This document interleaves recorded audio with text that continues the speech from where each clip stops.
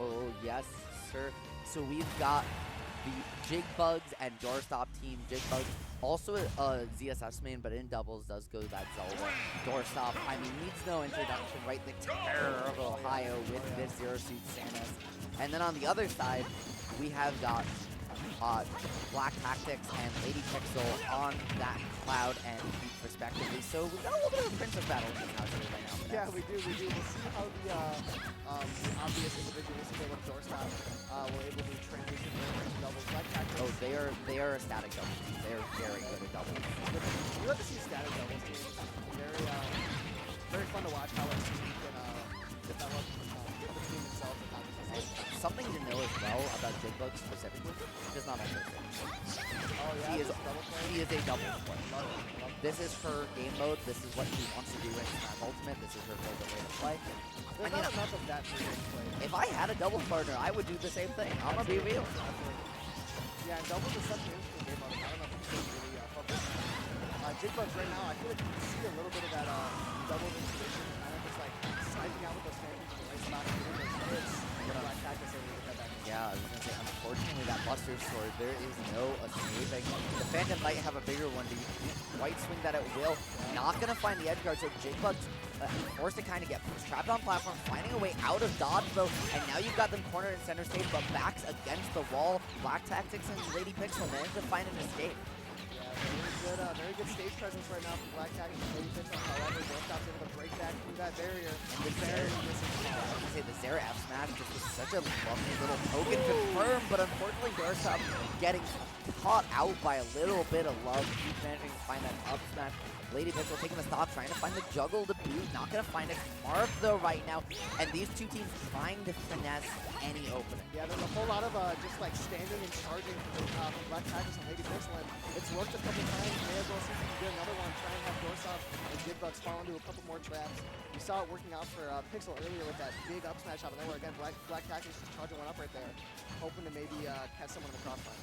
Exactly. Right now, they have an opportunity trapping Lady Pixel for just a moment. She manages to find her way out. Both teams doing a fantastic job isolating these 1v1s, but really it's been BlackTactiks and Lady Pixel coming out on top just a little bit, time and time again, having a full 2 stocks right now over Jigbugs and Doorstop. That being said, they are far from out of this one yet. Both teams at very high percent. Both characters, ZSS and, I mean, right, Zelda, have kill power up the wazoo, so certainly the ability to find it, especially when you hit that lightning kick. One more on this differential, trying to close it out on BlackTactiks. BlackTactiks off stage on the left side of the screen. Oh no! Oh no! Oh dear! Unfortunate misstep from Doorstop as we see BlackTactiks and Lady Pixel coming out to a rather comfortable lead right now. BlackTactiks is going to be looking to hold on to that stock as long as possible and extend this advantage. Yep, and right, I mean that was at 50%, just a buffered air dodge. ZSS thankfully doesn't can't fastball air dodge fun fact if the air dodge cancels her fastball. And you said you didn't have game knowledge. That is one of the few like niche pieces of game knowledge that I have retained. Yeah, I'm just don't worry. But like you're still just not able to escape. That being said, Doorstop managing to find some damage. Right, they did take a quick second thought on BlackTactiks, so it's really Lady Pixel's second to lose, just trying to chip away at here. And as long as they can find one more, there it is. This game is very winnable still. Yeah, and right now you're seeing the difference of tactics and doubles players. BlackTactiks and Lady Pixel focusing the player off stage as well as Doorstop and Jigbugs, as opposed to what Linus and Lucy do whenever they have a player off stage to focus on the bounce. That Nehru's love, they were trying to find something special. Doorstop, Jigbugs maybe looking for some off-stage cheese there. Instead, though, they're going to have to reset to neutral. They did get BlackTactiks between a rock and a hard place, didn't find it, and unfortunately, Doorstop grabbing his teammate. That's not where you want to be, but you have the 2 players on stage being able to isolate BlackTactiks just for the moment, but the turnip not going to find its mark, and Doorstop going out. That's going to be all she wrote. Those hips do not lie, finesse. They never do. They never do that bang-bang interaction at the end of that game to take both stocks with efficiency right there. BlackTactiks and Lady Pixel coming through, playing very strongly. A lot of strong options on Jigbugs Zelda. I was very interested to see that Ubby is such an interesting option in doubles to kind of get in between the other team and split them up a little bit. Yeah, cool to see how she used that. Yeah, and what I will say is, we saw a lot of BlackTactiks and Lady Pixel actually getting surrounded, getting isolated. Yeah. But it was that striker support role we were talking about before, right? Peach playing more of that support, BlackTactics with Lady Pixel, BlackTactics playing a little bit more of that striker role. So you're okay with BlackTactics getting surrounded because not only does he have those big hitboxes they have to respect, but Lady Pixel can kind of sit out of that mid range, right, and utilize those turnips to really say, okay, if you're gonna focus on that pincer movement, crack down on my opponent, then I'm just going to make you eat your veggies. I'm going to disrupt you. There's going to be nothing you can do, and then you're going to get reversal. Yeah, Lady Pixel kind of did a good job picking up BlackTactiks scraps. Cloud's such a good doubles player, able to just swing that sword all around, get hits left, right, up the wazoo, and Lady Pixel did a really good job following up all of it. Yeah, no, Cloud being a little bit like Steve right now because do you like his sword, Buster's sword? I was thinking the same thing. I was trying to think of a way to make that joke work. Thank you for I got you. Don't worry. Don't worry. I got you. But looking at what stage to go right now, they're hovering over Hollow Bastion, which if they do go here, I'd be a little surprised to see Lady Pixel and BlackTactiks let them go here because this stage is very good for both ZSS and Zelda. Zelda finds so much off those center platform juggles. Holding neutral is very easy here for her with Phantom. She's great at setting up that wall. ZSS as well has those ladder combos, those juggles as well. Whereas Cloud, Peach do get some use off of it, can as well hold that center stage, but not nearly as well as their opponents. The big question here is, though, I think, do Doorstop and Jigbugs, how do they adapt? How do they, down one game, find a way to just... Right, so my brain just broke, but they're trying to, they need to find a way to focus a little bit more on closing out these stocks, on being more efficient, and specifically by just not being as aggressive on those pincer movements, right?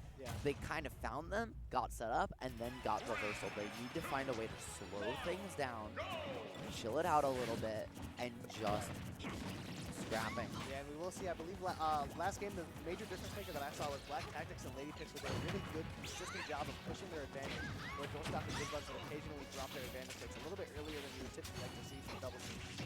And right now, we do just have both players separating into their own separate 1v1s. That was very scary. I don't know if you saw Doorstop, right? One misstop there away, that would have been a true 0 to death there with that ladder. He got it all the way up, but unfortunately just missed the last rung. That being said, you have a great opportunity here isolating BlackTactiks and Lady Pixel. That being said, watch the way they're spacing around each other, right? They're staying about a dash attack away at any given time. So they're always in initial dash range, just kind of initial, especially instant dash attack range as well, to kind of find those burst options at turnip range as well. And so even when you isolate one, the other one's just out of their opponent's burst range to really keep that going, right? You see they're focusing, especially Lady Pixel is focusing on playing that support, saving BlackTactiks, really making the most in augmenting Cloud's not great disadvantage. Right, yeah, and Lady Pixel barely surviving that dash attack off stage, saw her all the way up in the corner, and coming back, getting a little bit more damage tacked on. Kind of lived on borrowed time there, made a little bit out of it, but eventually did eat that up.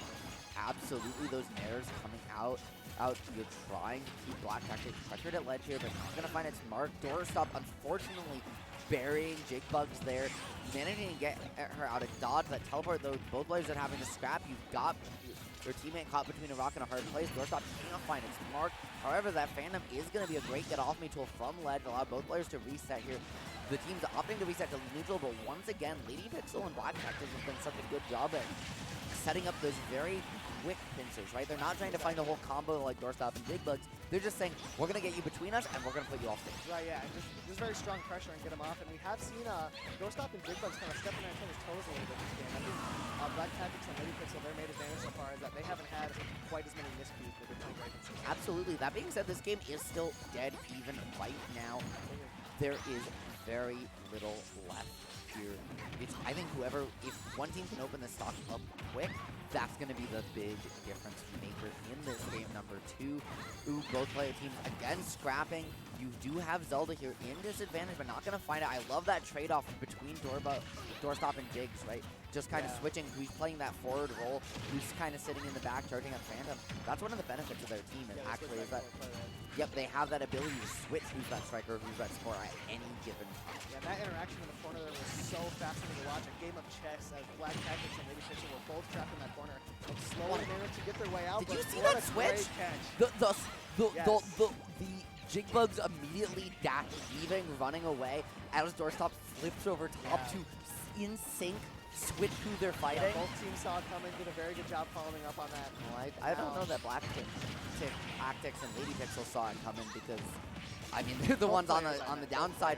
That being said, Doorstop looking for that spike, not going to find its mark, and the team combo going to find the back air. They started off slow, but right now, Doorstop and Jigbugs very much cooking. Yeah, and that's got to feel great for them. They've had a few team miscues, so getting that little team combo 1-2 to take a little bit of an early stock has got to feel great for them. That being said, as far as I know, they were not here yesterday, so they made that drive up from Ohio this morning and are now in doubles bracket bright and early at 11 in the morning. So, you know, I wouldn't blame them if they were kind of trying to wake up a little bit here in that game one. Miscues, it happens, especially early in the morning like this. And just another one, you see their Doorstop accidentally grabbing Jigbugs. However, we have Pixel way off stage, but is able to make that recovery. I don't know if you saw Doorstop looking. He was trying to line up that down air and just send it all on Black, but unfortunately, he came up clutch. Those dash attacks, though, going to be a great get-off main tool. Doorstop utilizing that incredible movement ZSS has to offer, but unfortunately just not getting that right flip kick angle that stops your momentum, so keeping it going, still managing to find a way back. You've got the 2-on-1, and this is such a hard situation for Peach, because even if you take one of your opponent's stocks, they've got an extra, extra stock, and that's almost got caught. And that's the thing right there, you saw Doorstop just missed the ledge guard on the right side of the stage, said, screw it, I'll switch to the left. Did it again at the end of the game there, that forward air is going to take that stock. Yeah, that was actually their back. Yeah, so yeah, that's a newer kill confirmed see from ZSS's. It's actually not true. It's DI dependent. Mars kind of started popularizing it, as did Doorstop, at kind of around the same time. I don't know if they were talking or independent of each other, but it's really great because obviously Zera is one of the best just poke tools, but unless you're, you know, DIing straight out, which puts you off stage against ZSS, not where you want to be. Most players aren't going to be DIing straight out. You get caught by that Zera into back air, which, I mean, as we just saw, very, very potent. Yeah, very effective. You see that happen kind of often, I feel like, where two players will kind of serendipitously make a similar development on their main at the same time. Yep. And it becomes an issue of who do we accredit this advancement to.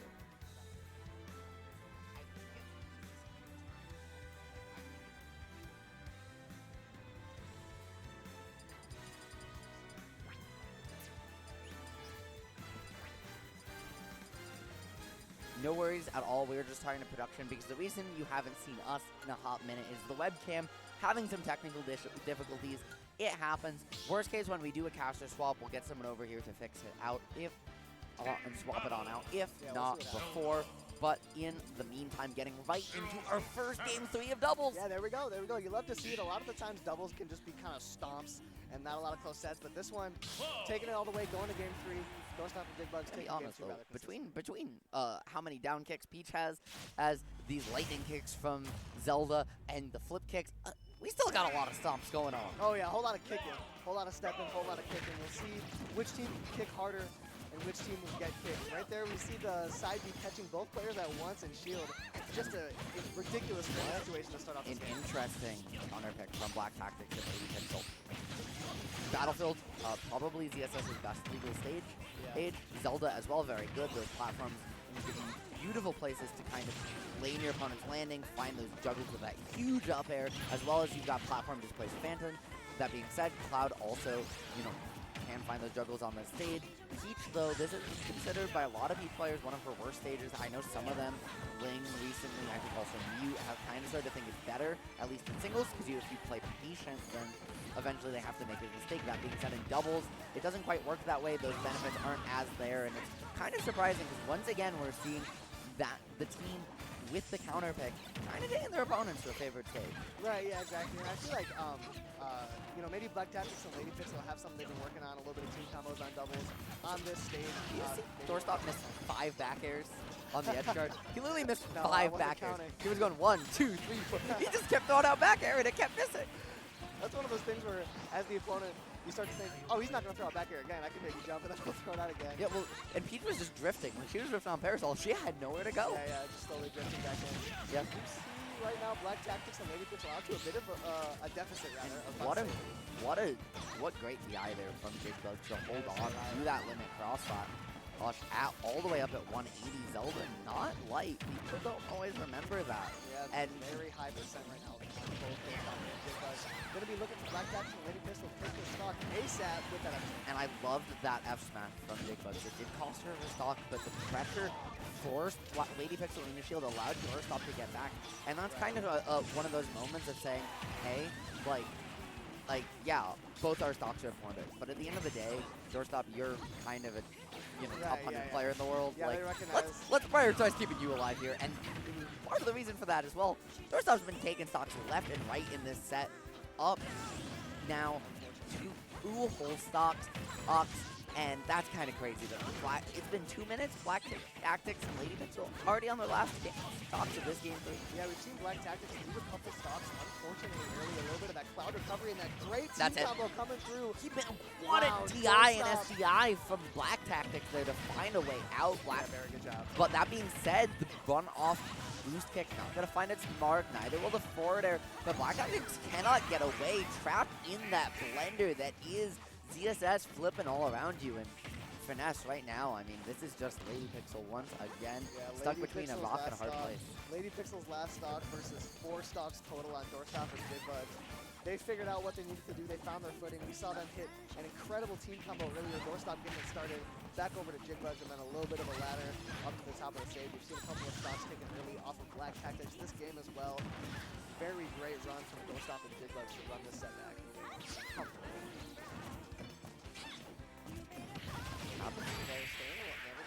Yeah, I was going to say that flip kick. Hey, welcome, listen.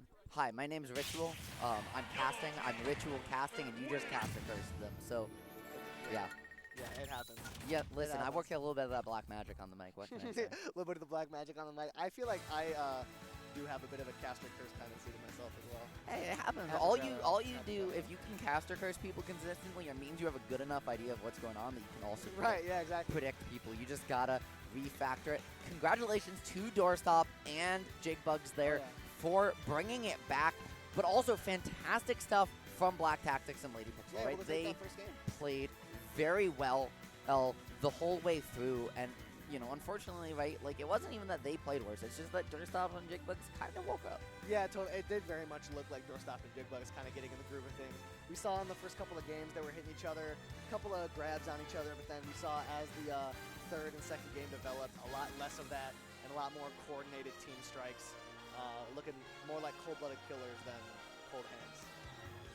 Also, you can see a little bit in the background right now. This venue of these player games, this venue is absurd. This venue is shocking. I showed up a little bit late, so I didn't really have time to take it in, but we are in an arena. We are in an arena, and it is lovely. It is great to be here. Unfortunately, no Jumbotron worked, and there wasn't a cable. The cable for that thing costs $150, so that's actually why. We got projectors, though. Yeah, but next year, all I'm telling you, I heard next year Ray's looking to get that thing working. Yeah, Ray has been upping the production value. Oh my God, every single year. VTO in Michigan, I'm just going to say it. Yep. But I think before our next set finish, we've got some ads coming up, starting with Get Cooked 3, a charity Smash event here in Lansing, Michigan on April 15th. Check it out at startgg/getcooked for all the information. You guys should bring your appetite. I know I'm going to because people are going to be cooking. Oh, yeah, very much so. Get Cooked, always a fun tournament. Onin has won the last 2. Will Onin be the one to 3P, or are we going to have a little bit more diversity? A lot of great players always coming I've got through. one word for you. Steve! Exactly. Exactly. And we'll see if Onin can I do believe Steve is going to be legal at that tournament still. I'm not totally sure. I was going to say, I believe so. As far as I've heard, there hasn't been a main ban on the character over in Michigan just yet. But you know what other tournament? We're going to have some fantastic Steve players. Meowscarada and Raven King as well. Fantastic players in their own right at Stampede. the Wild West Regional over in West Michigan at Grand Valley State University. It's going to be sponsored as well by the college over on April 29th. Another fantastic event here in the region. Michigan is cooking events left and right right now. Yeah, fantastic event in a beautiful city. I went out to Grand Rapids for the first time a while ago, and Grand Rapids is absolutely the place to be in terms of anything. Such a great place to stay in. So why not go to a little Smash tournament while you're there? And coming up next, we also have House of 3000. Please, please, please, folks, tweet out hashtag FreeHO3K. You can see it here on this slide and down in my Twitter hashtag when we get the production cam working once again. One of the, if not the best production group in all of esports, not just Smash. Fun fact, they're also running production for the NBA 2K League right now. Wow. House of 3000 has been around forever. If you've seen the replay tech that majors have with the frame by frame, the teleprompter, Devin wrote that from scratch. The Blast Zone, their quad stream that changes size, the instant replays. He wrote all that tech on his own. Incredibly talented, incredibly hardworking. Please tweet out hashtag FreeHO3K to help them get their Twitter back. And they've been around for 7 years. That's about as forever as it gets in the Smash community. They've been around. They've been doing it forever, and a whole lot of innovations come through the Smash streaming scene. Unfortunate to see them be deplatformed. Alrighty, and we also have Gateway Legends in St. Louis, a very good project coming through to help support local esports scenes. Head down there. You can join the Ultimate Singles Tournament, $10,000 pot bonus, or in doubles, they have a $500 pot bonus. They will also be running the MOSEF High School Tournament. Great to see big productions like that supporting the younger kids to be able to play their Smash tournaments. I actually joined a Smash League in high school. That was a whole lot of fun, and that's what got me in here doing what I'm doing today. You got to support. I think I got to fill out a commentary app for that event. That's what I'm hearing right now. And I'm seeing players sitting down on stage right now. This is a terrifying, terrifying matchup. We've got Doorstop and Jigbugs on stage once again on one side, and Onin and his doubles partner, whose name tag is, help me out here. I'm not from Michigan. I'm not totally sure. I believe that's Lunges. I might be wrong. I may have been wrong. It is Lunges. We have Lunges and not Onin today. Awesome Steve Main versus Doorstop and Jigbugs. Oh, wait, this is the imposter Steve from Rising Guy. We figured it out. This is awesome Steve Main, a perennial doubles threat in Michigan. Always here. Is his Twitter? Showing what he can do. So this is where the band Steve plays Twitter was. Yes. Okay, Yes, okay, it okay. Is. It is. Shout outs to Onin, one of the most talented players in North America for Super Smash Bros. Ultimate. Absolutely. Always a treat to see in this game, as well as, you know, once again, Doorstop, Jigbugs. We already saw them once. Exactly. Lucky enough to see them twice. Just beautifully talented players. Yeah, Onin obviously a threat in and of his own right, but Lunges is a rather good doubles player, always around in those double tournaments, making decent runs. I believe got top 32 at Big House doubles. Has made quite a few runs. Lunges are a very solid player, but we'll see if they are enough to stop Doorstop and Jigbugs after heating up. Also, major respect to Onin for shouting out his fallen Steve brethren, that character banned in Tri-State. So Quandale Dinglingleton reverting to his origins of a Dr. Mario main. We saw it flash it there for a second. I can only assume a reference to his fallen brethren. That being said, Mr. Minecraft Man. Messaging there from yeah, Mr. Minecraft Man is out here in the house, already getting these NIL combos started, and getting those block ladders, just racking on that damage early, trying to just find some pressure, using that iron out. What's going to be interesting is seeing when Lunges and Onin swap to get out those extra resources. See, what I'm going to be interested in seeing here is Onin will typically team with BooBear, who plays Rob, who is very much a character that can just wall out both of the opponents while Onin can kind of sit back and mind get his resources up. So I'm curious to see how the dynamic is going to shift with Onin playing Lunges. sammm is arguably better at that than Rob is, right? You've got that incredibly active forward air, charge shot, missile, proximity bomb, the down smash to boot. Very good job. Hitting both Doorstop and Jigbugs as well, so racking on that damage. Fun fact, you can actually reflect Steve down smash. It's a projectile. Yeah. That's interesting.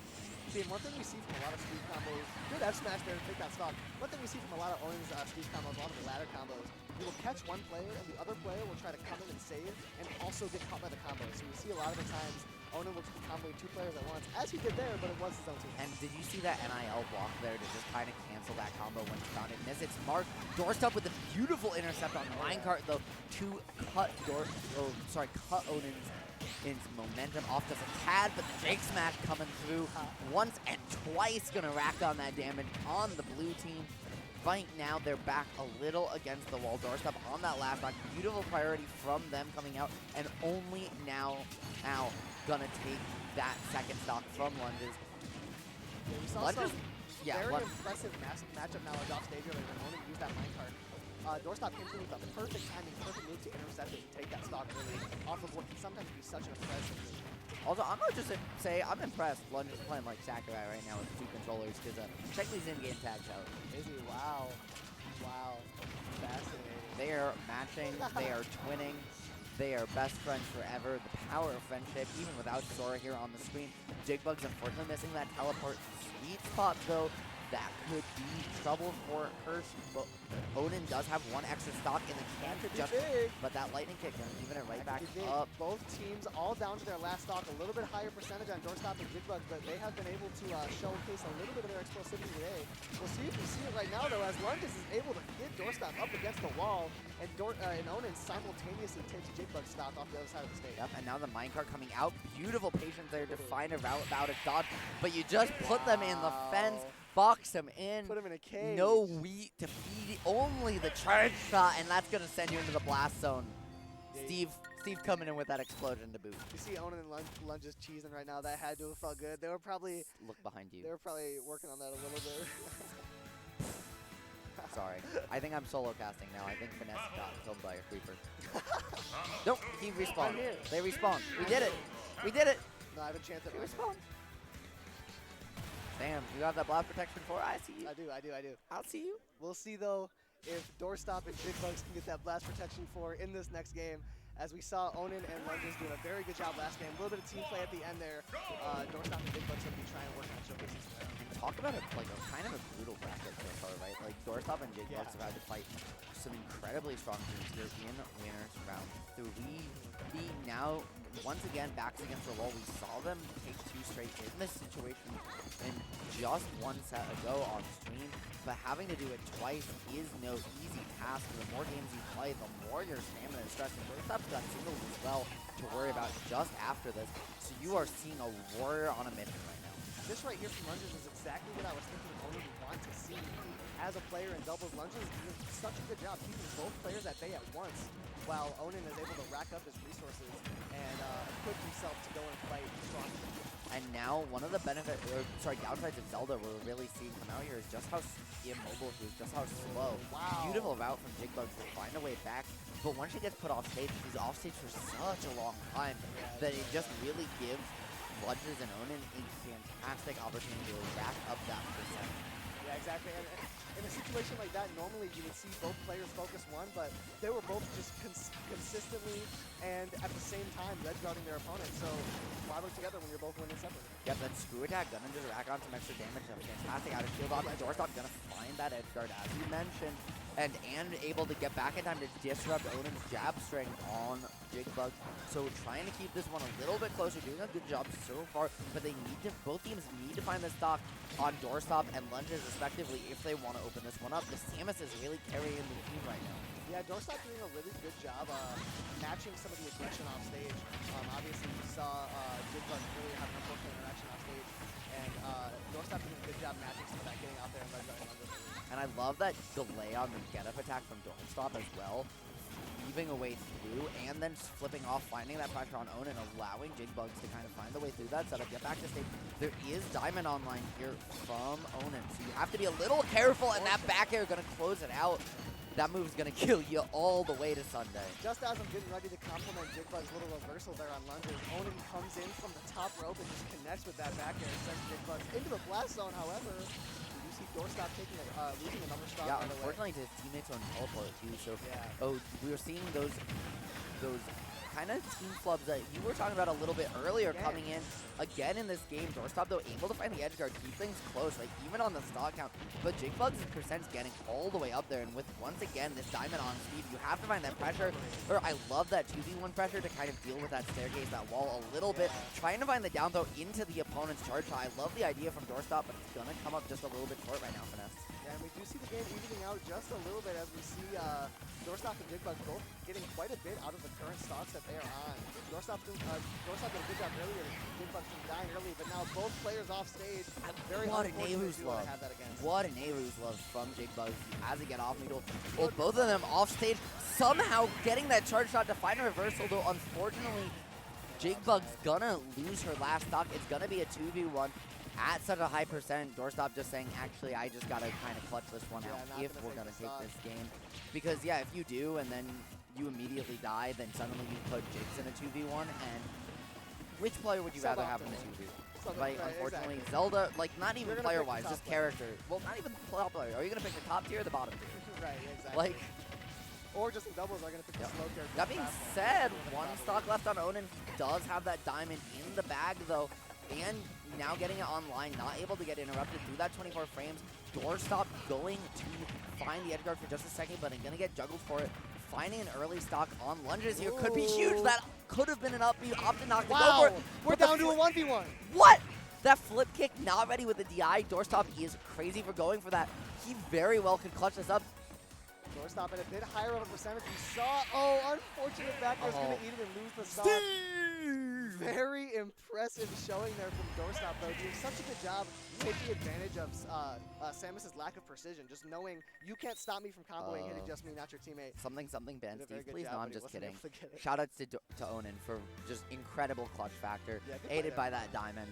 You know, I mean, that back air is a cheat code just a Right. little bit, but Yeah, and that you was know, one of those Doorstop. things there where it was an impressive showing from Doorstop, but He was sometimes- insane for that flip kick. Exactly. What? And Who goes for that? sometimes it's just not meant to be. Even after taking 2 stocks, you're still down a whole stock And on Onin. the crazy part too is he had that boost kick up B earlier, but instead opted for the flip kick mix because he realized if I go for this boost kick, then I'm getting put in special fall, and Onin just gets to juggle me for Right, free. yeah, exactly. Whereas, if Or I you give up face the the guaranteed last one kill, potential team combo. then I have that potential to find it. And if I find it, then I'm in an advantageous Yeah, position. be huge, He be managed to. And guess what? Look, it's you. We're back, and you. Whoa. We are back.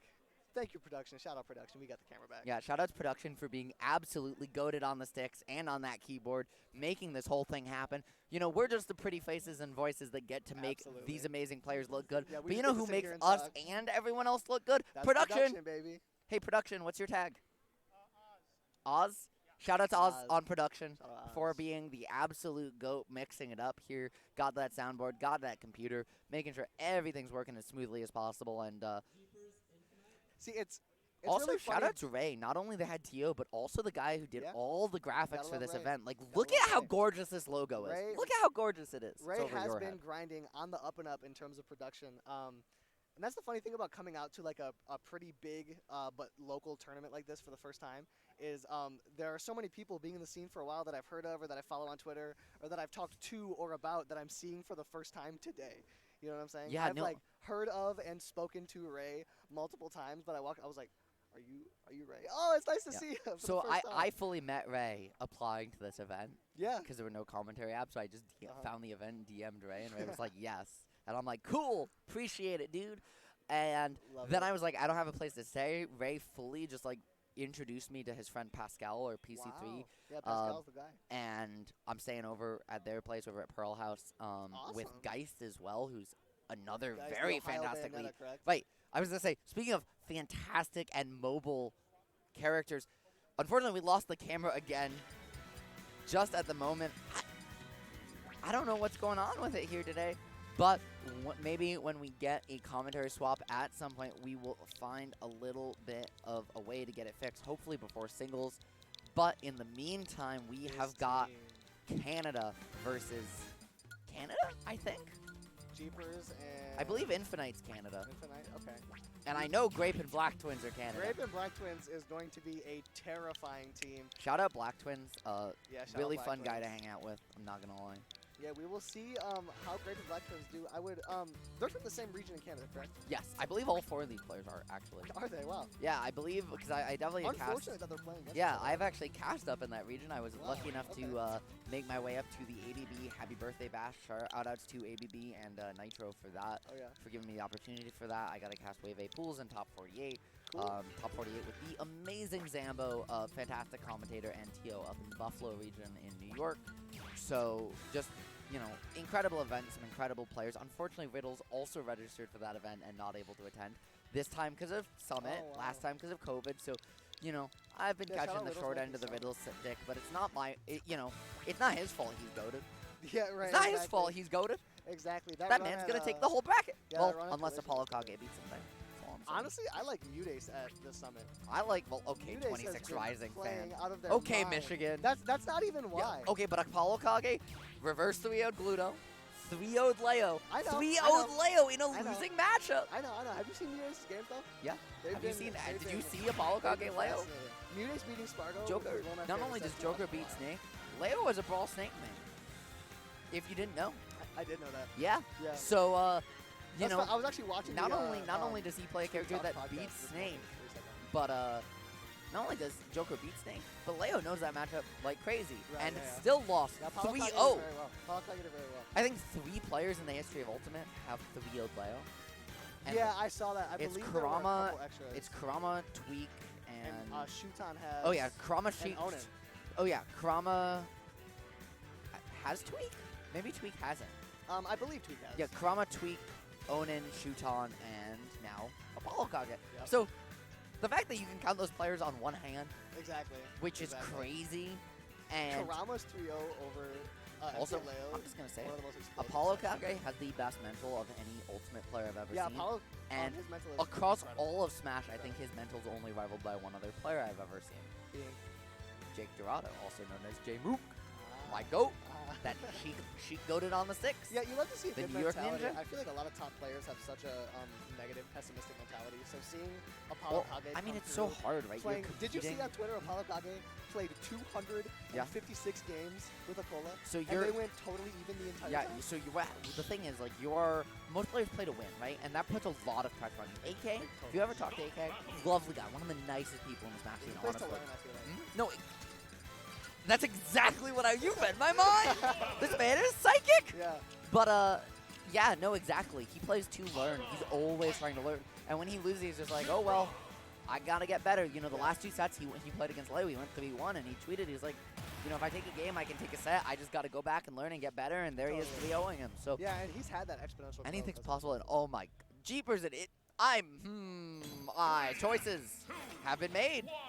And I just want to say shout-outs to Black Twins, who is an Aegis main, for not going Aegis just to not let us have 3 Agi on the screen. Yeah, that Agi? Aegises? probably Agi. Beyblades?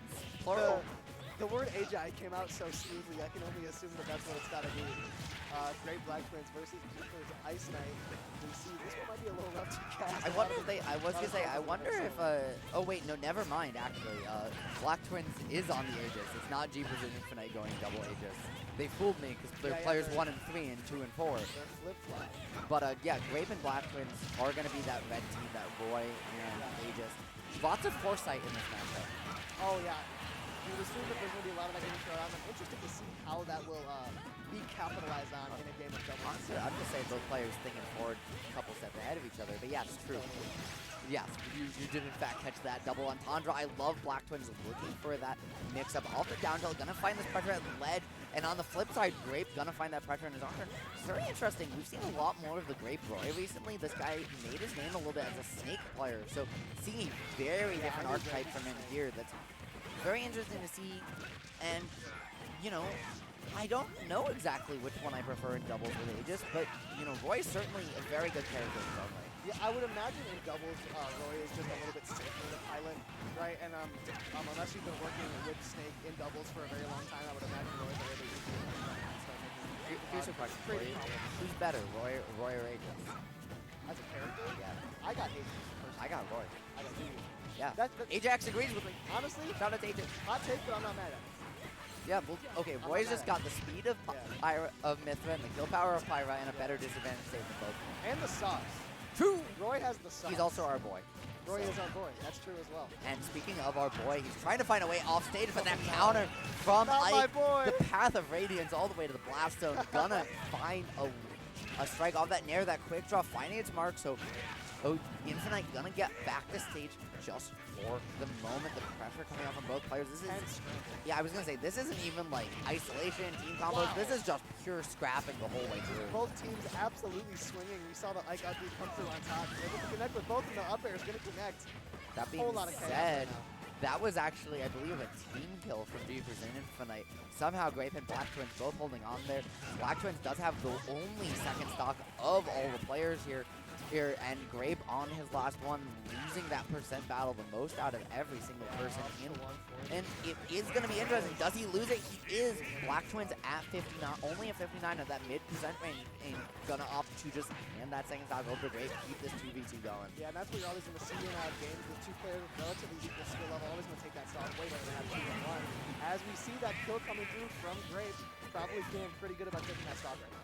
Absolutely looking for the pressure here, trying to find this 2v1. Grape and Black Twins have it going, but they need to not be too careful on this alternate. You see a lot of in 2v1 situations exactly what they're doing. They'll let one player fight and then whiff punish the hit on the second with the second player. But if you're too cautious, you're essentially giving your opponent a 1v1 into a 1v1 into a 1v1. Yeah, that's what we saw with Doorstop playing against Onin Lunges earlier. Yep. Doorstop just barely not able to make the most Exactly, of it. because when you alternate and you're not hitting both at once, suddenly you're giving them a 1v1 and you're making it easier for them to come back if they just better player than you. That being said, Grape and Black Twins still going up 1-0 here, and I mean, honestly, kind of unfortunate for Jigbugs and Infiknight to run into them at this point in bracket, right? In region players. Yeah, you hate to see the region team kill this early on in the tournament with this. And we have got a fantastic pair of people sitting right next to us. We do, we absolutely do. Shout out to Linus and Hawk. The goated double team. That's what makes them so good in that type of scenario. When it's a 2v1, it's game over. They will never miss on one of those conversions. Now they're dealing to boot. They have all the power. They do everything. Yeah, I believe Hawk actually sees it. I mean, that's how you know you're the GOAT. Right? And here we see the Snake switch. I'm cooking. I'm going to be honest. I'm a little biased towards Snake. I'm a Snake player. So. Are you? Oh, I've been playing this character since 2008, since I was an 8-year-old. So, yes, sir. We will see what happens. It's going to take a lot of just game awareness from Black Twins, and we will see if he's able to do that and make the most out of these potential Snake arrows. One of the things you might hear here is you might start to see at some point Grape start to pull out C4 locations to Black Twins vertically, right? That's one of the benefits of doubles, is you can kind of keep some of that for your teammate. You give up some of that extra CQC power that Roy has for a lot more versatility with Snake. That being said, Snake's buttons are still broken, so... Very good. Yeah, that's the one thing about Snake and just zoners in this game in general. A lot of them have incredible neutral tools, as we see Snake, Pac-Man. getting the kill with the up tilt. Why do they have buttons like did you know Snake back air is active for 19 frames? A third of a second. I didn't know that, but I'd also know. And it comes out framing. That move last. Yeah, also Snake down air is faster than his air dart. That I did know. This character's buttons are so hilarious. He's also got his own, up tilt insane for kill power. Really good edge guarding, which I think is one of the reasons we see Grape switch here, is that neither Agers or Ike have great disadvantage states, and Nikita kind of just doesn't let either of them ever play the game. Yeah, and we are seeing, like in general right now, Grape is almost playing Snake like a shorty, just running around swinging these fights, but then once either Jigbugs or Infiknight get off stage, they're just going to use that Snake ledge guard tools. And one of the things we haven't actually seen that's very good in these matchups is down tilt. How long Grape. He hasn't needed to, right? He's just playing at range, letting Black Twins just scrap, and then he's just playing that support role. He's playing at range, throwing in these grenades, catching these landings with up tilt, saying you really have no save space, right? I can use C4, control a plat for free, I can control a plat, Black Twins can control a plat, and there's nowhere to go. Just like that. That game was 2 minutes long. That was a 5-star, which was very interesting to see. The first game, a bit more of a slugfest. The switch to Snake absolutely paying off. I mean, that's because Snake's shooting all those slugs. I mean, that man, not quite, right? He's a lot more mortars, a lot more explosions, but it certainly feels like slugs the way they hit. Yeah, and you saw Grape using more utility out of Snake's melee moves in that matchup right there, and I really do expect to see more of that in doubles. I would guess that's what you use more of, unless you have ridiculous team chemistry. Colonel, come in. I'm trying to sneak around, but I have too many projectiles, and so everything's going boom. Every time I step, there's an explosion. Finesse. Finesse. What did we just watch? 5-stock. That's insane. I don't understand. How did I accomplish that? I don't know what to tell you. You did a good job. I'm proud of you. Okay, Good I job. will go back to my cardboard box until Keep I kicking. need it. Keep up tilting them. Anyways, yeah, I do a Snake impression. Sup. That was kind of good. Thank you. That was kind of good. You I should- do you plenty should of talk other like that impressions, the rest too. of the stream, I think. I will. I'll make you a compromise. Okay. If we get Grape and Black Twins back on stream, or another Snake, Okay. I will cast at least a game like this. Okay, I'll take that. I'll take that. Great. Production. So now this is your mission, should you choose to accept it. Change the tag to Yeah, Snake. you gotta put Black Twins back on stream. Cafe Snake. No, no, no! You're ruining my April Fool's joke. That's actually not true. My April Fool's joke, tease here, because none of y'all will see it, because you won't be watching the stream I'm on that day. Probably my co-caster joked that has jokingly started calling me Riz Tool. That's kind of good. So that's going to be my Riz Tool's tag on pretty April good. Fool's, because it's a Saturday and I'm casting. I kind of like that. Yeah, That's so kind of funny. yeah, I don't Riz have Riz Tool? though is the thing. Oh, don't you? I mean, maybe I do. I don't know. My DMs are open. That's all I'm saying. You can work on it. That's something to work on. You will be Riz Tool by then, in a week, less. We'll talk after the block. yeah. I'm not saying any more about my personal life on stream. That's okay. I can give you some tips, because that I do have. You can give me some Smash game knowledge. I'll give you Riz tips. Sounds like you already have Smash game knowledge though. I have a little bit. I have enough to talk about the game comfortably. Yeah, well, you have enough game knowledge to know that these two are goated on the sticks. That's all you need, really. If you're talking about I don't. doubles. I don't know. I'm. I don't know either. I don't know either. Okay, good. They look the exact same. I know. I have spoken Identical to them twin so much, I challenge, still right? can't tell. No, there But, was there was one time at Big House I talked to one of them quite a bit, and I would walk up to one and Yeah. reference something I said to Okay. the other. So confirmed. Black Twins does not remember me. We literally hung out for like 2 hours. I just waved at No. him. He just looked at me so confused. I'm gonna go say hi though. He'll That's so remember because sad. I'll be like, Yeah, hey, he will. remember You who I gotta hung say. out? Yeah, you Who gotta say. introduced? Yeah, You gotta 'Cause say. because he's friends with Mies and RJ. Shout out Mies and RJ if you're watching. RJ, fantastic TO, Silex RJ Yeah, in yeah. the Toronto area. Mies, Yeah, I know RJ. the goated caster up in Canada. Yeah, Um, it's good to hear. incredibly hear. talented pair of individuals. Lovely people, lovely friends. Also, Mies has maybe gone viral on other people's TikToks before, so. 4? Well, for accidentally being in social experiment videos. Multiple times? I think so. Wow, that's funny. Where from? Toronto. From Toronto? Okay. Yeah, it makes sense Yeah, I when you guess think big about it. city. Yeah, that's where it's gonna happen. Yeah, big city, big house. Hey, it's almost like we're in Michigan. What? What? Something like that. Talk about a segue. And speaking of segues, we've got two of Michigan's finest up on stage right Onin now. Lunges back up. It is Mr. North America, Steve himself, one of the best players out here, the Combo Breaker champion, the Super Smash Con champion, though not the confetti recipient. Not the confetti recipient. That And also, such an iconic moment. he won a third Lombardi event too, confetti. and I'm totally blanking on what it was. Was it Gamal? I think it was Gommel. I believe it was Gommel. Okay. The GOATed, also known as, won 3 events completely, to some people out of nowhere, but if you've been following Midwest Smash, you know Yeah, that he's this is been not a around. surprise. He's Onin been has around. been tearing things up for a moment. On the other side of the stream, we've got two friends, very impressive Romans, players goats, around here on the mic, down from the pit, or on the stream from the Pittsburgh, Pennsylvania area. It's going to be Sam and IcyMist. Sam and IcyMist could be an absolute power duo in this game. Both of them are very good players in singles. We'll see how they do in doubles. Who does Sam play on? I'm blanking on it off the top of my head. I know Sam used to Inkling? play Inkling. I'm Okay, not sure if still it's- Inkling is what production is what we've just got in our ears Okay. from production. On the other side, IcyMist, known The as Samus. one of The Sam. the Samuses in the U.S. up there. I would say the Samus in the U.S., but some Me people, too. especially I Georgia, like would argue that Teaser.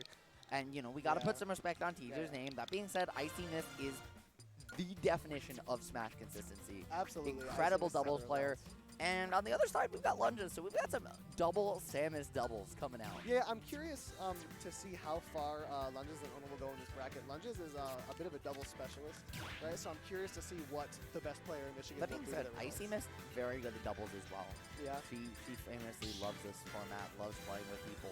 And Inkling's initial dash can go under charge shot, so Yeah, that's something to watch as well. That Inkling there could be a actually lot of interactions very here. good at countering, and sammm, which is a huge part of Lunges and Onin's game plan to keep them out. So I think we might see a lot of, just incidental pressure and inability from Lunges to establish that same type of control we saw earlier against Doorstop and Jigbugs. Yeah, we Because saw earlier Lunges how do was you kind get of away? able to wall out both of them at once. I do expect to see a little bit more breaching of that Interesting. barrier from sammm not going the Inkling, in fact. We're going to get some Rob on screen. okay. And we do, production, have those tags backwards up top at the moment. It's going to be the Lunges and Onin green team on the right side, and sammm and IcyMist, or sammm. sammm. Team yeah. sammm. I like that. I'm telling them that. I'm telling them that. Yeah, after they got to bracket. run with that. That's pretty Oh, good. yeah, they absolutely do. They better. Yeah, we see right now. Yeah, and I'm curious to not see that Inkling because I think that would have done a great job kind of breaching the initial pressure. That being said, but, Rob they're just doing well. very good character. So, Yeah, especially in doubles. Rob Yeah. is insanely good in doubles. well, Rob is hold on, very especially doubles. This character's top 5. good. Yeah, I know, but Rob is also top 5 in doubles, I would say. Rob is very good. True. But like, I don't think it's fair to say, especially in doubles, where the character's just as good. Okay, in singles. also in doubles. I know. Similar meaning. I know. I'm just giving you a hard I time. know you I'm are. finessing you. There you go. Anyway, speaking of finessing, right, both teams trying to find a scrap situation, and right now IcyMist and sammm getting that little back-to-back going, maintaining the center stage control, but that double diamond on deck and on the tools right now from Onin, as you said, gonna be absolutely massive. Wow, very good job from Lunges there to avoid Onin's minecart while they're recovering, and they're able to both get back on stage without being harmed and separate into their 1v1 again. We just keep seeing that happen.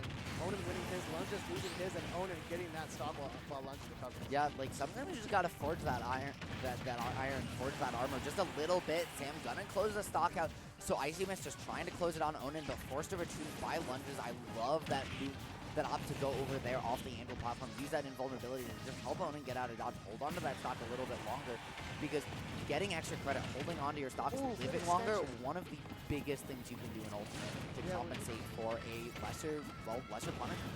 Yeah, a lot of really good team moments coming through Oh, right now from no. Onin and Lunges as they both Doesn't take matter. big hits Put at the once. block if it's untackable. Yeah, we saw Onin and Lunges extending some pretty good team combos earlier. Onin trying to ledge guard, I believe, sammm off stage right now, and going to do so successfully as they do. Absolutely trying to find some pressure with that down tilt. sammm trying to get in on Lunges, but it's going to be Onin coming up from behind. Neither player able to get out of dodge because Lunges has been in this perfect position, right, to help Onin out of disadvantage every single time. It feels like it's impossible to hit him, not even because he's playing really well defensively, which he is, but Yeah. because Lunges' support has been immaculate. Yeah, Lunges has been doing an incredible good job with just that doubles game knowledge I was talking about earlier. Really showing off some of that double specialization right now, bobbing and weaving in between players as IcyMist loses the stock. Yeah, the laser tried to get Onin off. It unfortunately didn't work out. The compound the compound knockback did help out, but it didn't make its mark quite enough. The pressure coming on, sammm trying to get back down to stage.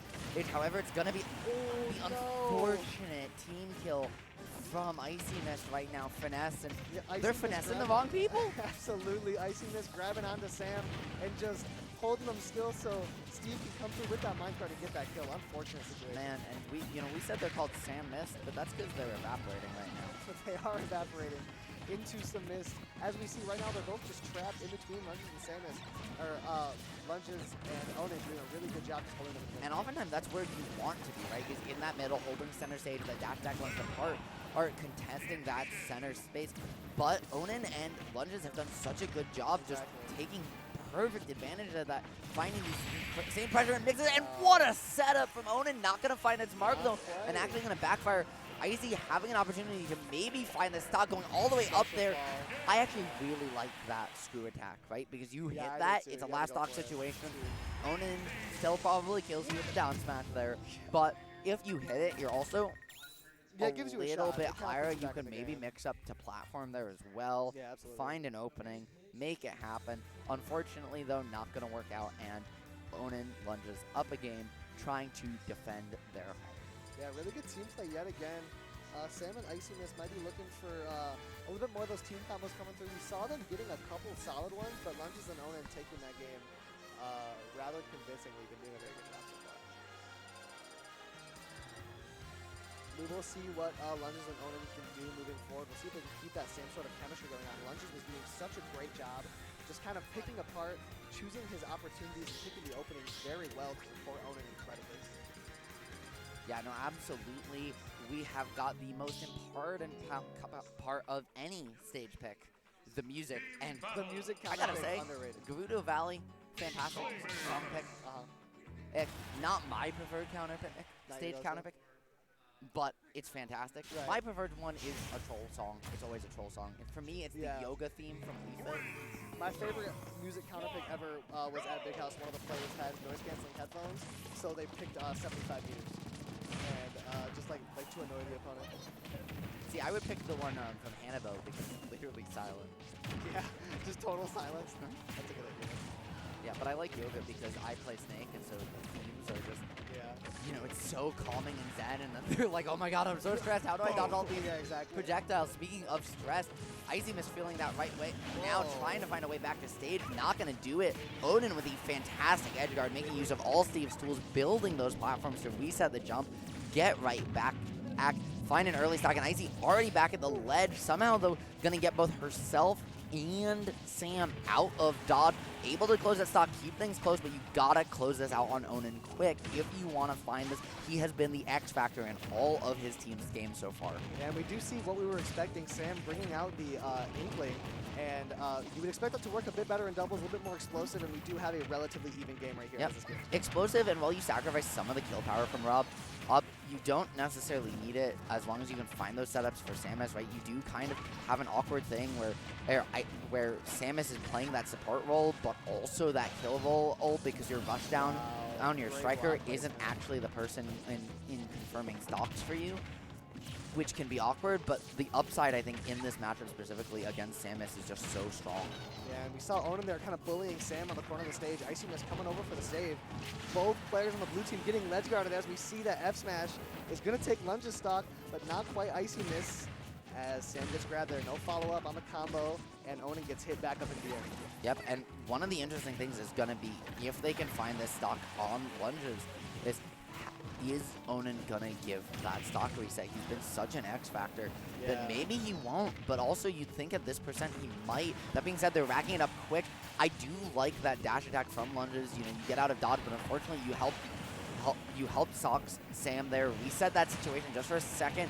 These smash attacks keep sending the wrong way for Onin, not going to find it. Yeah. Letting Sam hold on for dear life, but just like that, it's gone. Right now, Finesse, it's going to be Onin somehow still holding on, finding this lead. That charge shot, though, going to miss. It's Mark Lunges racking a lot of percent onto his teammate, and that's going to be it, just like that last stock. We have a last stock scenario right now. We were talking about who's going to take it. Will they, won't they? It's not going to matter. We're down to last stock as Onin gets Sam off stage, going for a bit of ledge guard there on the left side. Yeah, got a little Lunges too not quite creative, able though, to with those follow up. blocks, and it was able to Yeah, a kind little of too give cute with Sam it. an extra way back to stage for free.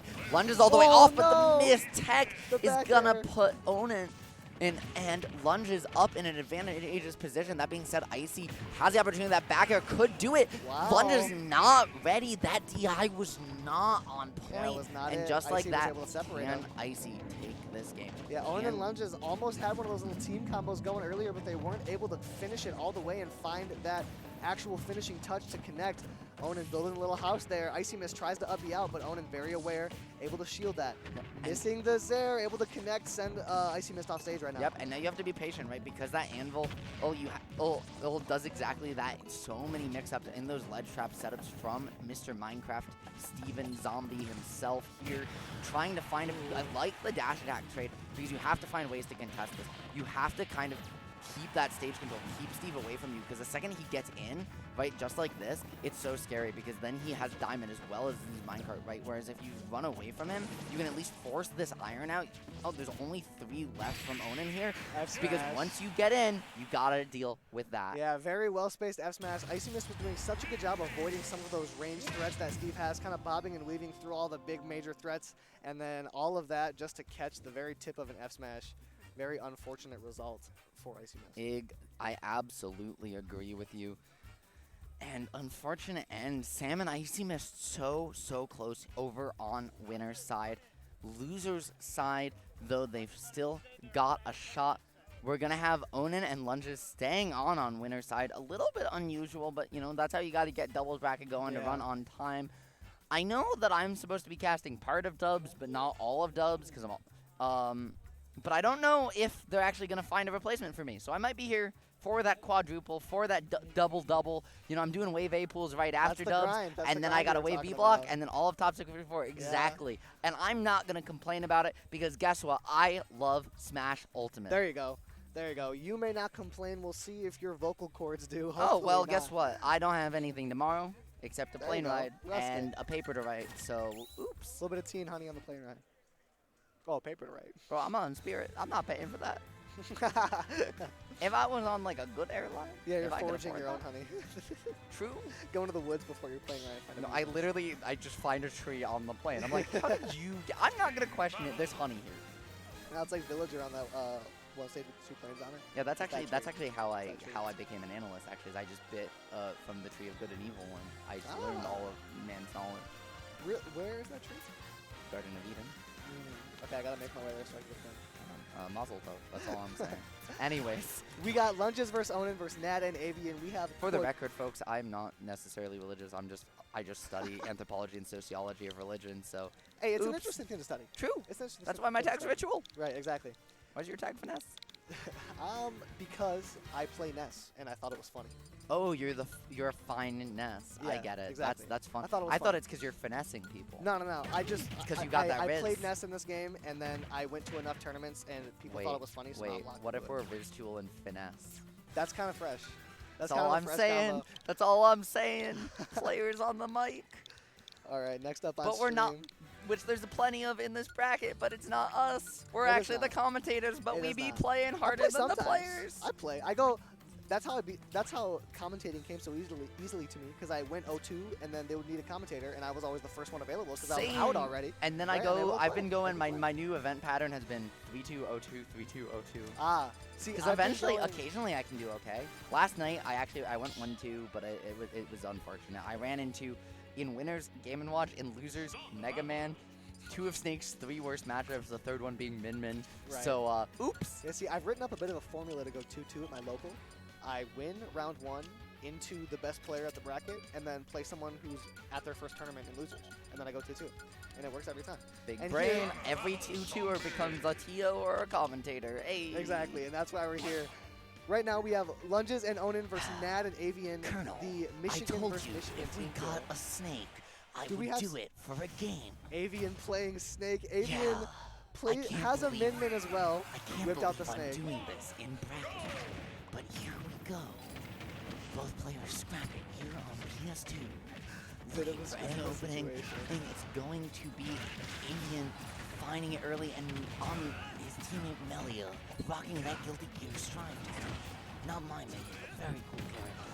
And Nad is, I believe, a Mario main, rocking the Ike for this set. We're going to see how that works. Ike, obviously known as an incredible doubles character, and we will see if we're able to find any sort of team chemistry as we see this in the follow-up right there. I like it because you have just so much kill power and space control between these two characters.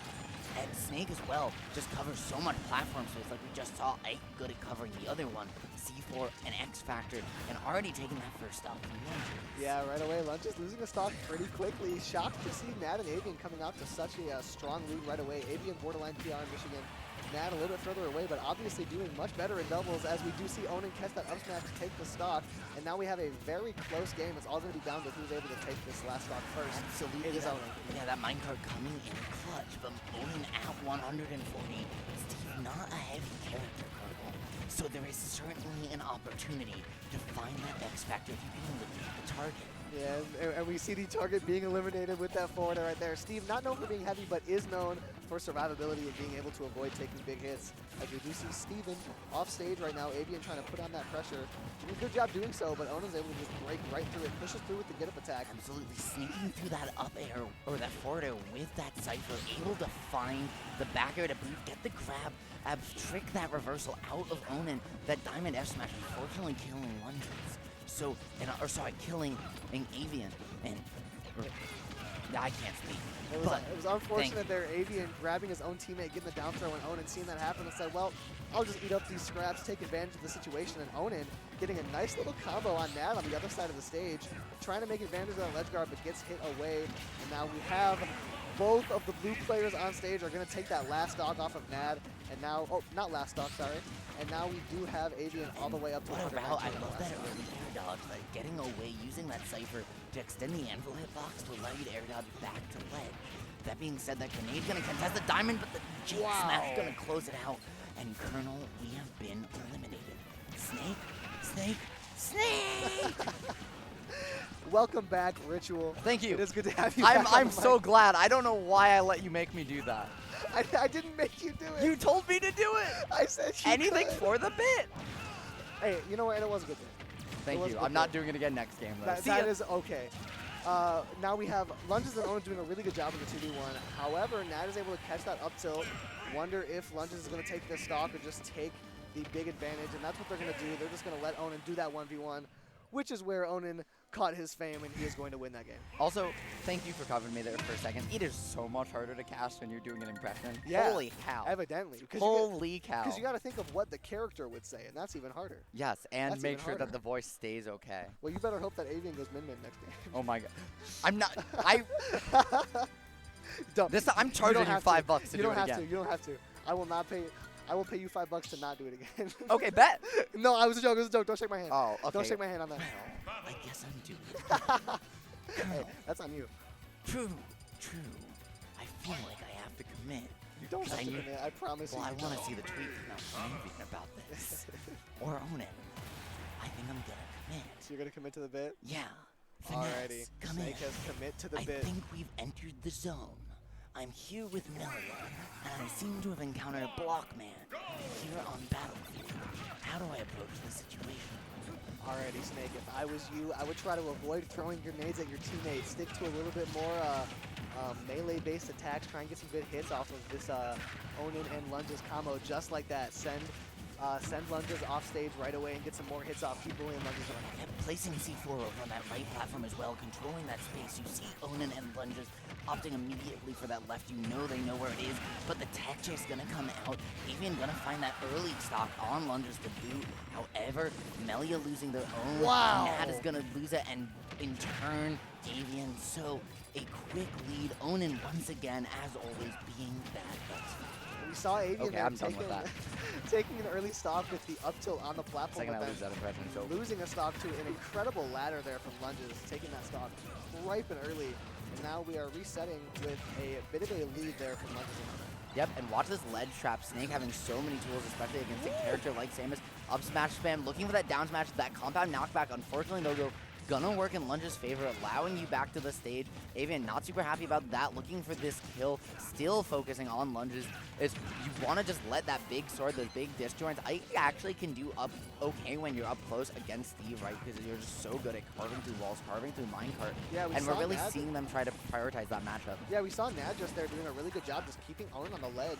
Not something you usually expect, but Nad just doing a great job holding on to this pressure. And right there, you saw the uppy going through Steve down smash. Ike has a lot of strong tools against this character. Yep. I think one of the reasons we're also seeing the Snake instead of the Min Min is honestly just Snake's a better doubles character. Yeah, I would assume. Like Min Min controls space, but she doesn't really have flexibility on the space she controls. Right, Right? exactly. And Min Min is Whereas- also a lot slower, and I would imagine a lot easier to punish at the front. Yep. I think like certain characters, like I can see like Fox Min Min being a really strong doubles team, for example. Yeah, yeah. Or like a Jigglypuff Min Min where you can Yeah, control Min the Min crowd in the definitely air. needs the correct teammate. But for sure. but Snake is just so flexible on the type of space you control, right? That it can be very easy to make things happen just like that.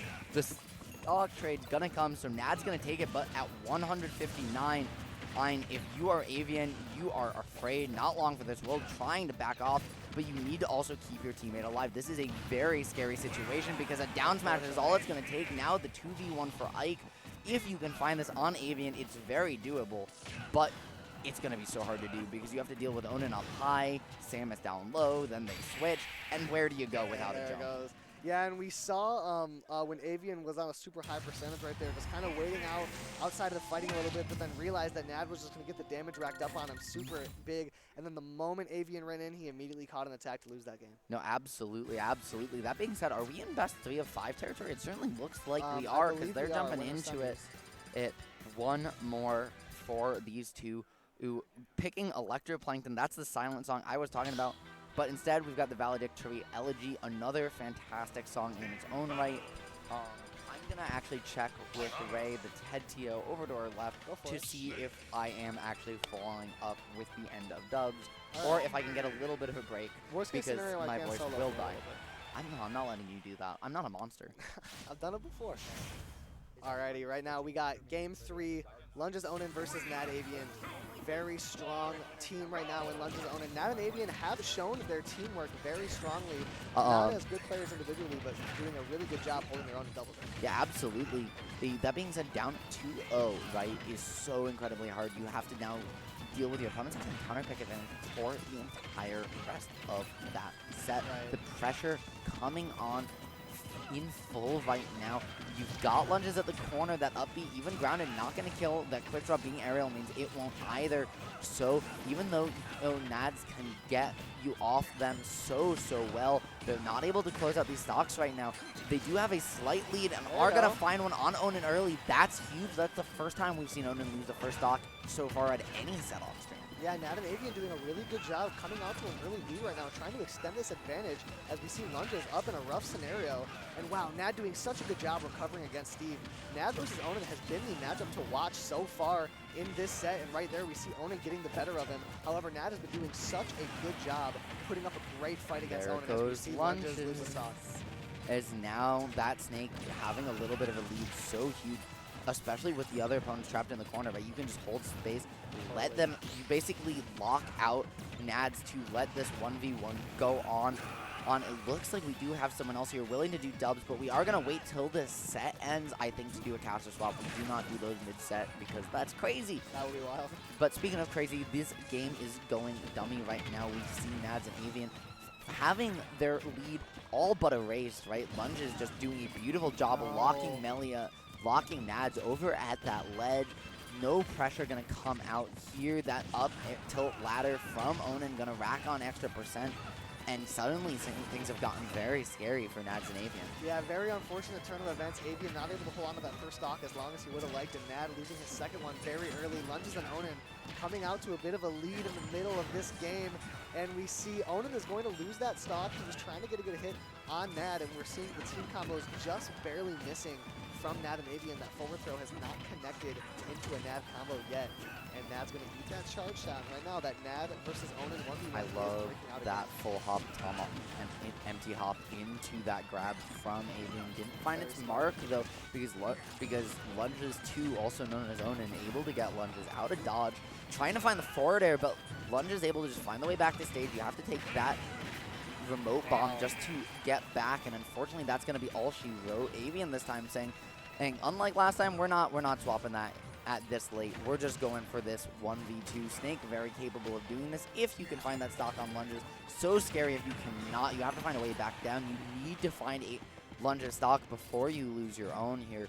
And it's just so hard because how do you do it when you've got Steve controlling one platform, Lunges controlling the other two?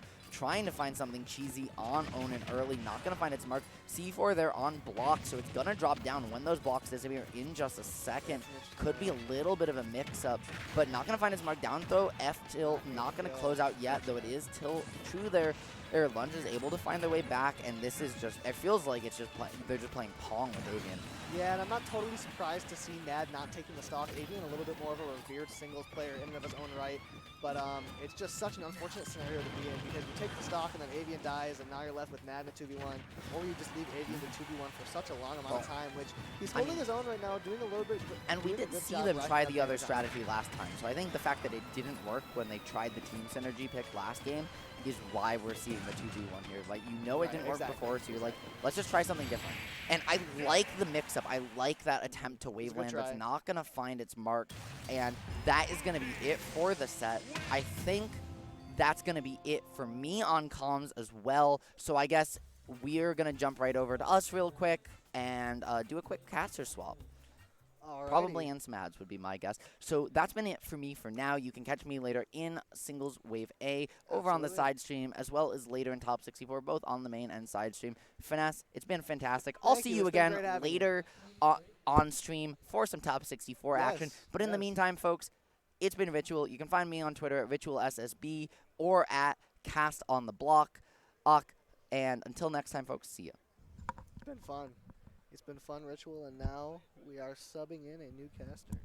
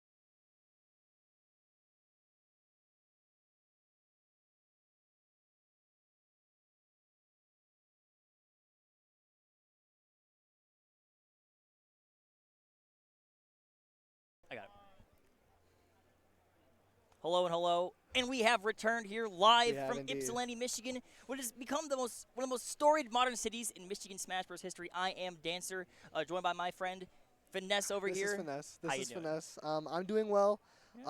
We just saw some great matches. I was commentating with Ritual. They were not scheduled to do this block, though, so big shout out to Ritual.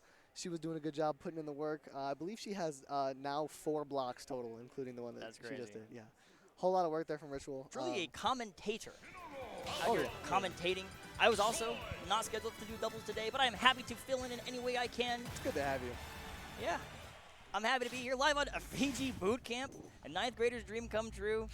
But now we've got, looking for to get some dreams, make some dreams a reality here in winners semis of Phoenix down dubs. You got Suspect and Dice, MSU's own versus Grape and Black Twins. All right, Suspect and Dice benefiting from a Linus and Lucy DQ That to get is here. true. They dodged them in the bracket, and then they were able to beat Cal and Gary to get to where they are now. Grape and Black Twins, we saw them on stream And earlier, and what's the issue? Huh? Oh, no. Bro. You good? Are they just going to keep going? Wow. and They're it's- gonna restart. Suspect going crazy with the Incineroar pick here. And now he, okay. You know what? All Whatever. right, maybe it was a button check. Alright. We'll see. Well, they checked a lot of buttons for a while there. yeah, I so. was going to say. Anyways, Grape and Black Twins, a very good team in their own right. They just had a very good showing on stream a moment ago. Suspect and Dice, very good players. Michigan PR representing for MSU, showing up to this tournament. We'll see how they can do. I believe they are a rather static doubles team. They play together all the time. Suspect, I mean, not on the Michigan PR, but if you are a Smash Bros. Player and you go to Michigan tournaments, you are probably You've very heard of familiar with Suspect. Suspect. You've heard of God Suspect. Gamer on the Yeah. come up. Usually with that Kazuya, but it's sitting in the roar here today in dubs. We'll see how it pans out here, Finesse. Yeah, I wouldn't expect to see the Kazuya in doubles because that auto turnaround can get a little bit funky, Absolutely. a little bit hard to maneuver. So gonna bring out the Incineroar. I do know Suspect has got Incineroar in the pocket, deep in the pocket, and we will see how the two of them can do against Grape and Black Twins. We saw them play very well earlier. Here we go here, PS2. What else? What else is new? Right away at the very beginning, we have some scramble scenarios leaning towards Grape and Black Twins in terms of who it is favoring. Dice back on stage, though, trying to get some of those Falco combos running onto Grape. Did a really good job racking up a little bit of damage. You don't see very many multiple hit combos in a 1v1 in doubles, but we saw a little bit of damage racking up there onto Grape. I got some characters on the screen here that can easily hit. Another thing like Incineroar, like you can catch his jump and right? But same Yeah. thing here, even with like Mithra, because he kind of has a weird recovery. Forward smash there. Gonna get the stock. Yeah, there is not one super high tier recovery on the screen right No. now, and a couple atrocious ones, which honestly in doubles doesn't come in to effect very often, Yeah. because a lot of the times you will see the good players focus whichever character is on stage, right? So being off stage, you can usually just get back for free, and it's just a matter of Yeah, time. because the fact that you have to get back to stage, that's like a third teammate is like your stage. Right, yeah, So if you're off stage, it's like, all right, well, they're going to worry about that. Let's worry about the other player. If I can get both off stage, now it's like 4v2 Yeah, in we a way. see Dice and Suspect shooting for some of those team combos, but lacking a bit of the precision. Gonna get some big damage off, though, as we see Grape and Black Twins going off to a bit of a comfortable lead right now, and both of them just ledge guarding their respective 1v1s off stage. Not really going for any sort of focused attack, but it doesn't even matter, as Black Twins is going to be able to take the stock. Suspect there with the down tilt nair combo from Incineroar.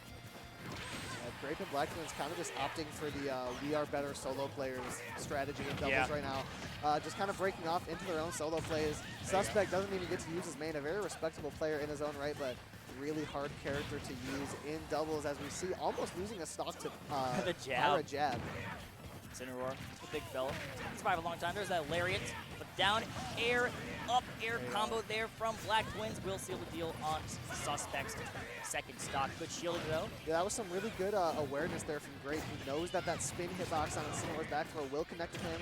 Walked up, shielded, waited patiently, bided his time, and the up smash is going to kill both Grape and his teammate and leave him in a 2v1. I feel like as Incineroar, that is not the character you want to be in a 2v1. A lot of his hits kind of take a minute to come out. Not a lot, and just like that, not a lot of ways to get hits without getting punished for it in this type of matchup. Very good grab. Gonna get punished for the down B, unfortunately there. Suspect, we'll see if makes something happen. Down air, gonna get shielded, and Suspect maybe trying to go for something Yeah, good Goofy little conversion. If Suspect, never mind. If I was just about to say if Suspect can get a good hit on Black Twins, then he would have a decent chance. But Grape's just going to stand there, charge F smash, and get it right in the sweet spot. No better hit exemplifies the adjective of good as a just raw F smash charged read. On the Roy sweet spot F smash. No kidding, That's going to be a lot of damage, and that's going to kill you very early. We'll see if Suspect and Dice can adapt. You see them talking, both teams kind of planning. You love to see this in doubles. A lot of the times you'll see players just kind of be like, whatever, we're just going to go in. It's doubles, doesn't matter that much, try and win. But both teams right now are really thinking about it. And Suspect and Dice really thinking about their counter pick. Absolutely. Here, didn't really see a lot of. Dice. First one to die. In the teammates of the doubles team. So we'll see if it's more survivability. Help his teammate out there. But of course, Dice still in the PR. Insane player as well. We'll see if he make it happen. Yeah, both, again, as I said earlier, Dice and Suspect, both very respectable players in their own right. However, Grape and Black Twins did a very good job just keeping them separated in that last game, not really letting them work together, as I'm sure they would love to do in this matchup. And right there, we see Suspect able to get that throw and get a little bit of extra damage with that throw hitbox that we were talking about earlier. A lot of downbeat from Suspect when you're in Simmer Rest. One of the things, your modus operandi, you gotta use that downbeat sometimes, but be careful.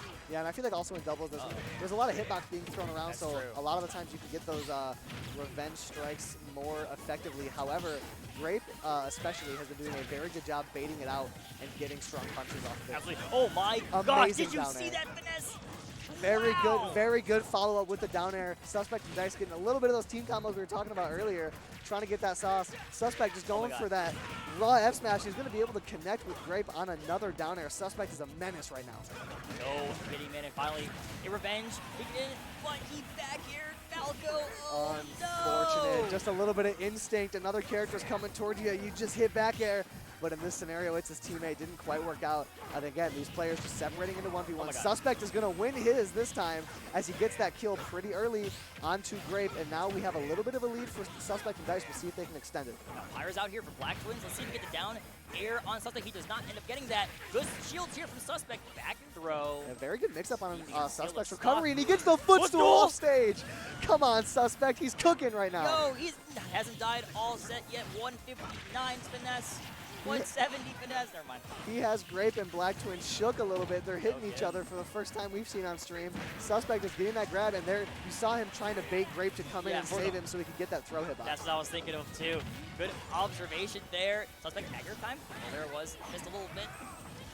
Here we go, and right now we have Grape and Black Twins doing a good job just walling them out, trying to get back into playing their game. They know what they can do as players, but Suspect and Dice are just playing their game and just winning these interactions. Suspect is able to get the down air, and Black Twins does opt to take the stock. If Grape loses this stock anytime soon, it's going to be unwinnable. Yeah, last game we saw those one-on-one interactions go much heavily in Team Canada's favor here, right? But now we're seeing it be a whole lot more different, right? Which is opening up the opportunities for some doubles interaction to happen, and now it looks like the American team has two players on the screen. This is the situation that will turn men into boys. If you are Black Twins, you got to play very carefully right now. If Suspect and Dice can find any sort of interaction, you got to imagine they're going to be able to connect on a very strong team combo. However, he has been hitting like a month, dude. Yeah, Black Twins doing a really good job spacing out. Pyro's got a lot of quick, strong moves, doing a really good job throwing those out. Suspect with a little ladder combo. Black Twins trying to find an opportunity to land, and he does so, but immediately takes a nair. Forward throw here from Dice. Let's see if he can get the down air. Not quite. Good timing on the recovery from Black Twins. Dice not able to connect. Off stage versus Dice, not the place you want to be, but able to make it back is Black Twins. And Suspect is just going to charge up that up smash. Suspect and Dice are just looking for these openings, not quite able to convert. Black Twins doing a good job just bobbing and weaving. Yeah, I think it's only a matter of time before they end up getting the game 2 victory here, but like they're making it difficult for him. Yeah, Black Twins is really making them work, and that's one of the things is even if you win this game as Suspect and Dice, Black Twins just staying alive for so long and surviving can kind of kill your morale, right? It makes you think, man, why couldn't we kill him quick enough? And it could make you think about that for just a little bit longer than you need to and get a rough start to the next game. But this might be a regrab. Nope, not quite. Hitting the center road there. Good measure. I don't know, though. We're talking about this game like it's a lost cause, but Black Twins is doing a great job. Oh my gosh. Able to roll through that F smash. Black Twins is still alive. I cannot believe this. Suspect sending him off stage, but he's going to eat that side beat. Black Twins biding his time on the ledge. Dude, he's one of the best players in the world for a reason, man. It's for reasons like this, you know. Oh, yeah. Being able to grab victory from Johnson feet up. There you go.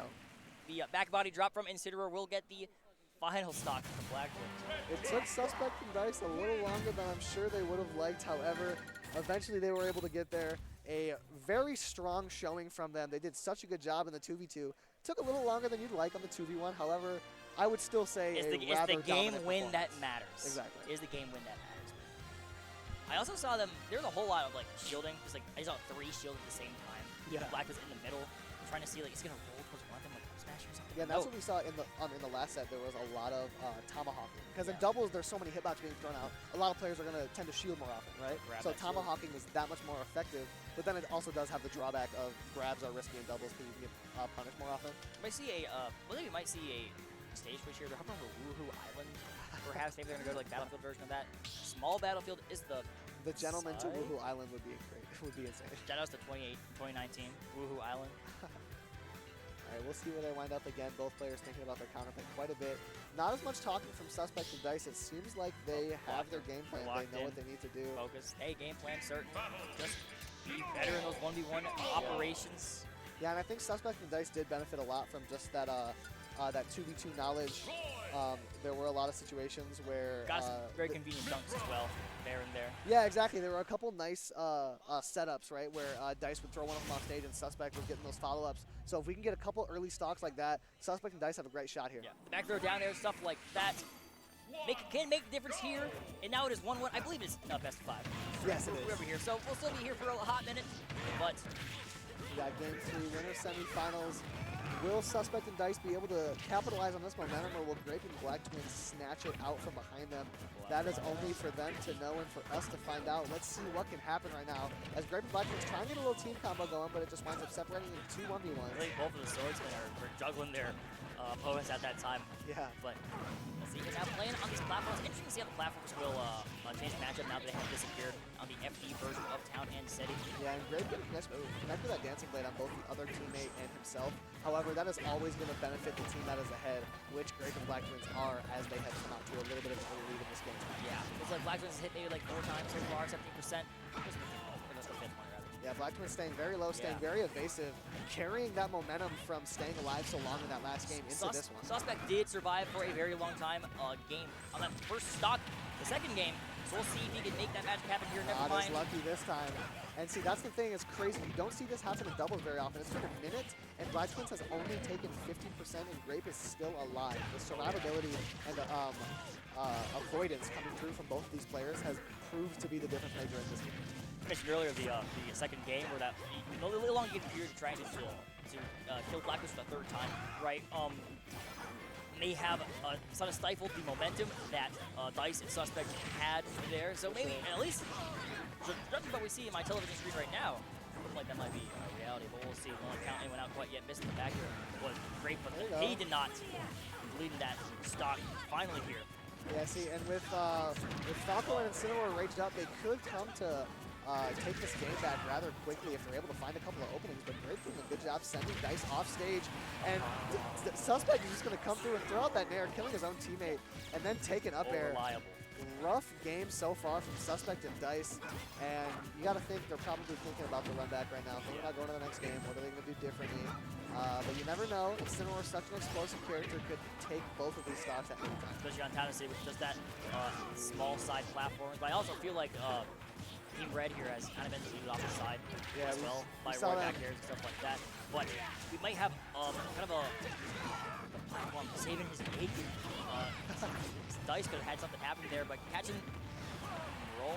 Yeah, a minute ago we saw Black Twins juggling both Dice and Suspect at the same time, which is very emblematic of this game so far. Dice and Suspect kind of just getting slapped around right now. Dice off stage, Suspect is going to lose his stock, and Dice will immediately take one. That's got to feel sort of good. Maybe just get a few hits off for momentum's sake right now, as Dice is already at 130 on his last stock. Black Twins hits his teammate though. Dice going for that grab. He's going to get a couple more hits off. Dice is going to get a few hits. Almost the ledge guard. He went for it though. Now let's see. I love the where The hitbox on Oh that. my God! That man was behind him. From behind, Grape is going to get that kill on the F-tilt. Dice kind of laughing it off. They're going into the next game. They are going to the next game. This That is set true. has been so back and forth. We saw Suspect and Dice take game 2 rather convincingly. and then I go wonder. into game I 3 wonder and if have a Game 4 lot we'll see harder of a that time. that fourth back and forth again. I wonder if Yeah. we'll see like another dominate Dice and Suspect game. Yeah, you gotta wonder at this point. Have Grape and Black Twins just figure it do out, they have the read? right? On them? Or does Suspect and Dice have a little bit of something else, a little mix up left in the tank to try and come through and make something happen? Only time can tell, and time is now here for game number 4 here for Ness. Let's see what we have got on our screen. Yeah, we'll see what they can make happen in this winter semifinal right now. Game 4, Suspect Dice versus Grape Black Twins. We will see what they can do. Suspect and Dice had a little bit of a rough outing last time, and immediately, again, Suspect going for that down.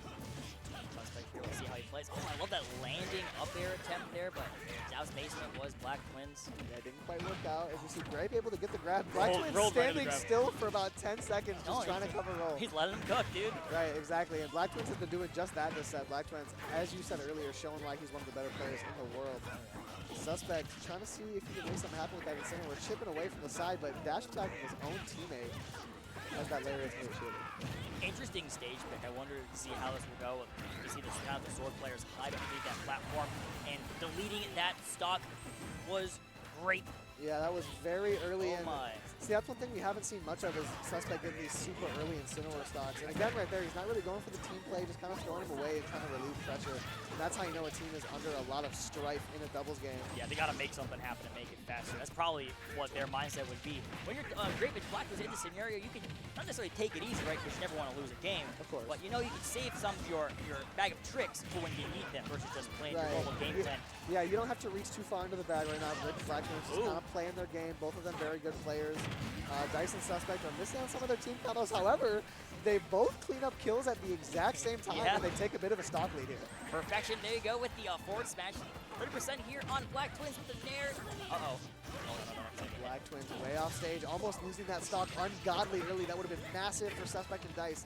Black Twins able to make it back, though. Right now we have both Grape and Black Twins separating into their own 1v1s. However, Dice is going to have his stock lost.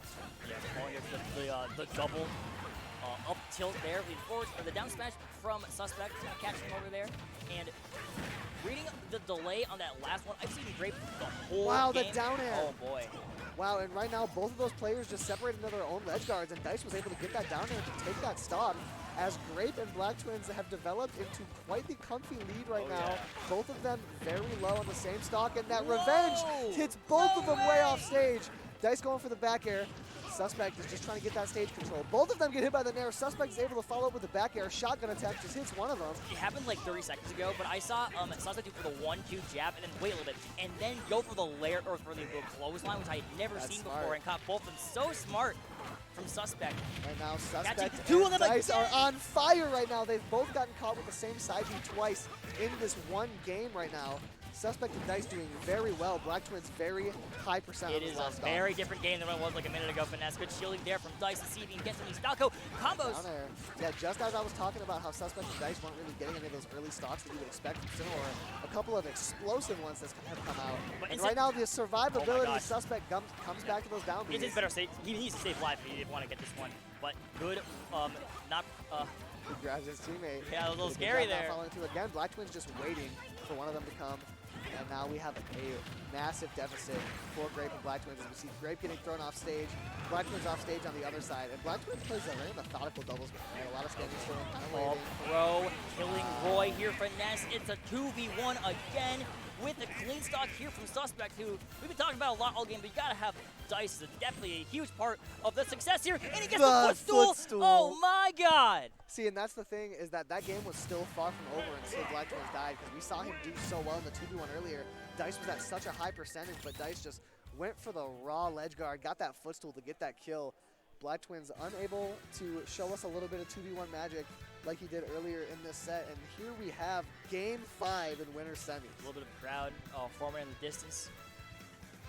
Hard to think they wouldn't be cheering on the boys from Michigan.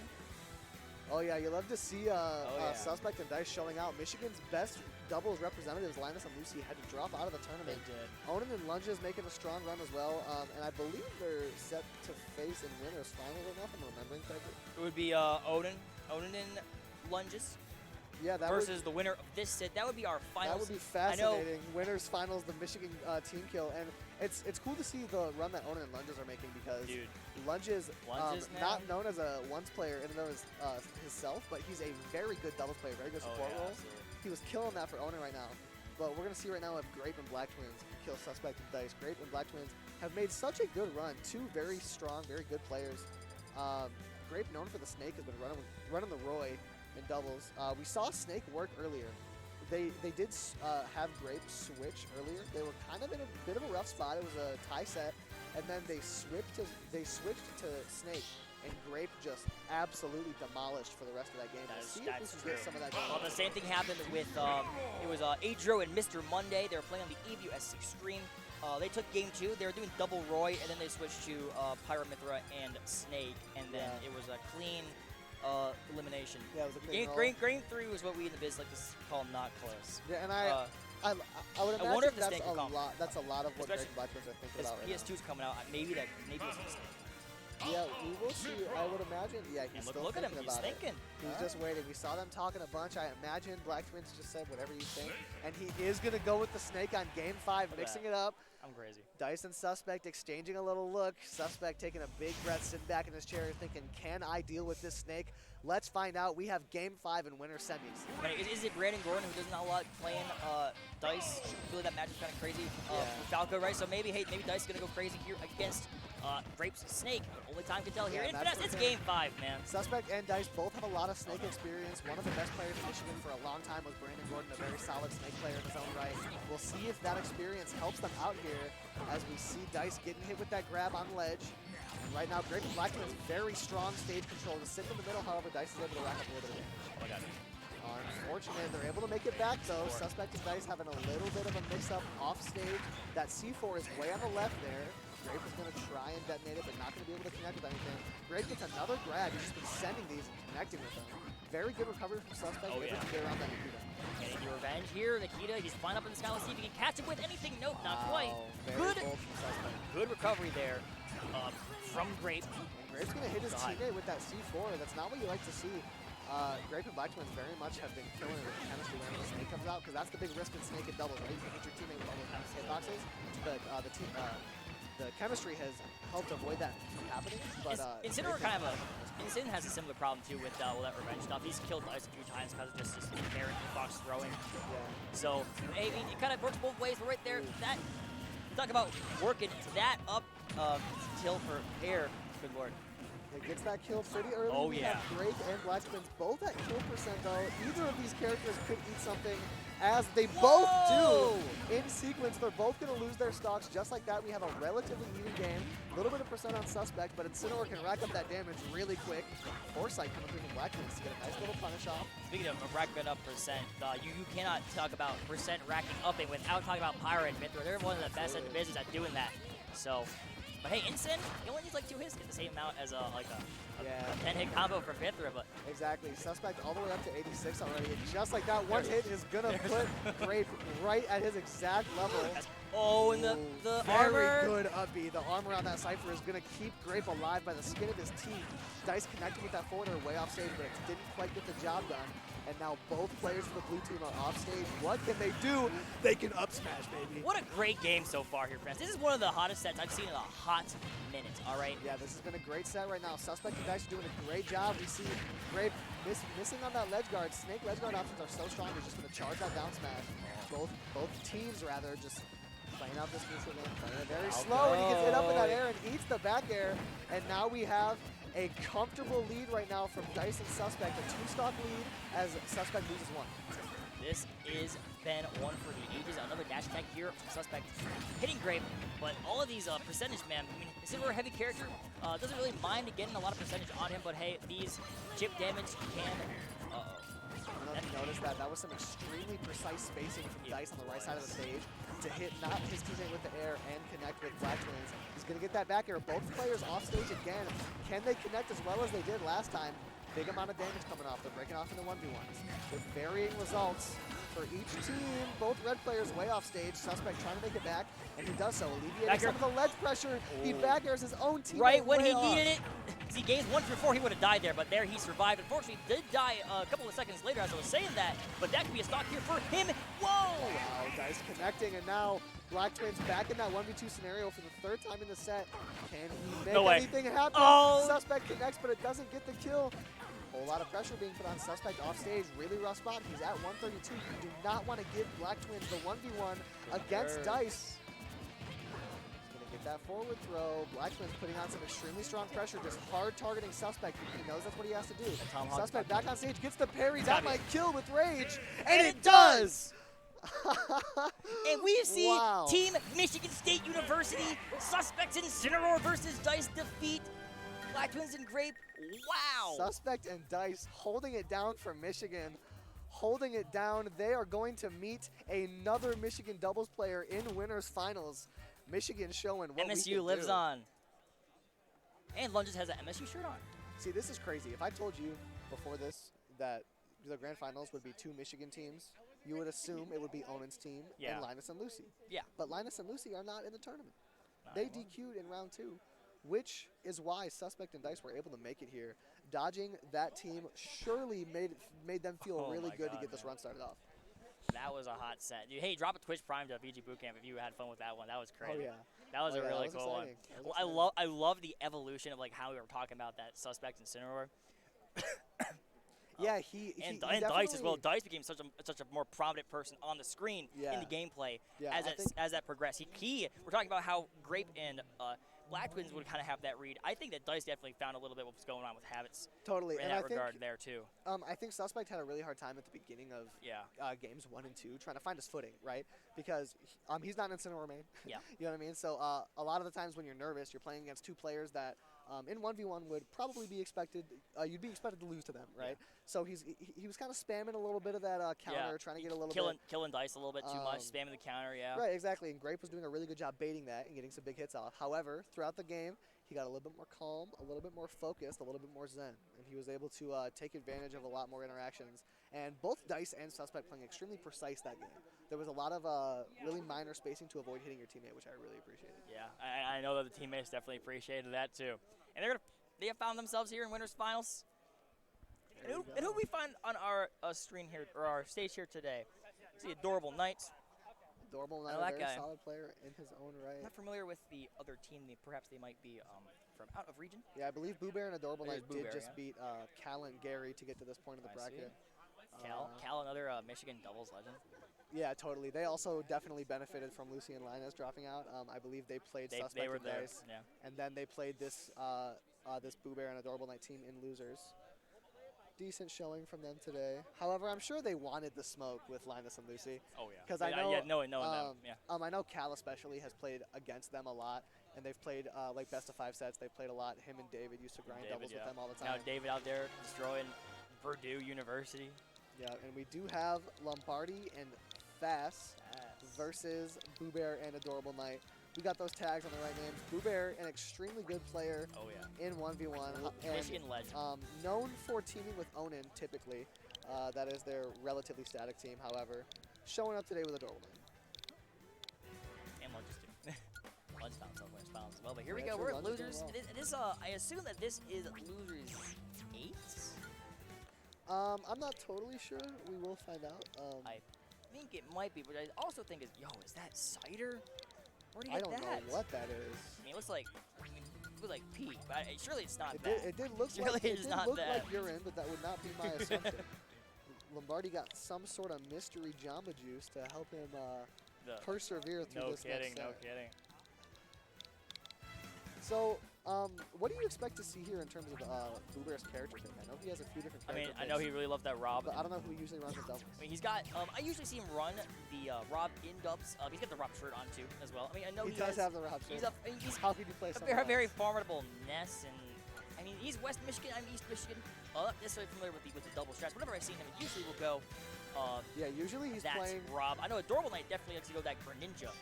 Saw him at the Arcadian, perform very well. Got 5th place, I believe. Yeah, I'd be interested to see how the AdorableKnight Ninja shows out in doubles because Greninja is one of those characters where a lot of the combos are kind of long and they cover a lot of space. That's And true. those are really easy to intercept in doubles. Yeah, Right? especially So the- you really got to wonder Yeah. what is going to come through with that Greninja, or even if he's going to come out with an Like entirely the hit lag from the Greninja up air when it goes. Yeah, It takes takes a like like you can read a whole graphic novel at the same time that's going on, right? So you can like walk up, especially with a fast character like Fox up air that stuff. I mean, maybe you hit Lombardi in the process, right? But you do get at least a little bit of deletion there. All right, losers round 6. BooBear and AdorableKnight versus Lombardi and Thass. Whipping out the Spaceys. We'll see if the Space Animals can make anything happen here against another strong Michigan team. Absolutely. Here we go. Green versus blue. Got BooBear and AdorableKnight, and of course, one of our talk about static partners here, a static stage here in Michigan, and DS2, Dave. Yeah, and right away, BooBear and AdorableKnight breaking off into separate 1v1s, being able to control the scramble situation from the beginning, and both of them winning their 1v1s. We see BooBear getting that jab lock. That was a really interesting team moment as BooBear gets the down tilt and just runs away, waiting for AdorableKnight to come into the down air. But Now, I was thinking about, cause I know most Rob players are not fond of Falcon. I mean, I also know that most players are not fond of facing Rob, but I mean, like, I know that Rob definitely has that, the big body guy. I mean, Rob is big, well W, right? But I mean, he's got a big hitbox, right? So you gotta take for granted how susceptible he is to that Falco up air combo string. But again, we talked about it earlier with the Greninja stuff. That's also more easy to intercept with fast characters. yeah, and Rob being able to delay his recovery off stage forever like that is so good in doubles. yeah. Because if you and your teammate are both off stage at the same time, you can just kind of wait for them to do their thing, then get back on themselves, and then follow up on them. As we see BooBear and AdorableKnight out to a bit of a lead right now. BooBear is just going to hold that punish. Jabbed a little too many times there. Wait for Able to up smash there from Lombardi, is able to take that stock. And now out to a little bit of an early lead here is Lombardi and Thass, but AdorableKnight is going to even it out a little bit. Greninja up throw got the stock there. BooBear and Thass are still alive. Ooh, maybe not for long though. Yeah, off stage in a rough position at 127%. We'll see if Lombardi and Thass can convert off of this pressure. They are not, as BooBear is able to get back on stage and kind of reset this scramble situation. See, I always think in doubles, it's never really neutral. It's just a scramble situation, and then an extended scramble situation, and then advantage, right? Yeah, you have to stay on your toes. I mean, truly, you have to like be like looking like your eyes. Like if we had like player cams on here, like I assume your eyes should be moving the whole process. Right? You gotta basically, gotta be darting all over the yeah, like basically 6 things to look at, plus the gyro there at the stage as well. Try to go for the little hitbox extension. We see Lombardi holding on to his first stock still at whoa. 153% as I believe that Fox. is Thass, isn't it? I'm not sure. I think that's Fox. Okay, good to know. Falco Lombardi. We do. Oh yeah. Okay. Or I'm just tripping, but I have no idea. I'm pretty sure. Regardless. Yeah. Anyway, we got The Falco. Fox living very long, but BooBear living longer, up to 176 on that round right now. You would assume that some sort of Aaron Falco back air or Fox up smash would have been able to take the stock by now, as he's living Yeah, up to anything. 184. You don't see that very often. Fourth right here for Fox Cloud. See if he can land stock on BooBear. Nope, not quite. Catch. Falco.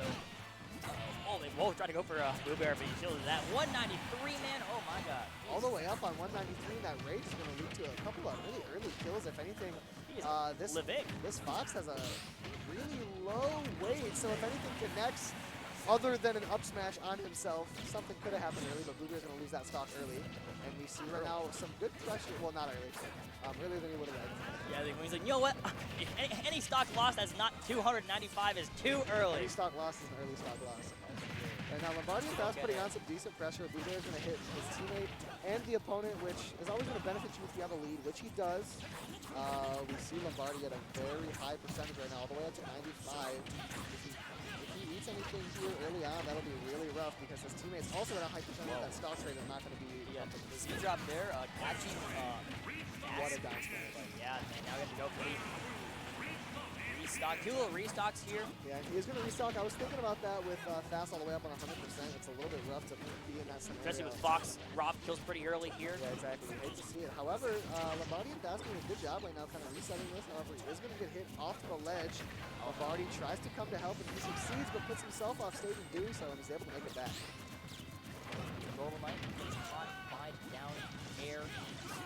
Okay, got the gyro though. Wow, Lombardi doing a really good job putting strong damage on. Almost 2v1ing right now as Thass got hit away. Lombardi's putting up a fight right now. And again, Thass living all the way to 161. Fox has lived past a 150 twice. Yeah, I don't know if I've ever seen Fox do that. Yeah, and right now, they've kind of turned the situation around as BooBear and AdorableKnight both approaching kill percentage. Crazy offstage scramble situation right now. I thought that. Way below the stage, and AdorableKnight's going to lose his stock. BooBear is left to 1v2, but with Fox at 160, that's a very realistic scenario. Any sort of errant hit is going to take it, and now we have a 1v1, and the up smash is going to take it. Lombardi and Thass are able to take game 2 or 1. That was game 1. A lot was happening, so I don't blame you for forgetting what it was. That was a, they were like, that was a whole like. It was an exciting game. Rising and falling action, a climax. That was like a book there in that game. So. Absolutely, that game. Not only chaotic, but very long, and it remained exciting the whole time through. BooBear and AdorableKnight came out to a very early lead. I was kind of expecting them to just start rolling after that. But me too. I didn't expect that, particularly as BooBear lived so long the third stock, and then he just like didn't do that again. So it was very like kind of like living that like 100 stuff, and they got the stock shared as well. Absolutely. And then, hey, it's a testament to survivability and just god gamer ability, as I like to call it. When you play a character that's so light and lived to so long like Thass was doing. Yeah. So, especially when you got... the thing about Fox is that he does die super early, but he's hard to hit. Yeah, he's hard to hit. He's maneuverable. When you get hits on him, maybe they're inherent, maybe they are just he's out of position, so he just dies. He's finding the other side of the stage. So here we go, back to PS2, the tried and true. And now we're going to see here if Team Green can get another game and both Michigan will beat it up. I'm not sure. Yeah, game 2, they're just going to run it back to the same stage. BooBear and AdorableKnight racking up a little bit of damage, but this has been roughly even in terms of the initial scramble situation right now. AdorableKnight's going to connect with his own teammate right now, and it looks like Lombardi and Thass are putting together a little bit of some saucy team combos. BooBear trying to snipe him apart with that gyro. Body catch, feet up there, BooBear. Play, You see AdorableKnight's going to lose that stock relatively quickly, losing it in about 30 seconds to, I think it was a Fox up smash. BooBear's grabbed like 18 times and no one he's not grabbed his He's been missing them. Here we go. We have both of the Spaceys off stage, and they're both going to lose it in theory, but BooBear misses the second down air. There was like 2 insane spacings, right? Because we had the spacing from BooBear that just was a little too off, and at the same time we had the spacing from Lombardi trying to catch him with the forward air, but his spacing was just a little bit too off, right? So it's become one of those games where it's like, you really don't want to get hit. You're just trying to inch yourself towards your opponent by any means necessary. A lot of, this could be a nice combo here from Thass, but get up attack from BooBear will stop that from occurring. No thank yous. We're breaking into those separate 1v1s for a minute there, and it looked like the Space Animals were benefiting as BooBear and AdorableKnight step on each other's toes yet again. They hit each other. And again, that Fox living all the way to 147. How does this happen? What is going on here? BooBear loses his Kill him now. Eliminate him now, rather. And there, that's going to do it. The Tombstone Pile Driver will seal the deal A finally. little bit closer than you would have expected. Extremely good DI so far from Thass, as we have a minuscule lead from BooBear and AdorableKnight, or from Lombardi and Thass. So here we go, back to action. It's a little even, you know, at these kind of stages of this game around the 5-minute mark. The stocks are kind of similar, the percents are as well. Really be anyone's game, man. So maybe the first kind of interaction that really just apparent, like something like here, he killed AdorableKnight right there, and you know, take the words right out of my mouth. Maybe that could be the change that Green team needs in this game. BooBear a little too late. Whoa. Yeah, and that's the thing about doubles. It's such a momentum game, right? It is. So there's a lot of just scrambling and kind of poking and prodding, trying to find when your team is going to be able to get that consistent opening. But then once you're able to get the heat going and get those team combos, or even just a double ledge guard like we're seeing right now, you can wind up getting a super big lead. Because at the same time, you're trying to figure out, why am I being destroyed by this one person? The other person comes in and catches you while you're sleeping. Exactly. It's very, very, as you said, momentum based. And I've definitely seen the Space Animals, even though the stocks are similar, I feel like they have the momentum. Yeah, in a game like this, it really does come down to who catches heat first. A lot of times you'll see something like this, whoever loses that next stock is going to be the one who loses the game. Right now, BooBear gets hit with the up throw. He was able to get that landing hitbox out to alleviate a little bit of the pressure, and we see a relatively even game still. All 4 of these stocks lasting a really long time. A lot of the times in doubles, you see a couple stocks getting chipped away, but right now, all 4 players surviving. Everyone on stage at kill percent. Especially Thass and BooBear have been surviving, like, very often. That down air is going to get it. Not there, though. I mean, it is hard to survive a frame down air after a powerful downer like Rob at any percent, much less on the hundreds. So who can hardly blame him for losing that one there? It was about 450% combined from all the players on stream for a second ago. But BooBear right now is going to be the only one left with 2 stocks at 162% as he loses it to that Fox back air. And right now, very even. Each team has both players with 1 stock, 1 low percent, 1 high percent. Who is going to lose their stock first? Will it be Lombardi or AdorableKnight? One of them is going to catch a straight hit, and it's going to be Lombardi. Gets caught with the down throw into F smash. Very good little team combo. A freaking awesome team combo. I saw them go for it earlier. It wasn't at kill percentage, like at 40 something, but there they scouted out, did it again. Whoa, a little bit of last losing action. The up smash from BooBear from the back throw. Very precise spacing there from BooBear. We saw a couple of team combos coming through from AdorableKnight and BooBear. Just as I was talking about how doubles is a game of catching momentum and working with your teammate and waiting for that synergy to really kick in, BooBear and AdorableKnight really are able to get a couple solid team combos out and take that game with explosivity at the end.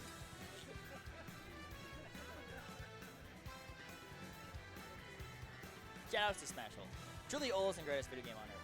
Here, we're surrounded by a lot of big games here at Gamers for Giving.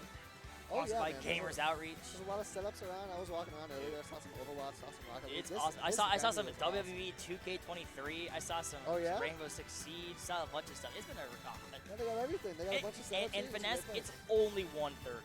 Wait, no 1:30? That's when my wave begins. Maybe they're running late. I'm not sure. That's crazy. Yeah, I would assume they're running late. They'll come and get you. But true. This venue is breathtaking. I came in here. I was running a little bit late, so I didn't really have time to appreciate it. But I walked in, and my jaws were dropping a little bit. Oh, we got a donation. Yo, how much is this donation? Oh, donations. Oh, yeah, that's true. It is, by the way. Lest we forget, it's Gamers for Giving. The emphasis on the giving. It is a Gamers Outreach. They sponsor video game carts that they give to hospitals to have kids in the hospital stay play video games when they're there. It's a very cool thing. I think charitable. EMUC Summit 2 was a charity event for them too. We worked with them. Only got $100 or so for them there. But this, they're making a whole lot of money and making a whole lot of difference. So if you have some income that you would like to spend and share, I know I'll be donating when I have the time. Give them a little bit. It really helps a lot. It's a really cool thing that they're doing. Yeah, very nice cause. All the donations to the stream go to that. So we would appreciate anything you can give, as right now Lombardi and Thass are going off to a bit of an even game again in that scramble situation we were talking about in doubles against BooBear. I want to see AdorableKnight play. I mean, we've been talking a lot about BooBear, a lot about Thass, a lot about Lombardi. AdorableKnight, I don't know, we haven't really said his name a lot because, I mean, he's been definitely on the screen getting some kills, right? Especially that last one at the end of the second game. He can make something happen, man. He's had his moments. AdorableKnight has obviously played a very important part in these team combos. AdorableKnight has not really put his name to the ring as the dominant player in this lobby right now. BooBear playing very well. Maybe it's just Lombardi doing really good with the back. Maybe that's just because we haven't seen him live to like 175% yet. So surely his time will come. Yeah. BooBear and Thass both living super late in this set so far.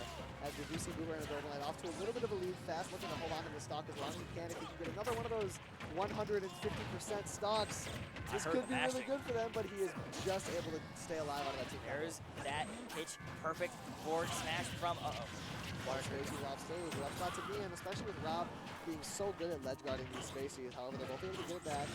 Reset these 1v1s a little bit, both making off into separate ones with varying results. In 2018, 2019, I for real believe that Water Shuriken was the best. because I would re-grab the ledge and just like read my jump or whatever with it. Like Samus Charge Shot, like Samus Charge up there. It truly it is, man. So maybe I saw a little bit there earlier, sort of reminded me of that. But I mean, Rinja as a character, it's always been like Smash 4 is really good. Well, see, there's AdorableKnight again. Talk about BooBear and AdorableKnight off to a very convincing lead to start off this game. There he is. Lead. There's his survivability. 3 stocks, man. I told you, AdorableKnight's time was king. AdorableKnight up to 134. First time we've seen him with a really late stock yet in this set so far. We'll see if Lombardi and Thass can take it off right away. BooBear off stage. Thass threatening to take his stock, really. Wow, AdorableKnight was able to live from that Firefox off stage.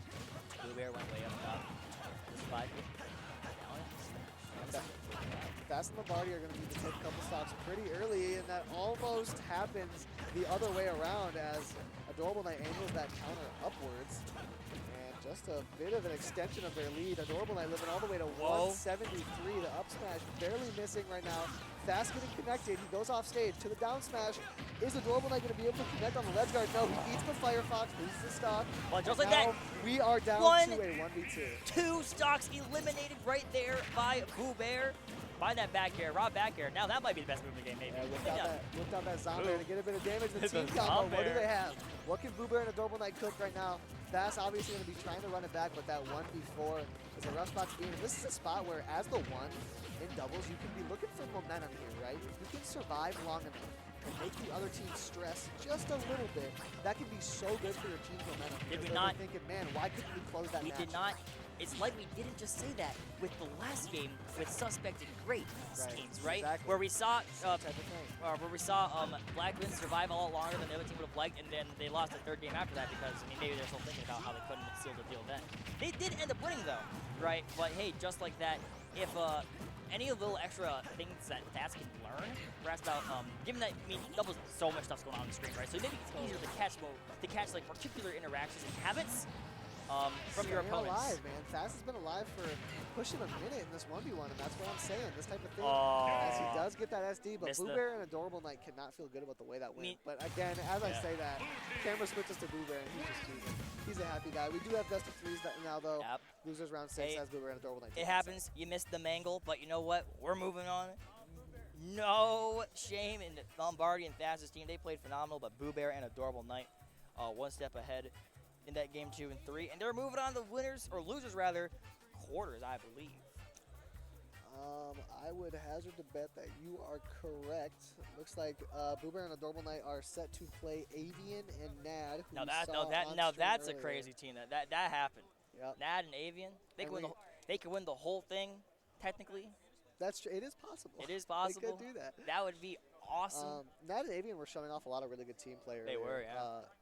They were up against a team with 2 players that were just like in terms of 1v1, the players are just better, right? But Nad and Avian were showing off a bit of impressive teamwork. It was Avian was sticking to that Defoe snake. and Goblin, I believe, right? Defoe and oh, was that off Yeah, stream? it was Defoe and Goblin. Nad and Avian won 2-0. What happened to Defoe? Oh, they lost to Nad and No, Avian? 2-0, yeah. Wow. And that's the thing. That's so funny. In That's doubles, so awesome, very dude. often with a team like Defoe and Goblin, you'll see 2 players just be like, we are good players, let's team up, and we should win. Yeah. Because as players, we are both better than the other 2 players that we're playing against. Which is objectively true. I mean, just look at Right, the numbers. that should work. However, in doubles, especially in Michigan being such a strong doubles region, Yeah. that 2 good players strategy doesn't always work out. Look at notable Michigan doubles legends, Hawk and Linus. Right. Right. Lucy and Linus have gone crazy by staying static doubles partners, and we even see that with Jigbugs and Doorstop, who always will Right, doubles, totally. will always perform very highly at events similar caliber and even higher calibers than these. Right. So Right, and you stick with your guns. in and You, of themselves, Linus and Lucy are like hardly top 5 in Michigan, right? But then they fluctuate. Yeah. I mean, there's Right, definitely moments right, they can move when up and down, they can move up they and down. do. I think one of the things is that people forget but then in Yeah. 2v2s, you put them together and they have that teamwork, and all of a sudden they are arguably the scariest team in the world. I think they would be the right? scariest team in the world. And they go from a like mid PR level in the state to best in the world because their teamwork is so strong. And I think they have brought some of that team mentality into Michigan doubles and generals, which is what's made this such a Revitalized threatening it. It region. revitalized it. Totally. Certainly. Yeah. Especially when you have Squad Strike, which is an objectively popular. Squad strike is very It's objectively very popular. I'm not the biggest Squad Strike fan, but I am a Squad Strike believer. Because I mean, I know it can be super hype at times. I just hate playing it. But I'm a squad strike enjoyer. I love but squad strike. doubles, age old, tried and true. It just takes too long, maybe. Sometimes. Yeah, a lot of people don't like doubles. Me personally, I'm a big fan of it. I'm a big fan. doubles enjoyer. I mean, maybe just me. I go to these tournaments knowing I'm not going to perform like super well, but I do want. I don't know. It's kind of like the Melee documentary thing where you gotta where Isaiah's got to perform well for his Yeah. teammate. Yeah, When you're it's the performing for classic- someone else, it makes it more like Right, and I feel like we personal. don't like that archetype of player who is like they don't really play often, but when they play doubles, they're like one of the scariest threats in the world. That archetype of player is kind of lost in today's meta, Yeah. which is why why I love seeing Linus and Lucian. The only thing I think of is Adro, because he, with Mr. Monday, him and Mr. Monday, Adro's played a lot of doubles, but he did defeat one game, a different game for Grape and BlackTactiks. But we are here, yellow versus blue team today. BooBear AdorableKnight still on our screen, but now they are facing Nad 79 and Avian. We do have the Michigan team kill right now. We'll see if Nad and Avian can get some of that teamwork we were talking about earlier. As individual players, I do believe BooBear and AdorableKnight have the edge, but we'll see whose teamwork can really thrive. And now we see Nad getting thrown off stage, but Nad, we saw this earlier when he played against Onin. Nad is so good at recovering from awkward scenarios with Ike off stage. And a couple of early stocks being taken. Yeah, that is like right away, under a minute, we have 3 stocks off the screen. When you think about Ike, I know like Ike is I think Ike's a nice character. I think he's pretty good. I mean, look at him, he's very simple to play. Yeah. But all these like quote-unquote professional tier lists put him like super low. I mean, also then that one that came out recently also put Incineroar very well with low as well. Yeah. But it's like, I don't know, man, Ike can kind of go crazy when he has like I do think, for me, going on. When I think about Ike, I think doubles, right? Me too, yeah. Ike is such an extremely powerful doubles character. A whole lot of massive hitboxes, quick, not super easy to punish up on, and they can be spaced precisely to avoid hitting kill very early, which in doubles, the last 2 sets we talked about, oh my god, he's surviving, oh my god, he's surviving. When you don't survive in doubles, then that is when you start losing. You don't see much of that against Snake and Ike. A lot of them take it really early stocks. That is true, and Snake is particularly rough. Yeah, right, exactly. We saw Avian particularly get a few super early kills in the last set that he played with some crazy up tilt platforms or an up tilt just like that. Hit him with the Yoop, and right now we have a little bit of a reset, right? Both teams on 3 stocks. We'll see what they can make of it. Ooh, really swinging Nad on that platform, going for that up smash. That would have absolutely killed if he hit it, but he doesn't need it. He's going to connect with that. And here we have a bit of a lead here for Nad and Avian to see if they can really extend their advantage. Got BooBear, who's been at like the top of the screen. Like every time I look at him, he's like way up there. I mean, I know he's been recovered super high, but also he's kind of getting hit by Ike and Avian. So, but Nad getting hit by the back air and intercepting. Back and forth. The dash attack into Ike's side B, racking up that damage on BooBear. Trying to get the stock off as quick as possible. If that can happen, then you have a 2v1 and a stock for insurance. That'd be a great spot to be in right now, as we do see Nad coming over to try and save his team. Yeah, I saw Nad rather go for the. I mean, he got the up B on Greninja, but it got intercepted at the last second because I know it takes a long time. It's super fast to kill and move, but you gotta wait for the whole animation. But there's no Greninja to save BooBear's bacon. We'll see if he can make something happen in this 1v2. Early kill screen right there. He's not going to die. BooBear probably going to be looking for some off-stage stuff. What He's the able heck? to tech that Nikita. Very good tech from BooBear. As we see Nad just putting on that strong pressure and Avian just like shooting those Nikitas. And when you get down thrown by Snake in a 2v1 and he has a grenade, it feels like there's no option. That was hard. That was a very solid performance there. Little bit. You get Team Yellow. So if you were doubting them, the doubts are definitely gone now. Yeah, they're playing very strong. Again, BooBear and AdorableKnight, you would guess would be the favorites. Now there's a giant crowd for this one. Oh my gosh. But Nad and Avian playing very well. Yeah, a lot of players waiting around. I do believe they're probably just waiting for their singles pool, as I believe Pools Wave A starts shortly. It started at around 1:30. Yeah, 1:30. Sure, they will not be DQ'd. Please give me a little yeah, they'll let you know. There's no camera, little Discord camera I can play from here. Yeah. There's no way you can DQ. It is what it is. You know, Nad and Avian waving to the fans. Hello, Avian. Hello, Avian. You love to see it. Avian typically a mid-min player, right? But Mid and Snake is what I know. He did very well with Snake at the arcade. I'm not familiar with him until that arcade. Actually. Yeah, he switches back and forth quite a bit. He whips out the mid-min a lot, but he doesn't play it all in doubles. I would assume because mid-min is such a slow character and not precise at all. Yeah, I mean, Mid-min's, it feels like it'd be a good doubles character, but I never see a lot of Mid-min in doubles. Yeah. I mean, like, doubles, you know, maneuverability is very important too, because you got so many hitboxes on your screen. Being able to not be hit by them is very important, even though Mid-min can go like, all the way across the screen, right? Where hitting your teammate, also kind of slow. Snake definitely probably works better. All right, we'll see if that Snake can work best in this matchup right now. As a little bit of damage gets put onto Nad right away, and Avian comes over to try and help. He's going to sit and shield with that grenade. A little bit missed there from Nad with the kind of a mistimed air. Here we go on. Call of Bastion haven't seen a lot of the stage today. Big smash build. Yeah, we saw earlier a lot of tomahawking, right? The Yeah. doubles are going to be sitting in shield a lot. And Avian does that especially. He'll pull out that grenade and kind of sit in shield. So I'm interested to see if BooBear and AdorableKnight are going to kind of adjust. And that was so smart there from BooBear. He gets the grab, but he remains composed. He waits. He gets that down throw and makes advantage of that throw and this ability of AdorableKnight coming to I'm that seeing throw. a lot of that down throw forward smash. It is putting in work for Team Blue. Yeah, that's been doing great for them. They're really good just waiting and being patient with each other, waiting for the other one to show up and getting that S smash. AdorableKnight is always able to see when he has that grab, and they just know, right? They don't have to communicate it. He sees the grab, it's S smash time.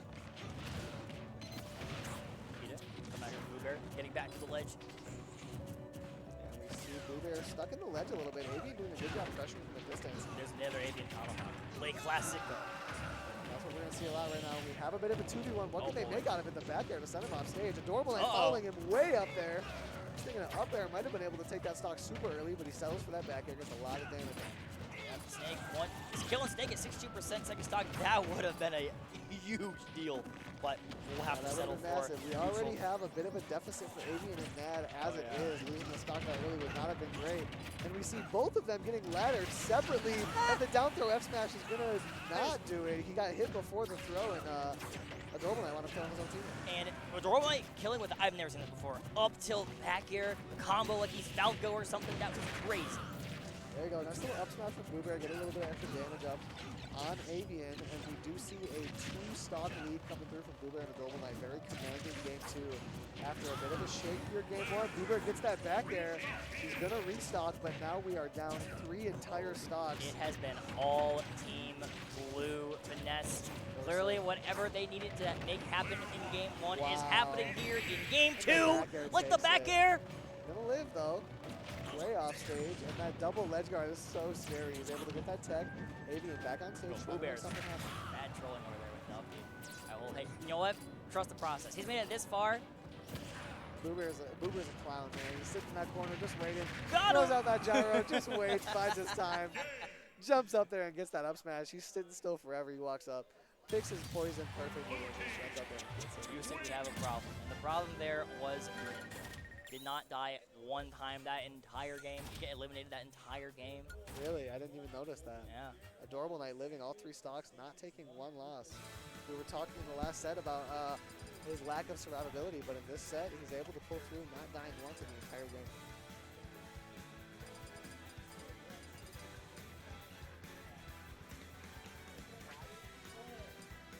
How are you doing? You know, I'm doing good. Yeah, I'm doing good. I'm feeling all right. I got a bit of a stuffy nose, Yeah, which is I bothersome. But I'm rocking the tea. do those. It happens. Can you hear it? Can you hear the sniffling? Or is it just on my I can technically, Yeah, yes. okay, so I just gotta cover up that mic. Might want to sniffle. You got it. Yeah. Smell something? Yeah. We're smelling greatness here. Hey, you know what? I smell something. I smell heat. It smells Right? true. I smell true. BooBear Game and AdorableKnight 3. cooking. They had their momentum going in that last game. We'll see if Nad and Avian can adapt, or if BooBear and AdorableKnight are going to run away. with You know this. what? I think it does actually happen. Although I feel like it was such a colossal statement the game 2. I mean, I do think I don't know. I feel like especially got a good stage here with I feel like it's Ike kind of a smaller stage, but got killed a little early. If he didn't get some cheeky eliminations here, well set. Yeah, But- BooBear and AdorableKnight really started connecting with their team combos Yes. in that last game, and I think that was the difference between game 1 and game 2, is that BooBear and AdorableKnight were super consistent with working together. They were really just showing up, right, with that teammate. And I also felt like a lot of those 1v1s, game 3 or game 2, that Team Yellow, they were just losing the vast majority of those, and then that would open up for Greninja to waltz on over to Rob when he has the down smash going, or down throw going, to go yaw with that. See, we see even right there, it didn't work out, but BooBear and AdorableKnight looked for every situation to try and work together, right? BooBear got a grab and just sat and pummeled for a really long time, tried to wait for AdorableKnight to come together, and I think that's the big difference between these 2 teams. However, BooBear and AdorableKnight are off to a bit of an early deficit. Oh my god. We'll see here if Team Yellow can make something happen. Avian has not done yet. Oh, no. Unfortunate early stock from Nad79, and Avian loses his next stock. They are down a whole stock. That's got to feel awful if you're Nad and Avian. However, it doesn't take much in doubles. Anything could happen at any moment. Some sort of big explosion of hits. I could thought tie this I game thought up. anything might happen. That could also happen too. You can just get eliminated. He's dead. BooBear is a bad man. Very strong ledge guard there from BooBear. The side B into the back air is going to take that stock off of Oh no, he's going to do it again. He's literally going to do it again. He's pressuring to do it Okay, again. fine. However, he gets saved. Nad79 comes in, but Avian loses his stock early. And now we're down to 1v4 stocks yet again. As Ike, let's see if Nad can make anything happen here. It would be a monumental comeback if he was able to make it happen. It would be definitely be getting a YouTube clip. Yeah, there you go. A little bit This of Ike damage did coming what? through. He's getting a little bit coming through with that up B. BooBear just sitting in shield, playing it safe. And yeah, they're just kind of waiting. And that's the thing. Usually in doubles, when you have the 2v1, you don't want to just give the opponent two 1v1s, right? You don't want to just wait and punish the whiffs. However, when you have this big of a lead, you can totally afford to do that. Ooh, BooBear missing that follow-up though. Nad surviving. Looking to take one of these stocks. Ike has those options. Not quite the other games we talked about with Black Twins and the other guys, these 1v1s, these 2v1s rather, they were winning pretty hard until they died, right? Like there. So you just gotta just pinpoint, just take it easy. Just as long as you stick to your game plan, it's gonna work out in the end. Right. And that's what they needed to do, and they did it. Strong showing there, honestly, from Nad in the 2v1, but didn't quite work out. And I believe we're heading to game 4 here. I believe that we are too. You love to see it. Are we gonna see game 4 Nad79 go crazy? We'll see. And we'll see Nad again did a really good job in that 2v1. He did. Oh yeah, he did. He did his best, about as good as you can do in a 1 stock versus 4 against 2 respectable opponents. Did a good job holding onto it, but wasn't quite enough. Drop VGBootCamp a follow if you're enjoying the content. I know that I would be if I was on this, watching on my phone. It has been pretty fun so far here. The blue and yellow teams live from Gamers for Giving, live from Phoenix Down. And game 4 is about to commence. So here we go, Finesse. There we Wonder what go. we're gonna see. BooBear and AdorableKnight kind of riding some momentum, right? Dropped that first game, but since then they've really found their footing, and they've absolutely been running through the other teams since then. We'll see if they're able to keep that momentum going, or if Nad and Avian are able to stifle them. I wonder how the platforms are going to occur, because I know that Ike loves platforms like Ninja does at times as well. And it gives Snake a lot more of kind of this distance to for kind of more protection when he can use all of those like, up smashes and stuff like that. Really haven't talked a lot about like the projectiles from Avian, especially last game. Yeah, and I like this stage for the characters, right? I like this stage for Ike and Snake, but I love this stage for BooBear and AdorableKnight. Me too, They have that doubles instinct, right? To Yes. capitalize off of extensions on platforms and hit the other team back and forth. When you have that kind of capitalization, oh my gosh, someone went for the roll read. You can get cheeky early confirmed kills off of the side of the counter system. So it can be exactly. You see Linus and Lucy do that all the time, but BooBear and AdorableKnight doing their best impression right now, off to a bit of a lead, and we see AdorableKnight getting a second kill with that up smash. AdorableKnight kind of showing out, connecting to his kill. Yeah, man. BooBear's doing a really good job of avoiding some of these follow-ups from Avian's down throw. He's connected on a couple, but BooBear has just narrowly avoided one of an F smash earlier and a down smash this time. But he's not able to avoid that as he gets sent off to the right blast zone. Drawing a line in the sand for these two teams, kind of saying it right onto their own sides, although those sides kind of stopped here. And now, AdorableKnight, I have no idea how to survive that. They're like 18 hitboxes flying out from both the other players, and he's middle all those and he ends up just rolling. Again, we see that down throw F smash, and BooBear has been down throw by Snake 3 times this game. He has narrowly avoided the follow-up every single time. He's doing such a good job mixing up that option. Get the down throw, but AdorableKnight isn't quite there to get the follow-up, missing the up air.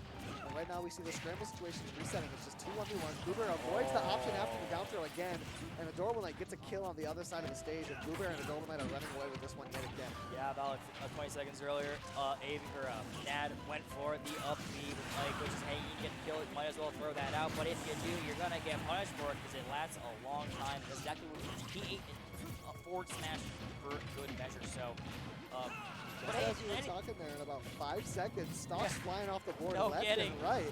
And right now we have BooBear and AdorableKnight doing their best to hold this lead. Nad and Avian almost running it back, but Nad gets hit off stage there. The damage is racking up on him all the way up to 118. He's got to make something happen fast.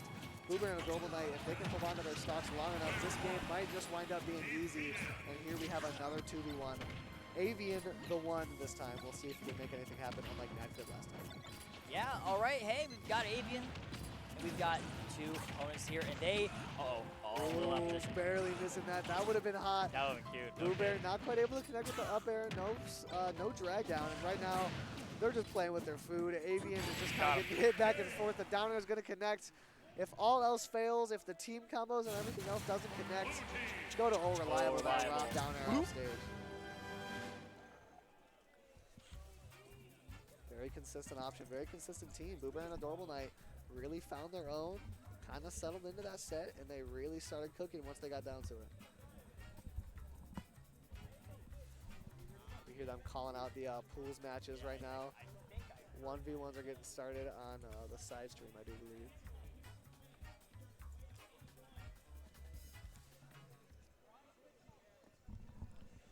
Hello, hello. There's a bit of chaos going around as everybody tries to find their pools right now, but that's not what we're focused on. We're focused on doubles and who this next match is going to be. Not totally sure who it is. I could check right now just to be sure, although I believe. Some ads to read. I love advertisements. It's like my favorite thing to do.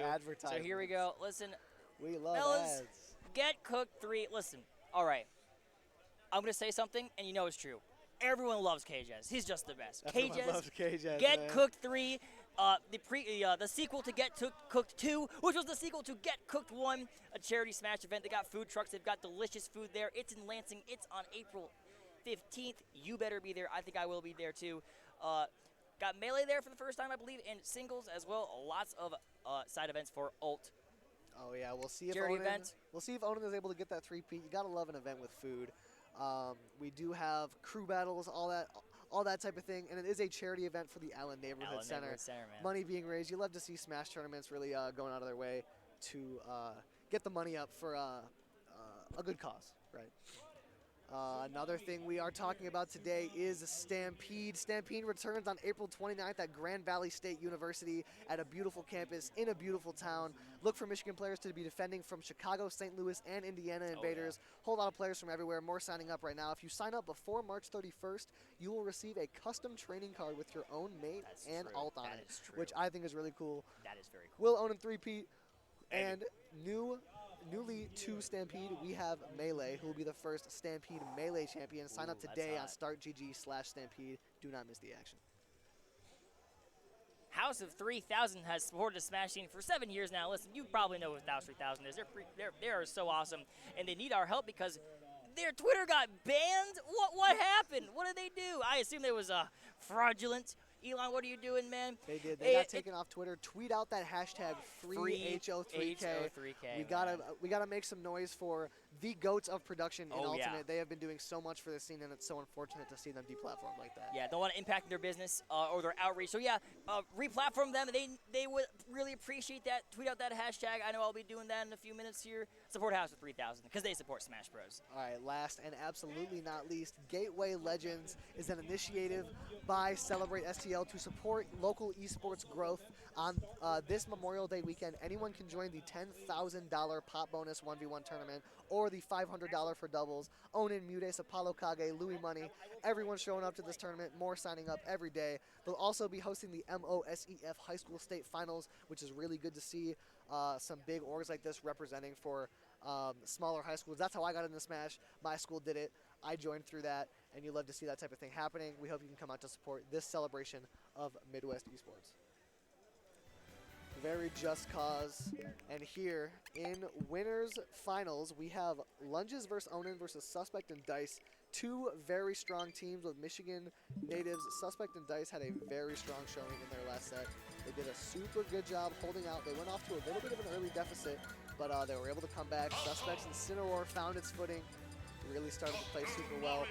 And Lunges and Onin, a very strong team. Onin obviously is Onin, right? He's the guy in Michigan. He's won a few majors. He's been around town.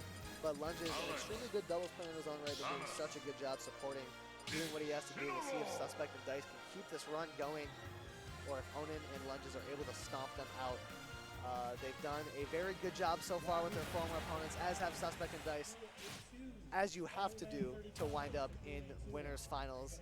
We have Onin bringing out the sporty Steve and Lunges in that default Samus costume versus Dice and Suspect. We'll see what can happen.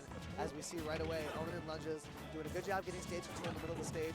We saw in one moment, there it is, Hello, everybody. Welcome back, What is Ritual. up? I'm here just filling, so you're not here by yourself, Finesse. I'm actually on the side stream, so back. literally as soon as a match goes, I gotta hop off. But in the meantime, we've got Lunges and Onin versus Suspect and Dice. How's it going? I'm doing great. We've been doing well. Lunges and Onin making a good run. Suspect and Dice had a really good upset on Grape and Black Twins earlier. Suspect, his Incineroar started to come into its own. He started playing super well. Suspect and Dice doing a very good job so far in this tournament. As we see with stuff like that right there, Suspect is able to hit both players with that Incineroar forward throw. Exactly. Right now, though, I love that back air from Lunges, just really capitalizing on that end lag of the up tilt, finding its mark, and the Alolan Whip. Incineroar very much a top-tier character in this doubles meta. Great catch there from Subsa, just finding that back air again, finding these edge guards. It's the key against this doubles team. Lunges and Onin, we've seen them so dominant, but you really just have to find these early stocks against them and keep that pressure on. Absolutely. Very strong start here from Suspect and Dice as they are able to take stocks Left. really quickly. Holy all the way cow. down to 3 stocks on Lunges and Onin. Suspect and Dice playing explosive right now. Yep, one left However, now, Onin but catches them both with the upside. that being said, you've still got Suspect on 3 stocks. The Anvil, though, you're going to miss that tech and just opting to reset, get back a little bit faster, keep this pressure on going, looking for an Alolan Whip, but that forward air's going to call it out from Lunges. Getting ping-pong back and forth. Suspect gonna find his way back down to stage. Or sorry, Dice gonna try and find his way back down to stage, but the drag down combo's getting started. Onin getting put in the blender a little bit right now. And Incineroar that caught to boot, but turning that situation to their advantage. But beautiful DI from Onin. Yeah, Suspect and Dice doing a really good job extending this advantage. I was curious to see where it would go because all these players on the screen can be so explosive at any given time. However, if Suspect and Dice are able to take any of these last 3 stocks for Lunges and Onin, it's going to be a really rough scenario as we do see Onin is able to get some of his materials up. He was having a rough time doing that earlier in this game. And that's one thing, Lunges is usually able to keep the opposing 2 players away. And I long don't know enough. if you saw that. Suspect was trying to find that revenge on the TNT, but just mistimed it. Took a lot of unnecessary damage. And that could be a huge window for Lunges and Onin back into this here game. The up throw, though, gonna do it. Onin on his last stock. Suspect, though, as well. And just like that, what was a huge lead just a moment ago is right back to even, Finesse. Absolutely, Lunges and Onin have chipped away at it. They're going to be looking to take that stock off of Lunges as quick as possible, get it down to a 2v1 against Onin. Both of these players play against Onin all the time, regional from Michigan, so they are able to take Onin out in the 1v1, but you would obviously love to have the 2v1 if you can. And here we have Lunges still living. 106 has not been hit in such a long time as Suspect is chasing it down. Gets the grab, the back throw, not quite getting killed. The grab clank from Lunges and Onin, you saw them both have the same idea, but they didn't communicate, so it came back to bite them. Suspect finding a great route back to stage. Somehow Dice finding his own way back to stage, looking for the juggle, not going to find its mark. Just like that, though, Suspect is out of the picture. This Falco's got a ways to go to bring this one back. That stock on Lunges very ripe for the taking. If you can find that, this one might be close. This game went from a rather dominant performance from Suspect and Dice to a 2v1 with Dice being the one. That being Dice is able to connect with that. And Dice low on has iron. taken games off Onin before. Can he take this one stock? He gets the drag down. And tries to get the follow-up. yeah, to the Onin iron being at 1, you've only got 1 more left. He's opting to break the block there. I don't know how I feel about that. I think just jumping over, utilizing Falco's great full hop, so strong. You've got that frame 1 reflector as well, so in the off chance that Anvil comes back, you can reflect it back, but Onin now out of iron, out of resources here, trying to find his way back. He needs to build a wall, but there it is. He's pretty much all the way down, only 1 iron to boot. I love that routing, but unfortunately that block going to get just a little in the way and not ready with a DI. Dice doing such a good job there trying to pick them apart, but he's not able to do it. Being said, a rare mid-set swap coming in because we've got to get these singles casters ready and raring. Finesse, on and off, it's been fantastic. I'll catch you later, my friend. Good to have you yet again. And you guys can catch me on one more stock, the side stream for this event, right now, bringing you Wave A pools. I'll catch you later. Absolutely. I'll see you Are we later. here or over there? Do you know? I believe we are over there. Okay, but so not then I'm totally here sure. in between. Got it. Totally sure. But until then, folks, see ya.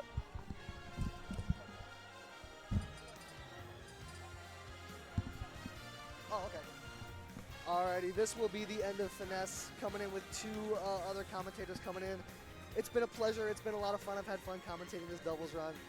We'll see what happens next. This has been Finesse. It's been a great time.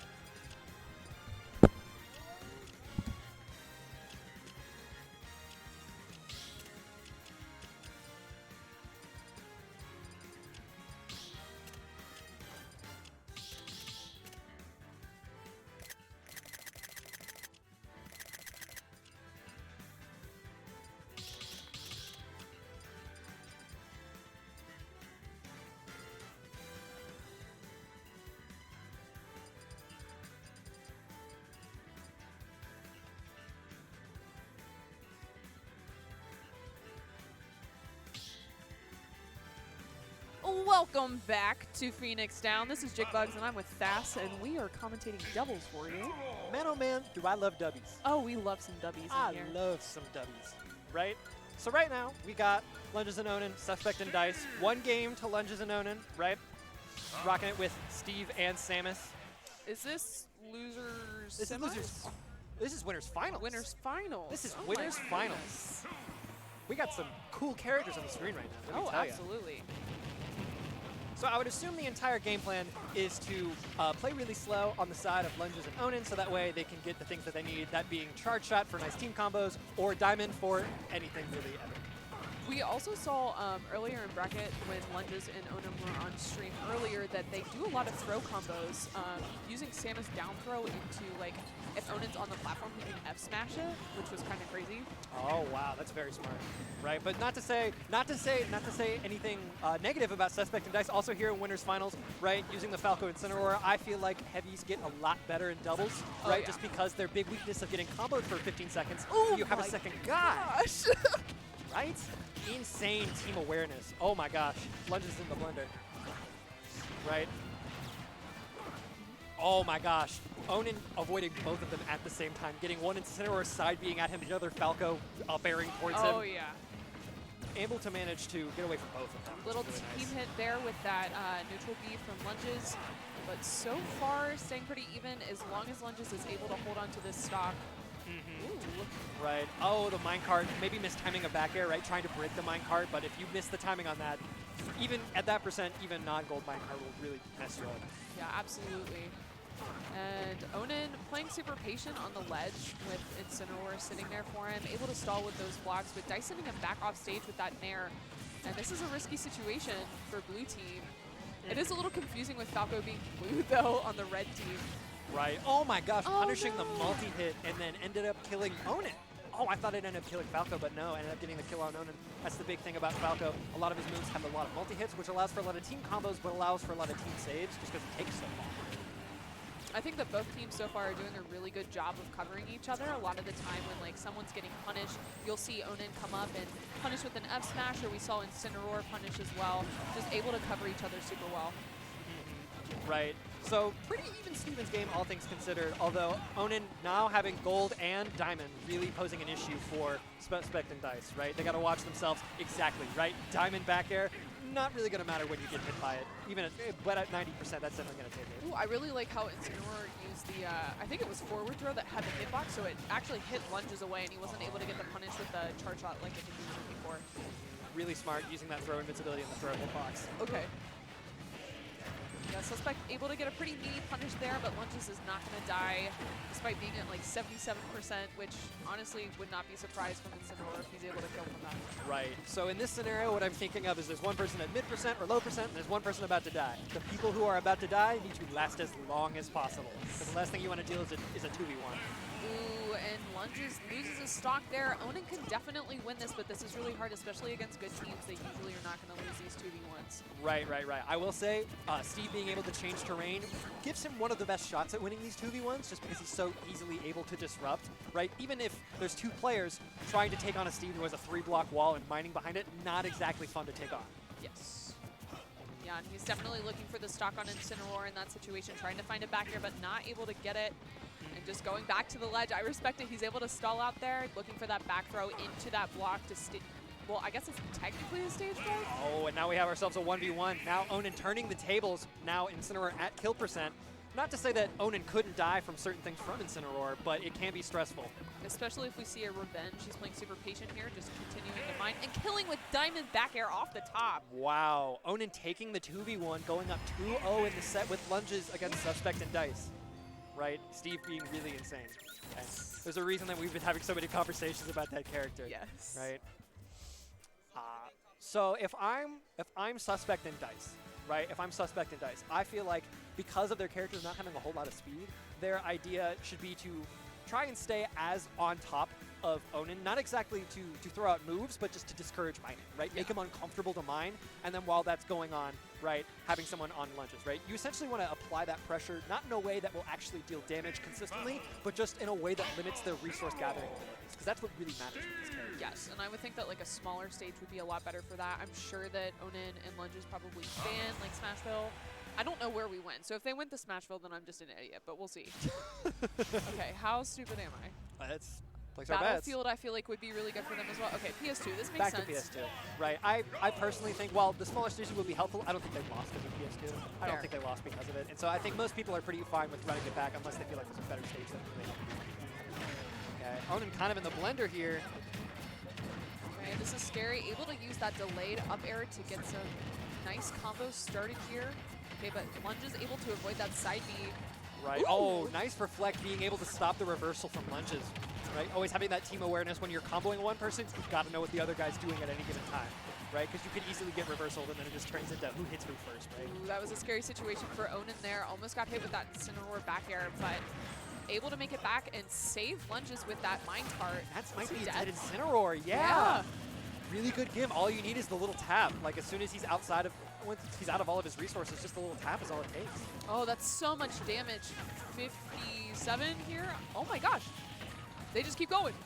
Suspect has just now hit the ground, and Onin able to throw him off stage. I really like the patience from Lunges, though. It seems like he's like playing a little far back, letting Onin handle the 1v1 and just trying to like control space rather than actually try to fight. And it seems to be working out really well for them. I agree. I think the big thing is that knowing when to go help out with team combos and knowing when to let Steve do his thing. And I think Lunges is doing a great job of knowing when he's needed and when he's not, right? And Lunges just choosing to double jump away there in that situation rather than trying to fight against Falco, letting Onin take the stock against Incineroar and choosing to go towards his teammate rather than continue that 1v1. STI through the steep jabs. I've never seen through. Okay. Big stock trades with Lunges and Onin coming out on top here. That's the thing about doubles too, is you're allowed to make a lot more riskier choices when you're on the ledge because you can rely on your partner to save you. So he just chose to roll there and roll towards Onin, praying that Onin would have the punish if Falco was able to get the follow-up. Right, having to just say, okay, I don't need to win neutral, I don't need to get out of disadvantage, I just need to stall. Yes. Right, that's what's really important sometimes, so you can get your partner here. Lunges not looking super great off stage, but Onin coming in to save him. Okay, nice timing on that neutral B from Samus, using a lot of aerial pressure here on the platform. Ooh, and I like that, pulling the preemptive up B to send Falco up in the sky. Trying not to play the mix-up here. If I'm Suspect in Dice here, first off, if I'm Suspect, I gotta hold on to this stock as long as possible, right? I gotta hold on to it so I can stop the 2v1s. Oh, no. What? That was smart. I definitely don't think the side B was killing off the side, so going for off the top was the best play there. Didn't end up killing because of the good DI, but it was really clever.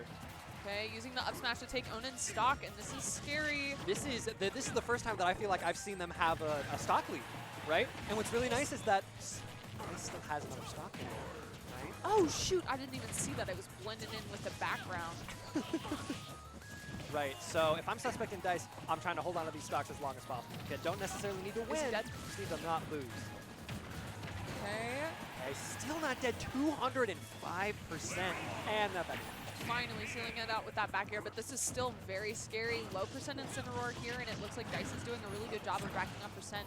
I like that back air from Lunges, not able to connect, but I like the idea, trying to fish off stage. Right, if I'm Dice, I'm really trying not to die here, right? This is the real problem. See my favorite move in the game, some Samus up tilt, please. Oh, we love it when she kicks. The little heels? Or the Oh big yeah, heels? at the ledge, Big smack them. Good luck, brother. Okay. All right. Yeah, and it looks like Onin is going for this 1v1 off stage, able to make it Oh, back. what happened?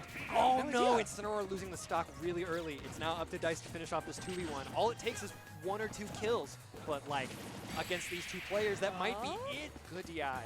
Definitely fishing for this up air into back air. Also seeing a lot of drag down there as well. But yeah, that preemptive up B from Lunges is gonna win them the set. And that'll take it. Good stuff to Lunges and Onin, making it to winner's side grand finals. Right? Yeah. I'm not entirely sure how many games they've dropped, but like that was a 30-30. Yes, sir. So that will be sending Suspect and Dice to losers finals, where I believe they will be playing the winner of BooBear and AdorableKnight, and then I don't know what's on the other side. I believe it's IcyMist and sammm. Okay. I would have to check. I see Icy standing over there, so that would make sense. Right. So I believe that's probably what we're going to be seeing next. Okay. That being Rob and Greninja versus Samus and Inkling. Yes. Right. And so I know that BooBear and AdorableKnight, what they're really utilizing is the fact that their throws set up so well for team combos. Okay. Right. Because Rob has the up smash that hits so high up, Greninja forward throw and back throw send at such a nice angle for those combos. Right. Okay. And then on the flip side, BooBear can have the down throw as Rob during like the right when he's shoving it into the ground. Right. He has armor and AdorableKnight to go for whatever smash attack he chooses. Oh, true. Right. True. Using the invincibility to just take it. So I could definitely see that. Not to knock this over. It's like sitting, the table is sitting on something and I keep like moving it. Earthquake. Right. IcyMist and sammm, I haven't seen them play too much. I know that they're a fantastic doubles team. Yes, they had a pretty decent placement at SOS this past weekend, I'm pretty sure. Definitely have really good team synergy.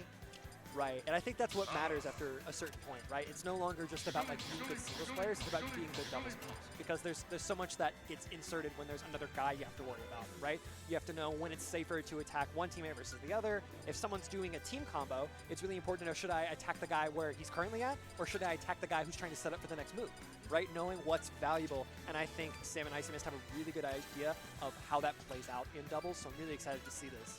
I think it's very good strategy for them is sammm was kind of playing the lunges archetype where you're just keeping them busy the entire time, trying to keep the other opponent handled, while IcyMist is just like ledge trapping over and over and over. Oh, what? We're just having a little fun. Okay. We're just having a little fun. This matchup is awful For who? for Zelda because you can pocket Knight, and I'm a Zelda. I don't know what's the word, like the opposite of optimist. Pessimist. Pessimist. She needs it. Villager needs it. No, he doesn't. Pocket is such a fun little gimmick. No. I just like how it like does a lot of damage. Like how much of like the damage multiplier. Yeah. That's like really insane. But also Villager isn't that much to be worried about, so I really should be complaining all that much. Technically, you can reflect the bowling ball, which is funny, but Does it go up or does it go like Yeah, it just goes like up. Oh, okay. I thought it would just like go the other direction. Like same it would thing like turn with around. like Hydrant or what's the other one I'm thinking of? Anvil from Steve. It just goes like straight Oh, it up goes and hits like him. dink. Yeah, I understand. and it'll kill stupid. Ooh, that combo. Okay, so this is the Icy Villager, and then I guess this is AdorableKnight Zelda. Oh. I would assume so. All right, what happens here? Absolutely nothing. Okay. I feel like Villager was like this close to being really problematic, and all they had to do was make him a little bit faster.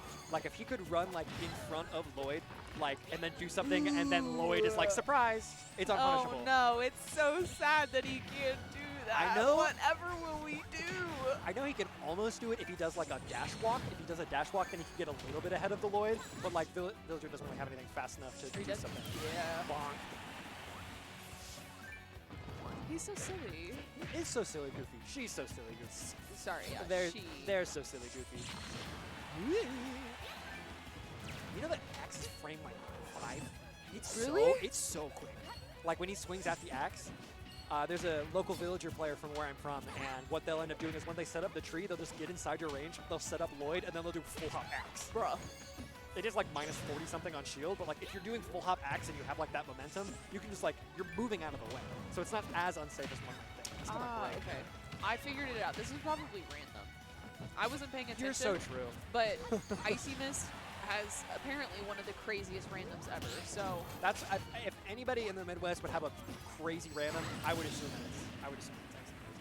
IcyMist went to SOS in Cincinnati this past weekend, and they were also at our Sunday local, and ended up seeing Doorstop in winners finals, and they did a squad strike best of 5.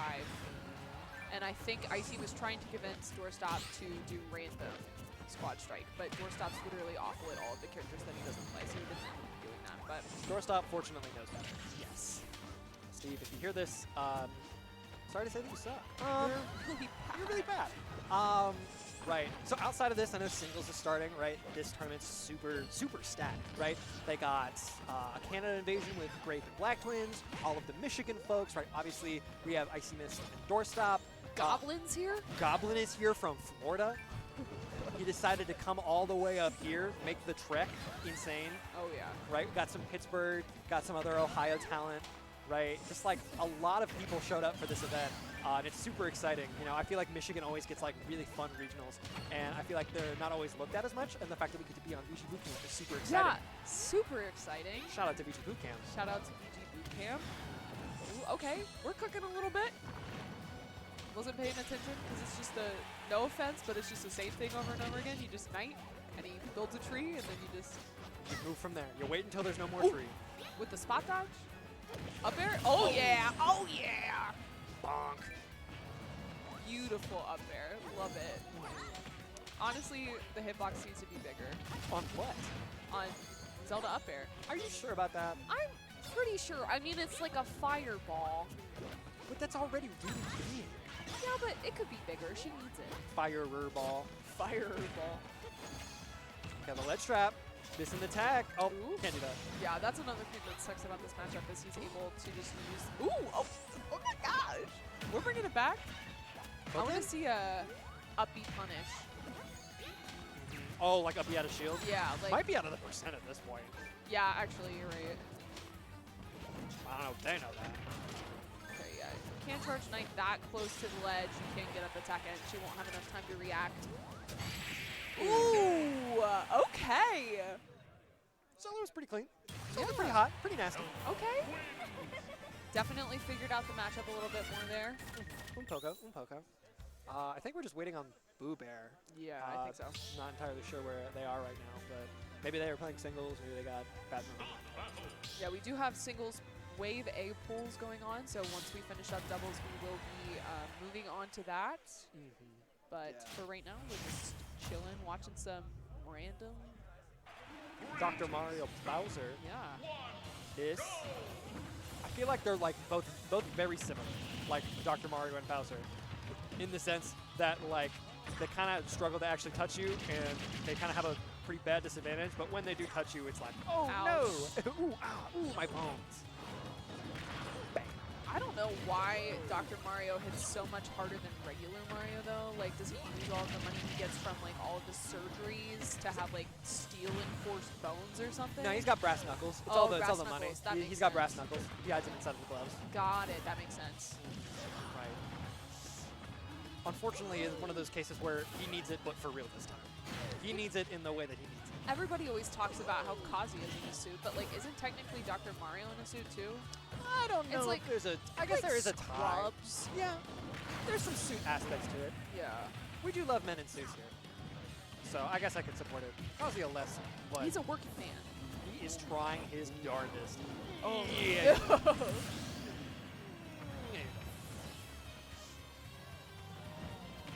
What do you do as Dr. Mario here? You don't. You just don't. Personally, I would go to the platform and kill Camp. Personally, I would SD and pick another character. Oh my gosh! Like that. An epic strategy. Oh, okay. BooBear is. We are back with it. We are back with it. Very exciting. So, like we said before, BooBear AdorableKnight, Rob Greninja, Sam IcyMist, Inkling, Samus. I know that Sam does have a Rob in the back pocket, and Icy has whoever they're feeling that day.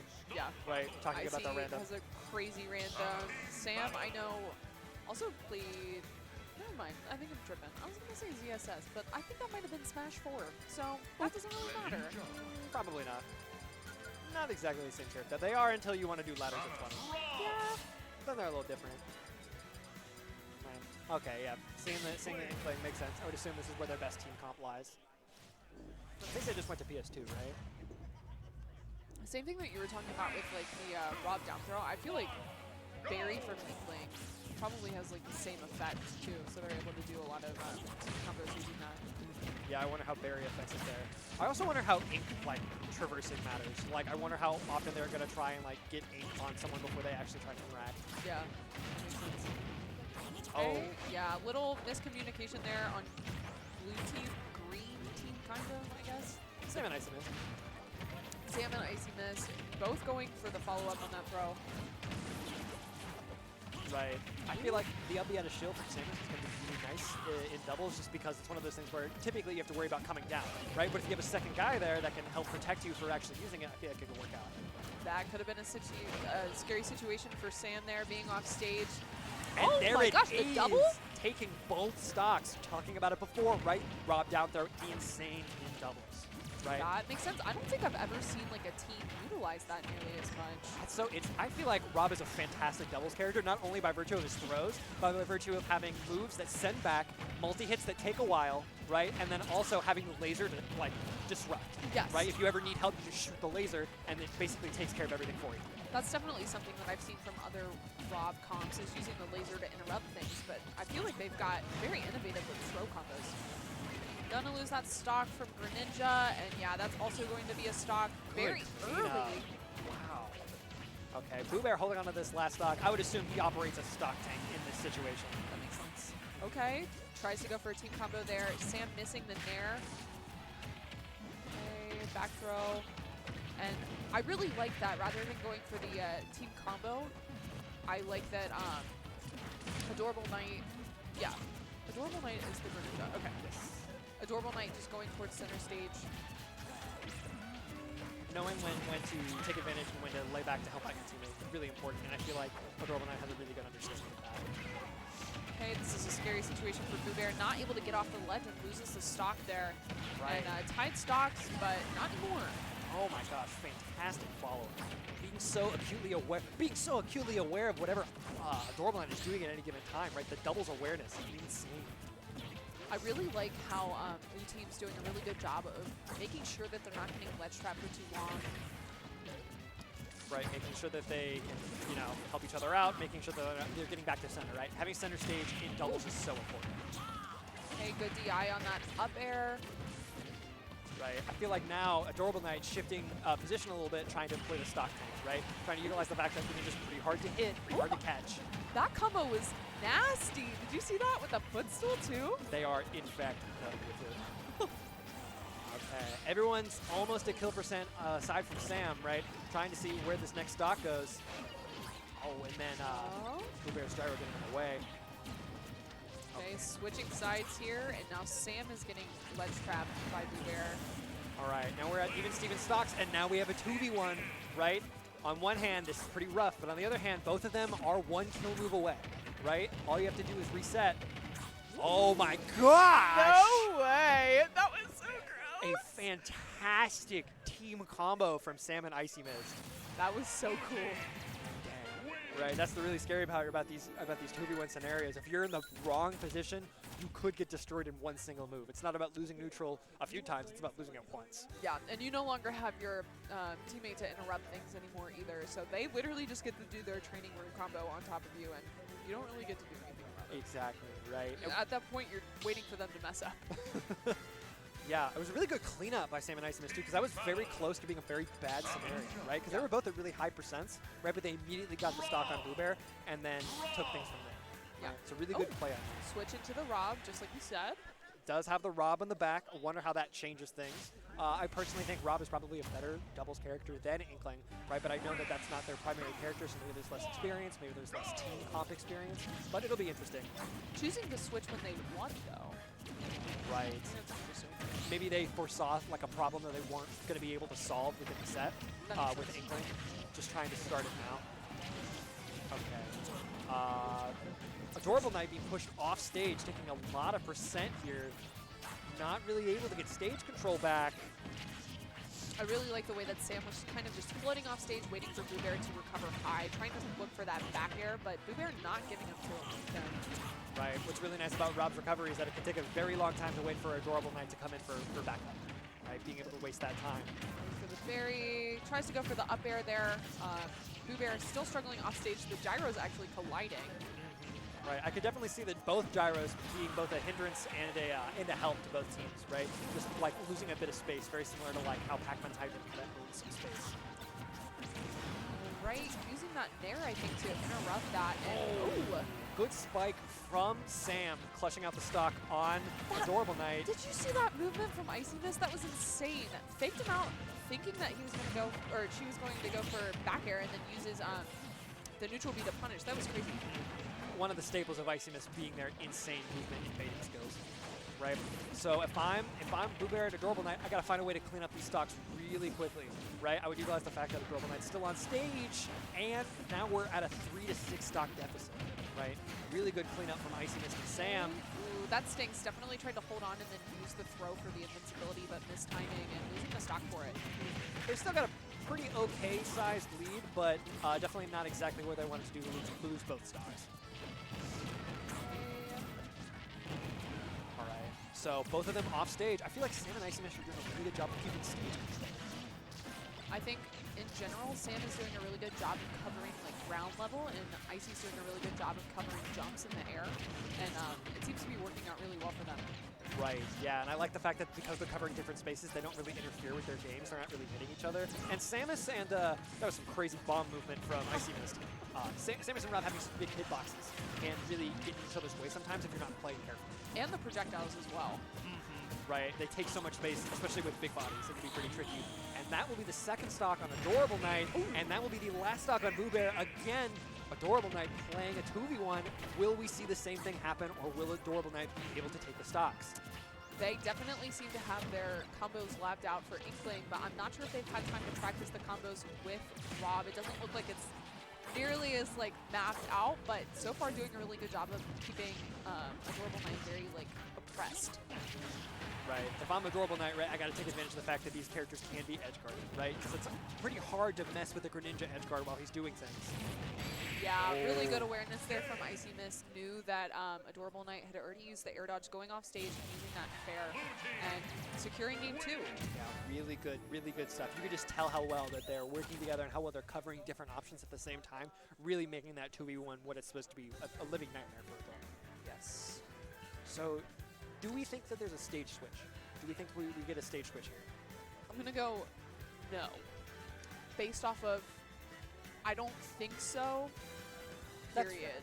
I don't think PS2 is the problem. And I don't want to elaborate. Okay, actually, maybe, yeah, I think we will see a stage switch. That Just makes based sense. off of my Your intuition. intuition. You got some really good intuition skills. I'm very glad you could showcase that.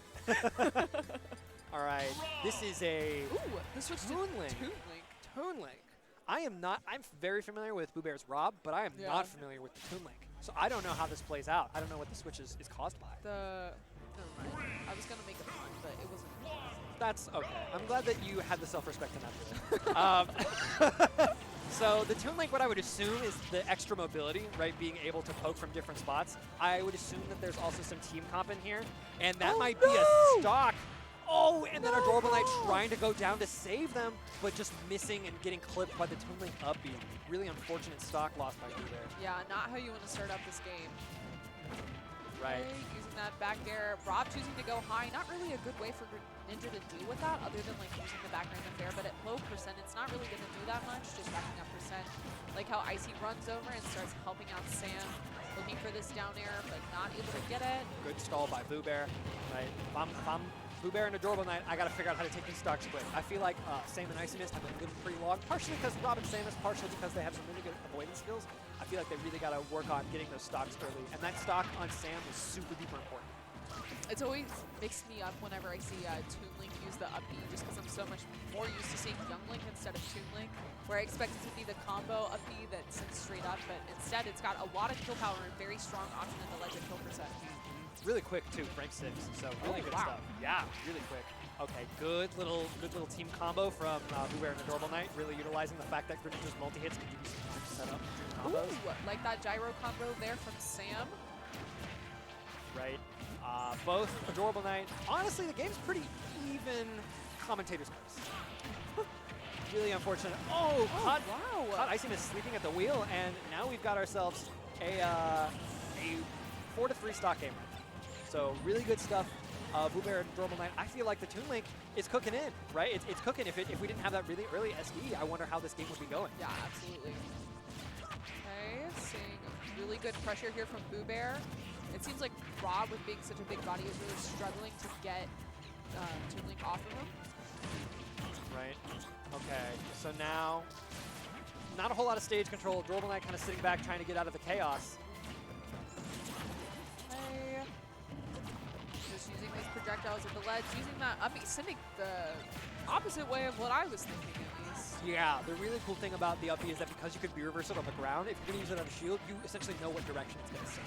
Oh, nice. Right, so you can B-reverse it at the ledge to make sure that it's out. Got it. Alright, BooBear having to deal with an IcyMist ledge trap, not getting able to set it up because of AdorableKnight putting on a little bit of pressure. Ooh, and Sam not ready for BooBear to run across the stage and get that punish, helping AdorableKnight get back on the stage. The Toon Link is working out, I'll be quite honest. I didn't know what the Toon Link was doing, but like it's putting in a lot of work. It's playing a very good assist game, right? Playing a really good assist game. I also think with like having the extra speed to just run across the stage and help whenever he needs to, it's been working out really well. Oh, nice team combo from IcyMist and Sam, taking that last stock, or taking that second to last stock from Greninja. All right, we got ourselves an even game and the share stock. Right, if I'm IcyMist, I really got to watch this stock because the last thing I want to do is give their opponents a time for a 2v1. I mean, you saw what they could do with it. Imagine what BooBear and AdorableKnight could get down. Especially on a character with a big body such as Rob. Right. So Icy playing super in shield right now makes a lot of sense. Doesn't want to have to deal with that uppy out of shield from Toon Link, rather. And that's the stock. We now have ourselves one possibly final 2v1 with AdorableKnight versus Sam and IcyMist. Can he get the job done on the third try? Right, IcyMist. It has been 3 separate times. All right, this is better than before. We now have a 1v1 on our hands. Can AdorableKnight force a game 4? And teaming with the Rob, so maybe has a lot of matchup experience in this. It's hard not to have Rob experience without common the characters, but Greninja, pretty uncommon all things considered, right? So maybe able to utilize that matchup unfamiliarity. Okay, tries to catch the jump there with the back air, but AdorableKnight able to get this punish. Oh, great read. If it sent the other way, that might have been a stop. Okay, trying to use this dash attack. Very good combo tool for AdorableKnight, and it hits pretty low too, so it's hard to punish. Okay, really good dash. Oh my gosh. Lord. Okay, this is a really bad scenario. Good stall. Good stall. Right? In a ledge trap position. Greninja not fantastic on the ledge. And that might be the stock. Holy crap. Fantastic cleanup from AdorableKnight. Yeah, third time's a charm. Really showing how familiar they are with that Rob matchup. Really sick. For sure. So now we have ourselves a game 4. Where do we think we're going in terms of stages? Town and City. Town and City? Feel it in my gut. That feels like a pretty Town and City character set. Right? I feel like all these characters do pretty okay, so I don't know how worried it is. Actually, we might go to PS2. Yeah, Running it back. I think they'll go to PS2. There you are, right again, 2 for 2. Oh my gosh, I'm so smart. Right, so this tournament not having DSR, right? If you don't want to go back to a stage they already won on, you have to ban it. And it's 3 bans. And it's 3 bans, no DSR, right? So that's what puts PS2 back at the table. I don't think any character here really gets much more off of PS2 than anyone else. No, I think it's pretty neutral. I just think it's the comfortability, and we're back on the. Okay, this is like a bunch of counter picking. We're back on it. Maybe they thought that the switch to Rob wasn't super working out now that the tournament is here. That makes sense. It definitely seemed like BooBear was definitely targeting Rob, especially with playing that character. Probably knows a lot more about like the matchup than Sam might be used to. You don't see a lot of Toon Links. Right. Okay, looking that grab. Not seeing anything crazy so far, just a lot of scrapping. Everyone have a pretty reasonable percent except for Sam, really using that small hitbox to their advantage. Okay, nice, like that. Using the splat bomb to force AdorableKnight to jump and able to follow up with that up air. Greninja pretty okay at landing with the double jump, but without it, doesn't have a lot of air drip. Basically just has down air mix-ups and air dodge mix-ups, so really good on Sam to force it. Ooh, this is scary. Both teams have someone off stage, and the other is trying to clean up, trying to get them back. Yeah, the rapid jab on shield. Not a whole lot of stage control. No. Everyone's playing in the corner, and that's 1 stock apiece. They traded. They traded stocks. At this point, not a fantastic trade given the low percent of Sam. And now Sam kind of operating as a stock tank, right? Just being super hard to hit. You wouldn't think that Inkling, being such a not heavy character, would be able to operate on such a wavelength, but just being so hard to hit, really coming in clutch for Sam. I think something that's working out really well for Blue Team right now is that Red Team doesn't have a great way to deal with shield. Speaking of which, getting a nice little shield break shenanigans, right? In singles, shield breaks matter a little bit more because you don't have a second guy, right? But them not taking too much of a damage for getting their. I feel like Grab from Toon Link's going to be very committal, especially towards the ledge. A lot of the time, you know he's going for that back throw. And then also Greninja not having like the best way to deal with shield either, just using a lot more. Okay, well, they're just trying to prove me wrong, because literally as soon as I said that, they start grabbing. But Turns out they are actually listening to me right now. All right, both BooBear and AdorableKnight on their last stock, while Samm's still on their first. Really going to have to find a way to clean these stocks up and fast, right? Probably going to need some team synergy to get it done. Ooh, okay. I like the start. I like the start. Is that Transcendent? I am not entirely. I believe with the multi-hits. Okay. With that could pose some issue for trying to climb. Okay, seeing some good damage here from Sam, just keeping AdorableKnight busy, but BooBear has IcyMist trapped on the ledge, able to use that get-up attack to get back to center. And back off stage again. Good mash from AdorableKnight, getting out of that scenario. AdorableKnight on their last legs. Sam's still sitting below 20%. Gonna have to find a way to clean this up. And that will be the second to last stock on Samus. Oh no. Oh, I wonder if that was like a drag down attack. Or no, that was a save. That was a save on. Yeah. All right, BooBear, not looking pretty. Oh, Inkling not having a good enough hitbox, or on up smash specifically to get him out of the throw. Yeah, tries to use the jab one there to call out a jump, using the landing there, and that dash attack will take it off the top. And Sam and IcyMist take the set. 3-1, good stuff to Sam and IcyMist. They got a bit more to work at before the end of doubles. They got a bit more to work at before they want to get that first place prize, right? Now they will be taking on Suspect and Dice, which have been rocking Falco and Incineroar for the majority of doubles. I know Suspect typically Kazuya player from what I understand, but I could definitely understand the idea that because Kazuya combos take so long, because you don't have auto turnaround to help you out with certain things, right? I do believe Incineroar is a fantastic doubles character. Incineroar is so good at doubles, being very heavy, very good at stock tanking, but also very good at killing as well. Especially with Revenge, you're able to use that side B and take stock super early, so you definitely have to watch out for that. Right, yeah. Incineroar seeing a lot of the limelight given Collision and Summit. True, right? A lot of people Sky J. talking about Incineroar. Very interesting character, you know, entering into this archetype of characters where their mobility isn't fantastic, but as soon as they get their hands on you, man, oh man, is it going to hurt. Yes, So 100%. definitely going to see how that operates. It's something, again, you really don't have to worry about in doubles because there's 4 people, you're always going to be close to at least somebody. Hopefully it's not your teammate, but like you're going to be close to at least somebody. And even if you're trying to stay on the other side of the stage from Incineroar, especially with a character like Falco that has a lot of aerials that are good for comboing using that fair and nair, it'll be very easy to get follow-ups with Incineroar. And we saw earlier that they are... Oh, is he going steep?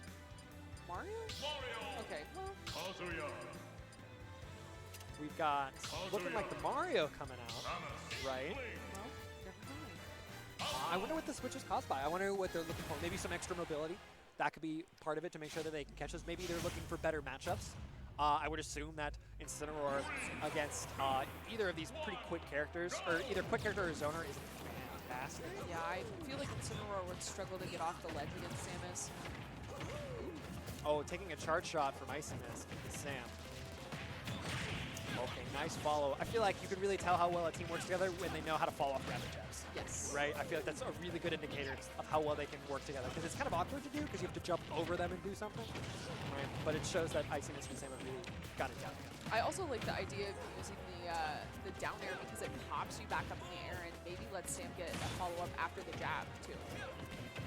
Sam and IcyMist rocking a lot of stage control. Good reversals by Dice and Suspect, though. Now they're in the middle of the stage, right? Which is what's really important.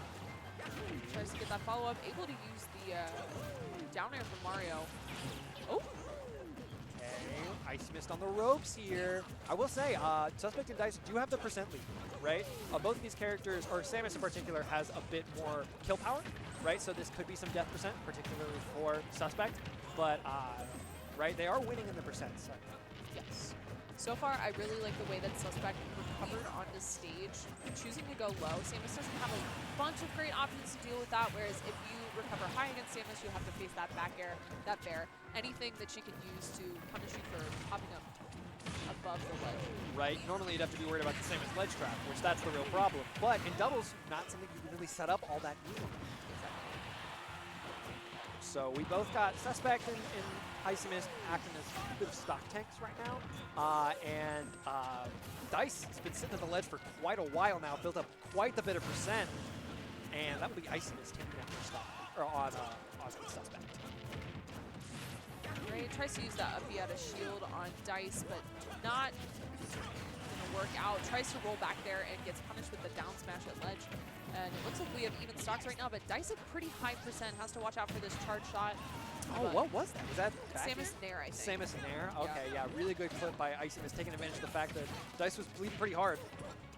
I feel like Sam has been doing a lot more rapid jabs this set. Like, I feel like they were notably absent from the last one, and I don't know if it's the character set or if it's because it was thought about and now it's being reintegrated into gameplay, but it's really helping out, right? Because it gets that ink and it allows for team combos, right? See, look at that, doing so much damage off of that rapid jab into whatever IcyMist has to offer. And it also gives you a lot more time to react as well. Right, given that time for the easy team combos. Okay, cleaning up with Dice's back air. Oh, correct. I don't exactly know if they knew what they wanted to do with the air dodge. I like the idea with the spike down, right? Yeah. Showing that they can make those sorts of reads, even in doubles. Okay.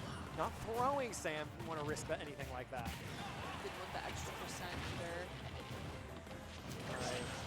Dice on the ropes. Going to have to hold on to this last stock unless he wants to share stock from Suspect. Choosing the shield on the platform there. But all right. Gonna see the sheer stock. All right. We got to make sure, you have to make sure that Dice lives, right? You have to make sure you're not taking the 2v1. We've seen how bad that can be. We've seen how effective they can be at starting these 2v1 situations. Yeah. And that will be stock from Dice. Suspect is now on a 2v1. And yeah. Good option coverage from IcyMist, forcing out all of the options from Suspect. And now we have Sam and IcyMist up a game against Suspect and Dice. I feel like IcyMist is so good at hitting the charge shots. With Dice having a reflector, which... Frame 1 reflector. It is frame 1 reflector. As soon as you need it. Yeah, I feel like that could be a big game changer for them, but I feel like IcyMist is so good at like holding onto charge shot and making you pick panic options, pick panic air dodges, and then punishing with the charge shot rather than just like letting it fly and risking getting it reflected. Right. I think they have really good knowledge of where the charge shot is appropriate, especially in doubles, right? Knowing when it's good, when it's bad. I know that Samus Falco is supposedly Samus's worst matchup, and so yes, because of that reflector and the fact that Falco has such good juggling tools, such wide juggling tools, right? Because that's what really matters about juggling Samus, because she can kind of move back and forth with the bomb, but if you have big up air, big forward air, it doesn't matter. That makes sense. Choosing to switch to Incineroar here. On Town and City as well, having those shorter blast zones on the side might come into play, but I'm not sure that they were expecting the switch, else they might have banned it. Yeah, Suspect getting a little bit of the hands from IcyMist, kind of rocking a percent higher than everybody else's, although Sam's looking to join them in that above 50% club. Okay, not having to jump there and just choosing to go to the blast zone, knowing that the stock was over. Oh my gosh, Icy. Let him breathe. Yes, this might be one of the reasons why Suspect didn't want to play this matchup in the first place, because of how oppressive IcyMist can be. I really find Samus's grab very interesting. You saw that Suspect was able to spot dodge it there, but I think if you're like at the max range, if you reactionary spot dodge Samus's grab, she can still grab you with it. You can jump out of the way, but a lot of the time, yeah, see like... Very fun shenanigans going on. Yes. Oh, love IcyMist. Bit of a missed air dodge from Sam. Luckily, it was above 100, so it wasn't like it was a low percent SD. Stuff's really nice. Right. Nice punish there from IcyMist. Saw the side B, and definitely some cheese tried to happen there from Suspect, but Icy able to use the throw and get him off stage, and now pretty sizable lead here for Blue Team. Pretty big stock swing. Oh, great spike on top of IcyMist, trying to even it up as quickly as possible. I feel like the big part about Incineroar in doubles is taking advantage of his massive kill power and really nailing in those early kills. But I feel like right now they're not really going for those team combos. They're doing like a lot of 1v1s, and Suspect is being teamed up against IcyMist, and it's not really working out. I wonder if that's part of Sam and IcyMist's game plan, right? Thinking that they would rather play the 1v1 than trying to play them together, right? Trying to take the risk of Incineroar by himself rather than Incineroar with a setup, with a Q. Oh, the laser interrupted. very interesting way of stopping the side B. I know that as soon as the hitbox comes out, it's very hard to challenge because the hitbox lasts for like a pretty long time. Yeah. Oh, using the platform to recover there definitely was a recovery. Yeah, that was crazy. Hitting the booyah on top of Suspect. Woo! Got the T kill. But honestly, they had the stocks to get away with it, so it should be fine. Good combo there from Dice. Icy using an aggressive option with that down air to try to land on the platform. He's kind of playing on the back foot here. Kind of needs some stage control. Does not want to get double team ledge trapped by sammm and Inkling. Platform getting in the way from the nice down air conversion. And seeing a regrab here, not able to get a punish off of it, and actually hitting our teammate with the charge shot. Okay, everyone's getting some. Everyone's getting some green. Now it's hard to tell who's who, but IcyMist finally able to find that down air that she was looking for that entire last sequence. And now Icy and sammm are up 2-0 right now. Suspect taking a little bit of a break here.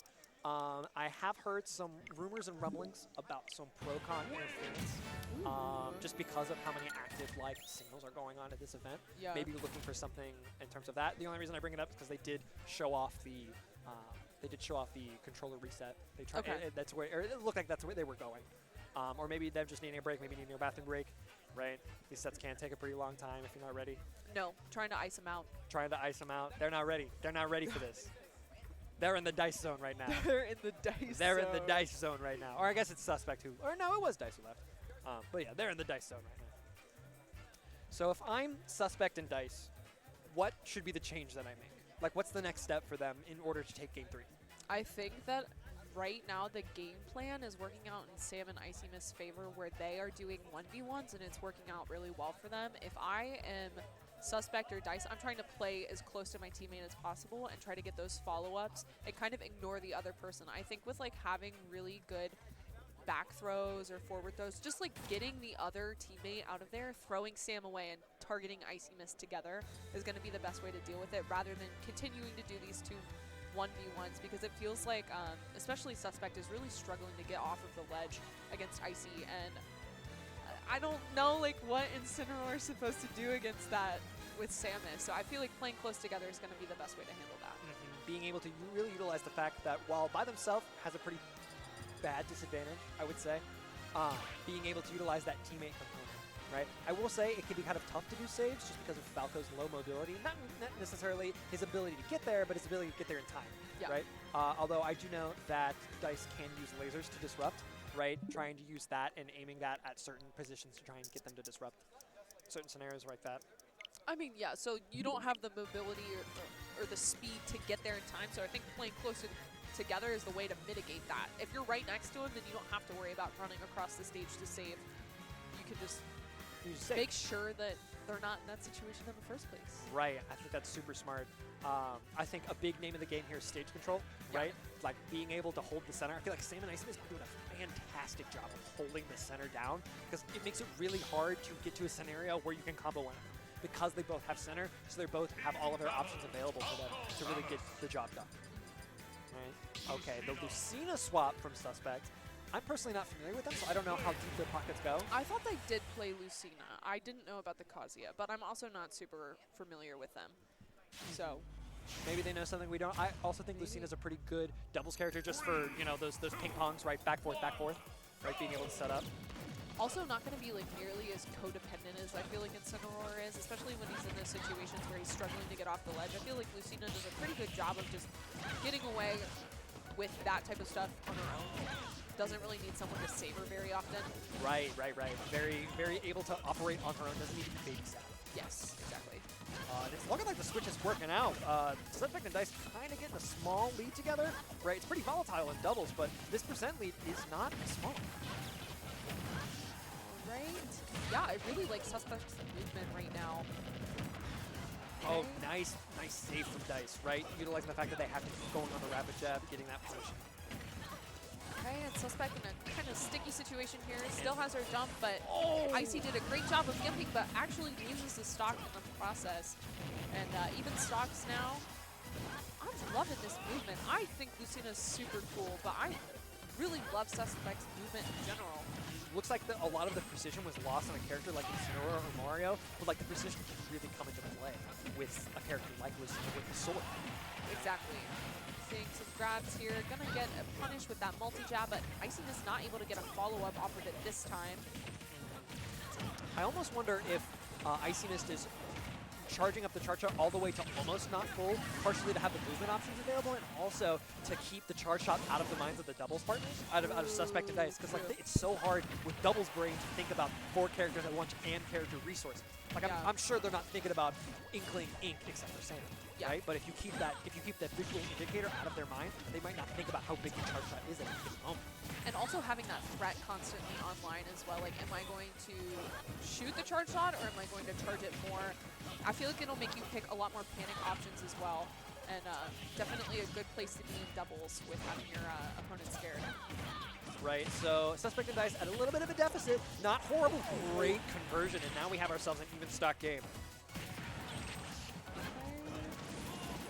Seeing that upbeat out of shield from IcyMist again. Definitely a good option for Samus here, especially when Falco's landing on you so much. I really like out of shield options in doubles just because I believe with the knockback demultiplier from singles, I believe moves get less safe on the shield, right? So you get those, maybe a move that would be safe, you know, now Samus uppy is back online, right? So I really like the use of that in doubles. Checks out. Okay, catching the air dodge there, not able to get a punish. It looked like Icy and Sam were, or never mind. That was Suspect and Dice were kind of confused as to who was going to get that follow-up. Love this movement that we're seeing from Suspect around Icy using grab at the ledge, just kind of like staying in the zone where grab could grab and then choosing to double jump onto the platforms. I think that that's working out really well with this platform layout. Ooh. Oh, both Icy and Sam on the ropes. Suspect making it, or Suspect trying to stop IcyMist, both of them making it back, right? If I'm Suspect, I have to do the heavy lifting, because the last thing I need is Dice to end up losing their stock, right? That's the last thing you'd want. So both Dice and IcyMist kind of nearing the end of their stock. Where's the 2v1 going to start? Is the 2v1 going to start? Are we going to see a 1v1 between Sam and Sam and Suspect? Right? Yep. That will be IcyMist's stock. The Lucina working out very well. Can they take on the 2v1? Can Sam take on the 2v1? This seems very hard for Inkling, I'm not going to lie. I think that Lucina's going to have a lot more resources to deal with Inkling than Incineroar would have, especially using that down tilt. Ooh, drag down fair Very into clean. down smash from Falco. Got ourselves a game 4. You'll never defeat me. So we got ourselves a game 4. I really like the Lucina switch. I think being able to operate more on your own. I feel like Suspect was much better able to handle IcyMist when they tried to set up 1v1s. It felt like a lot of the time IcyMist was getting a lot of pressure off stage. Yes, the mobility options with Lucina seem to work out really well for them as well. Being able to like use double aerials that Incineroar wouldn't be able to do. Like usually he's landing on your shield with just Nair, whereas Suspect was able to like throw out a fair and then like jump back air and keep the shield pressure on without, you know, throwing all of his cards out on the table immediately, and then IcyMist able to get that punish and start at 60% combo. Right, I like the switch. I think I do agree with the Sting. I don't think the Rob's coming out from IcyMist and Sam. I think if I'm them, I'm trying to operate more on a 2v2 length, right? Because they've very clearly shown that they can operate on such a wavelength. Yes. So that's probably what we'll end up seeing from IcyMist and Sam. But I would love to see a game 5. I would love to see a game 5 juicer. All right. Sam kind of taking the business right now while IcyMist took the time to charge up the charge shot. Not choosing to go for that follow-up there, choosing to combo the teammate instead. Right, it's really important to know when it's appropriate to keep the team combo going, when it's appropriate to just save yourself, when it's appropriate to stop the other guy. Okay. Sam's taken quite a beating this stock. Percents are pretty low for everyone else, in particular Dice. Right, I feel like now that they're trying to play this now that they're more able to play this 1v1 game a little bit more, Dice is really fallen into his own when it comes to taking on Sam. I would assume that Falco Inkling isn't a fantastic matchup for Inkling, so I could see them wanting to play such a 1v1. Great sequence there from Suspect, edge guarding IcyMist. Icy eventually able to make it back on the stage, but able to rack up a lot of percent. Oh no, not the team kill. Unfortunately, a team kill coming in from Suspect, right when you have those big hitboxes, you've got to watch. Okay, not choosing to pull the rest of the trigger on that side B, rolling back towards center stage and able to lose the stock because of it. Really good pickup. I love me some spawn platform combos. I think it's super fun to utilize that, and I think it's really good team awareness. And now... Okay, well they both died, but definitely not a good trade for red team. Suspect dying at like 10 or 20%. Definitely not a trade you want to be taking. Now, it looks like they've kind of swapped their roles a little bit, right? It looks like Dice has kind of taken on IcyMist with Sam taking on a Suspect. I could definitely see those matchups being pretty favorable for the red team, truth be told. Yes. Okay, able to use that up air, and it seems like Lucina's struggling to land, able to use that nair to get back down. But not having an easy time getting off the ledge from Sam here, using a lot of down tilt, but able to just back throw off stage and go and trade dance partners again. All right. Oh, nice conversion from Sam, right? Being ready, even in disadvantage, to convert off of what IcyMist has to offer. Ooh, a little off on the spacing on that F smash, but definitely could have been scary, especially being off stage. IcyMist showing that she's not afraid to kill off stage and able to use that dash attack to seal out that stock. And this is going to be very hard for Dice to... Oh, that might be stock right there. No, not like this. Unfortunate. Sam and IcyMist going to take it 3-1 yet again. They are in winner's side grands. Yes. If I No, loser side grands. Loser side grands. You're so right. I do believe when we go back to who sent Sam and IcyMist to losers, I do believe it was Onin and Lunges. I believe they got sent down in winners quarters. So they've been fighting in losers for quite a while now. So pretty interested to see how this ends up playing out here. What does Onin's tag mean right now? Awesome Steve main? Oh, awesome Steve main. Got Awesome it. Steve main. My brain didn't connect that. Thank you. Rolls off the tongue. Awesome Steve main. Don't know for how much longer, knowing that I know that a lot of regions have been waiting to issue their thoughts on Steve after the season has ended, so that way they didn't stop any people mid-season. Yeah. But we're airing at the end of March. Typically, most regions run a quarter season. Right? They run a quarter. I know Ohio does continue on until April, so it's probably going to be a little while in April. I know some regions have already taken the stance to. Okay. But hopefully, I truly believe that Onin is a fantastic player. So even without Steve, I think they'll be able to make really good results. Right? Yes. I think they're a really smart player, and I think while Steve has been able to showcase their talents, I don't think it'll matter much that if and when the character does not see the light of day. And truth be told, it really depends on what Japan does, because they like Steve and they have Akala, and so they're probably not gonna ban the character. Akala's just a little guy. Like, he is a little guy. Onin's also a little guy, and it doesn't seem like yeah. America cares that much. No. But so I guess we'll have to see what we see. But yeah, rocking the Steve and the Samus, right? 2 Samuses on the screen, a lot of projectiles, a lot of things flying. I feel like it's going to take a lot of awareness from both teams. yes, absolutely. Especially with Samus, just in general, like, I feel like there's going to be so many team combos with the wrong Samus. I would get so confused. But lately, from what I've been seeing from Lunges and Onin, is that Lunges is like fighting a lot more, whereas Onin was trying to bind, and once he got Diamond Online, he was playing a lot more with Lunges going for those team combos and stuff. But that's obviously not happening right now. Onin choosing to box with these wood tools. Right. Maybe having an idea. They did play them in winners, so maybe they have some new ideas on how to tackle them. Right. I wonder how it'll change with the best of 5 format rather than a best of 3, because they did play the best of 3 for winners quarters. Yes. Double Samus up B. Oh boy. I'm so excited. Woohoo! Man, oh man, do I love Super Smashy Bros.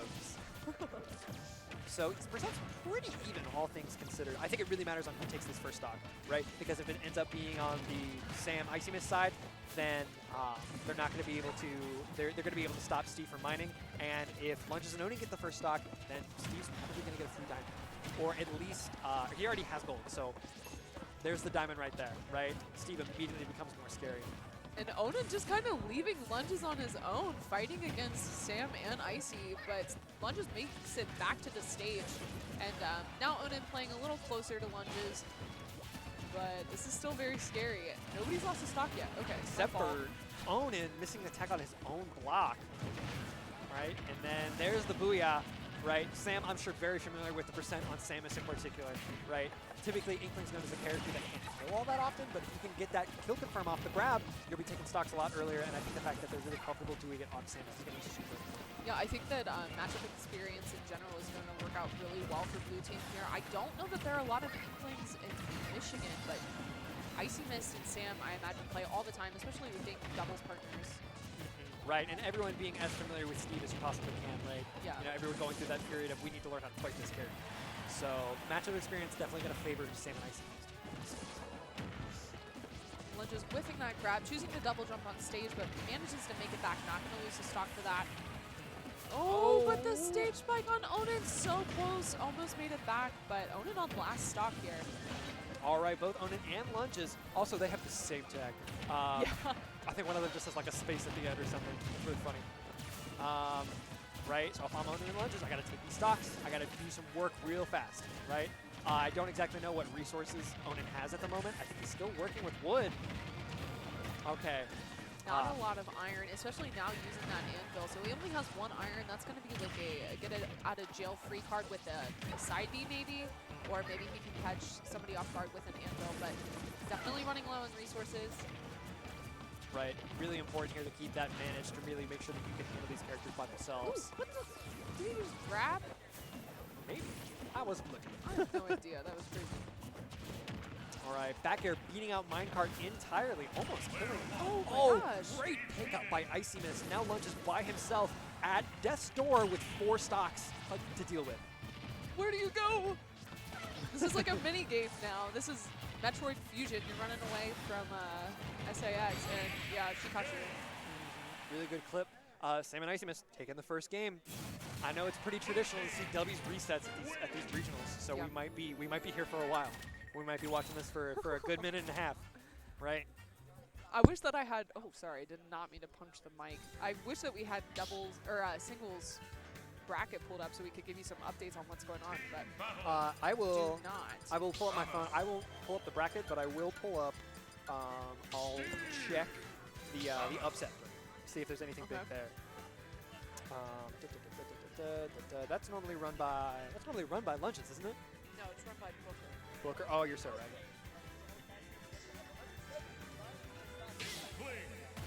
It would be really funny if he was tweeting it out while he was playing doubles, though. All right. So nothing too big in terms of upsets here. We got Nova taking it over Richer from GRV. Okay. And then we have Henzoledo taking it over Purple Roy 2, also both from GRV. This is the wrong tournament. Fun I was fact gonna about say I don't know. this is the other tournament going down. Let's see any big upsets going on here. We have Blue Boo taking or getting beaten by Rookie from Eastern Michigan, and then we have Poison Jam taking it over Hellshire. Okay. So not a whole lot of upsets going on right now, but we've got some heavy hitters and losers already. As for doubles, looks like Lunges and Onin have taken a bit more of an active stance on trying to get these stocks, right? If I were Onin, right, my main idea is go help out Lunges more, right? You don't always need the materials. Steve can still operate without them, especially at these lower percents. So taking that, although Lunges being left to fend for himself while Onin makes a house. But Onin choosing to help now, keeping Sam at the ledge. I really like Onin's use of minecart this game as well. I feel like we didn't see it that often in game 1, but I think that that's a big game changer because especially if you're putting them in those checkmate situations where they either have to like jump into your back air or get hit by the minecart stuck in that command grab, it gives your teammate plenty of time to like set up for a punish as well, especially if they're like just rolling across the stage. Maybe able to see some kills from Lunges there. Right. Lunges holding onto this stock for dear life, nearing 170%, really doing his job as Samus to be a stock tank, right? Letting Onin play a bit more of his game, play a bit more aggressive, right? And with being at such high percent, you're probably going to see a lot of shield. I was going to say have to watch out for the kill grab from Samus and then also back throw from Inkling as well, but IcyMist just able to take the stock with a landing there. Oh, barely avoiding the shield poke. Great awareness by Sam to get out of there, right? That's the real setup with that anvil, the fact that it makes you so vulnerable to shield pokes in the back. Both Sam and IcyMist holding onto their stocks pretty well here. Although it can be, the tides can be shifted pretty quickly, as I was saying, right? Stam already losing one of the stocks. IcyMist still on their first stock. Has stage control here, using the splash of Inkling's uppy into combo with IcyMist. Just super great awareness overall. All right, Lunges getting hit off stage. Looking fantastic. Both Steve and Lunges, both Onin and Lunges being at these really high kill percents. The only one who's really not in danger of dying anytime soon is Infiknight. Oh, great. Almost looked like a save from to stop the Booyah. I can't. Gotta be wary. Gotta be wary about the charge shot at any given time. Even Steven stocks percents, not so much. Right, Lunges working on death's door right now. Right, and Onin just choosing to mine in center stage rather than help Lunges off the edge, but able to get back anyway. Seeing a lot of pressure using these up airs. Does have diamond pickaxe as well. Right, he's got the sauce. Yeah, so gotta watch out for that back air or that F smash as well. Great stock, like great use to take out those stocks right now. Lunges on his last, right? But now what's really nice is Lunges can take this game, can go and fight. Worst case scenario, he needs help, Steve comes into play. Yes. Right? And now Steve gets all the resources that he would need to really operate against Samus. Okay, using that up B to punish the jump from ledge. We see a lot of these bomb traps. Trying to use that up tilt, but timing a little too late and gonna get hit with that dash, or the get up attack. Where do you go? Nowhere. Okay, on the platform. Oh my Okay. gosh, that would have been so Oh my sick. gosh! Great option coverage by Onin. Them taking game number 2. We got ourselves even Steven's game. Just felt like Onin was able to support Lunges a lot more, and Lunges was really holding on to those stocks. Yeah, for sure. Right? Those stocks that they lost were 170 plus, right? Really insane use of Samus's weight and Samus's ability to just not die. And especially given that, like, Lunges, I feel like, is scrapping most of the time, and Onin is the one that's, like, building a wall, getting resources, getting that diamond. Lunges is, like, still living pretty long, given that most of the time he's 2v1ing blue team. Right, really taking into account what he could do. Did they just go back to PS2? I guess we'll find out. We'll find out. I guess we'll find out. Going to Town and City, Sam and IcyMist really wanting the space. Very understandable, right? Maybe also working in the favor of Onin though, being able to take those resources and get the time that he needs to get them. All right, just choosing to disengage there. Going back to center to mine a little bit more, but able to rack up decent percent on IcyMist. Right. What is nice about those Steve combos with Wood is that they don't do a whole lot. You know, asterisk, right? They can set up for some really big stuff. But like if you're getting the traditional up tilt into up smash, probably not taking more than 40. Which like sounds ridiculous to say that that's a good amount to take. Only 40. Only 40. Man, I watched an old Smash 4 video where they were talking about things that they had to change in the game, and there used to be a thing where you could cancel lag in Smash 4 as Peach by using down B to throw the turnip that was in your hand, and the video was like, yeah, it kind of gives Peach a 40% combo, so that's kind of ridiculous. And I think the fact that we're living in an age where 40 is standard, if not subpar, is insane. The 1v1 multiplier really does numbers in Smash Ultimate. These colors got me a little mixed up right now because blue team is playing with green skins, and then we also have Creeper Onin right now, but seems to be working out pretty well for this team. Not seeing a lot of team attack right now. Right. Blue team down a stock, but again, Lunges and Onin both at pretty high percents. Oh my gosh. Oh, Ouch. taking a shot to the head into more Steve aerials. And F smashing through the block, gonna kill Inkling. Very classic Steve play. If you're going to hit those blocks, you got to know what he's doing while it's happening.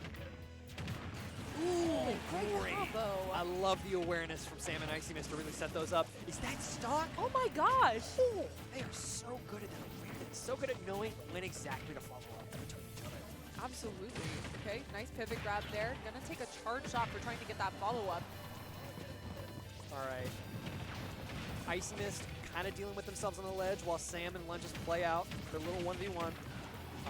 IcyMist back on, trying to get some ladders started. Right, Samus ladders being very deadly at low percents if you're not ready or you don't have the proper instant.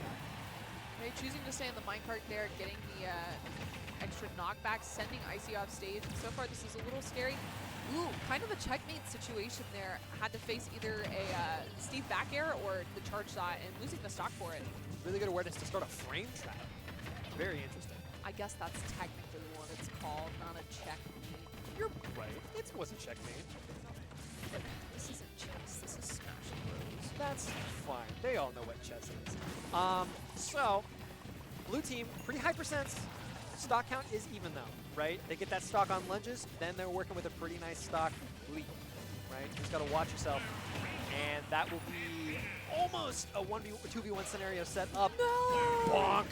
Not like this! Can't go through there. Can't go through there. That might be one of the reasons why they took them to town. Because from what I understand, it's a lot easier to get that bonk set up on town than it is on PS2 because you couldn't get inside that little lip, right? So maybe that had something to do with it. Oh. All right. Said, I don't need you. Right. And we're seeing a Samus brawl and like basically the King of Fighters stage with the sides. What's really rough about Samus, like I feel like a lot of Samus's good combo starters just take a really long time. So it's really hard to get anything started on one of Onin and Lunges without the other one coming in to save them. Yeah. Okay, ledge trap set up. I'll be honest, I don't know what to do there. Dude, like, I feel like do there. Samus is so good at ledge trapping and Steve is so good at ledge trapping. It's like the two best characters at it. What do you do? I see that and I go, ah, Nah. that was nice. Game See 4? me in the blast zone. That was nice. Bands? Okay, so IcyMist doing their best, getting a little bit of percent. If they can somehow take the stock on top of Onin, right, winning the 1v1 is pretty doable. Yeah, when Steve sets up his thingamajigs, I really don't know what's going on. Very lucky that that down smash sent towards center stage could have been a little bit scarier if it did send out towards the ledge. But IcyMist honestly doing a pretty good job. I was about to say, like, we're memeing, but IcyMist might be able to take this. If they could get one solid back air on either Lunges or Onin, right? They really have the ability to set that up. Oh, house. I love that Onin's just building. He loves Minecraft. Me when I love Minecraft. Okay. Yeah, not a lot you can do as IcyMist here, just letting him build up all of these resources. Okay, off stage. Yeah, great follow-up. Not a lot you could do with that minecart.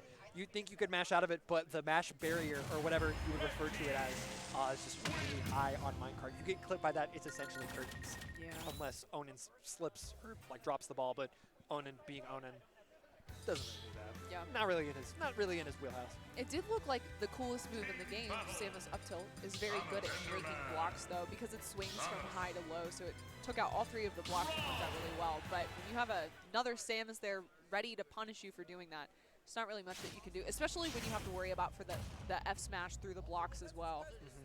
All right, we got ourselves a switch to Rob And Enderman. and Enderman. They have the best counter press. Okay, Onin getting caught a little bit in the blender, but they're able to escape. Really good on them. Okay. Whoop. Okay. Feel like Lunges and Onin are taking a lot of percent right now, and Sam and IcyMist able to hold the center. Oh my gosh. Oh my gosh. Okay. Fantastic. Great stuff from IcyMist and Sam. Right, if they can keep this up for the entire game, we might have ourselves a Game 5 juicer. Game 5, absolute banger. Right, and gonna die to that F smash across the stage. So far, Icy and Sam doing a great job this game.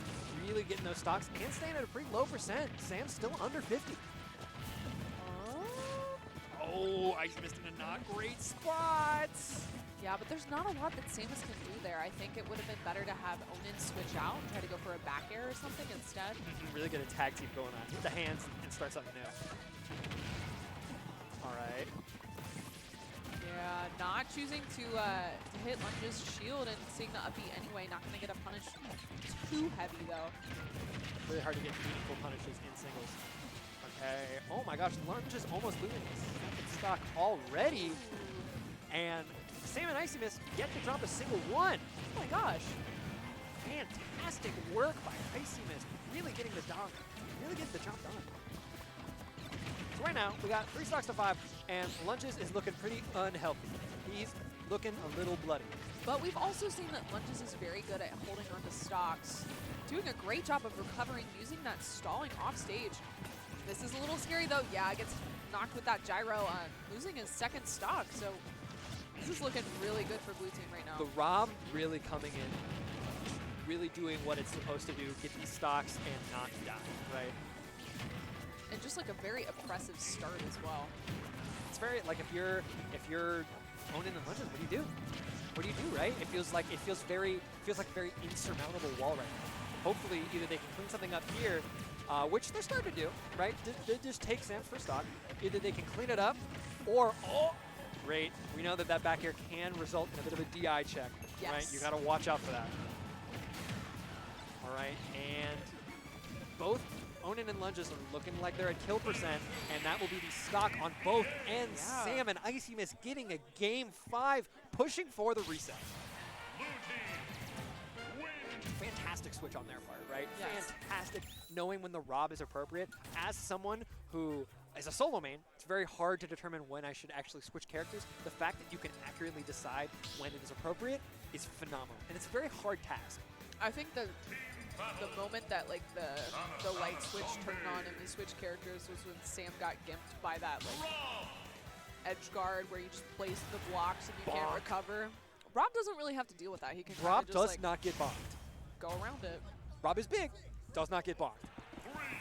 We are back to PS2 for Game 5, possibly having a reset on our hands. Enderman didn't seem to work out too well, so we're back on Creeper. That's fair. I respect the counter pick. Alright. Lunges and Onin not having a whole lot of stage. Oh no, they got a bit of stage to work with. Sometimes it can be kind of confusing seeing two Samuses. And Yeah. because of like Samus, the two Samus colors are pretty similar. It's kind Yeah. of hard to differentiate. Alright, using that back air to throw Icy back off stage and playing super patient here, not swinging too much, playing very in shield from Onin. Pretty even Stevens game right now. PS2 really helping them out, I feel like. Yes. Gyro getting in the way. Gyro is serving as a little bit of a barrier to entry in terms of getting that stock. And there's that situation that we've seen time and time again. Onin using the minecart and then jumping out of it. If you stay on the ground, you're going to get caught in the command grab, and if you jump, then you're going to get hit with that back air. Keep seeing it over and over and over again. Very, very good option for C here. And especially if these percents can confirm into a kill. Using the mix up there and staying in the minecart, actually. Wanting to hit both players, I believe. Wanting to get both of them out of the scenario. Yeah, I feel like this game, I've seen a lot of Onin just like full on across the stage. Yes. Onin's doing Steve things. Steve thinks, and well at that. Yes. Alright. Lunges trying to hold on to this stock, sitting at 142. Ooh, Oh, okay. great conversion. And now we have ourselves a 6-4 stock deficit. Great move from IcyMist though. Getting out of that, scenario, taking every stock. Lunges though, serving as the stock tank yet again. It looked like Sam was trying to call out the charge shot from Lunges, but Lunges waiting a little bit and then waiting for the side B to end and then pulling the trigger on that. Able to get a lot of percent from that. We got ourselves a pretty even game. It was looking pretty good for Lunges and Onin, and then Onin kind of got ping-ponged back and forth for 70%. It got like gyro, charge shot, forward air. It was intense. Seeing that back air DIs it correctly, DIing out, but yeah, it looks like Onin lost his stock for that. Right, Rob after kind of being a mini game within itself. From what I understand, Rob can decide which DI is appropriate unreactively. So you really just gotta hope. The Hope and pray. correct way is to crush bones and pray to the god that you believe in. The correct way is to unplug their control. Okay, both of them sitting behind the wall. I feel like this is a move I haven't seen before. Yeah. Right, both of them sitting behind the wall trying to get some resources down. A little bit of a stock deficit, but both Icy and Sam at kill percent, meaning that Onin and Lunges can get a pretty sneaky stock conversion pretty quickly. Oh, but Lunges losing his last stock. Lunges and Onin being on a bit of their last legs. Can they clean up, or are we going to see a reset? Ooh, okay, able to find that up air for the kill. Tries to go for that up B punish, but not able to find it. And throwing towards Onin, trying to get that follow-up, but not able to find it either. This is a little scary. Oh, Lunges kind of in the blender, but able to get out. Tries to use the drag down fair there from Lunges, but doesn't really work out. Does have IcyMist at the ledge, though. I felt like Onin almost had a stock there. Just could not land on top of the block. Nice pickup there from Icy. Oh my gosh. Okay. All right, we got ourselves even Steven stocks. What's going to happen? Both of them taking a little time. Onin having diamond. Oh, throwing the minecart. I feel like Onin's minecart usage this game has really been the kicker. Yeah, very, very, very different from the other games, but it was working out very well for him. Oh, what happens here? Lunges losing the stock. 2v1 scenario, not looking great, but very doable. Yeah, I was going to say, I think if Onin is able to get Samm's stock, this is a lot more doable, but even still at 111%, Icy only needs to like rack up a few more hits to be able to get him in kill throw percent. I almost feel like Onin's using the minecart as a mobility option, like almost trying to get out of scenarios he doesn't want to play. Not looking great, having to deal with a sammm ledge trap. Can't roll away. I want to say that obviously Onin at a very high percent, but this is so doable. One diamond back air in the wrong spot. Setting up the wall, desperately needing resources, and that's the diamond pickaxe. Oh yeah, it catches the roll. Oh, not enough. Living at 160. I'm so nervous. Got the roll in the second time. Got the roll in the second time, and we have ourselves a reset. Great read from IcyMist. Onin giving them the roll too many times. Yep. Game 5 reset. Doubles classically going over schedule at basically every regional that it's at. That has never happened. If there's a way for doubles to take up all of your time, they will do it. We'll probably get to commentate like one set of Wave A pools. I would not be surprised if Wave B started soon. I would not be surprised. It starts in 13 minutes. It's like we're going to be on the mic for W's. That's about it.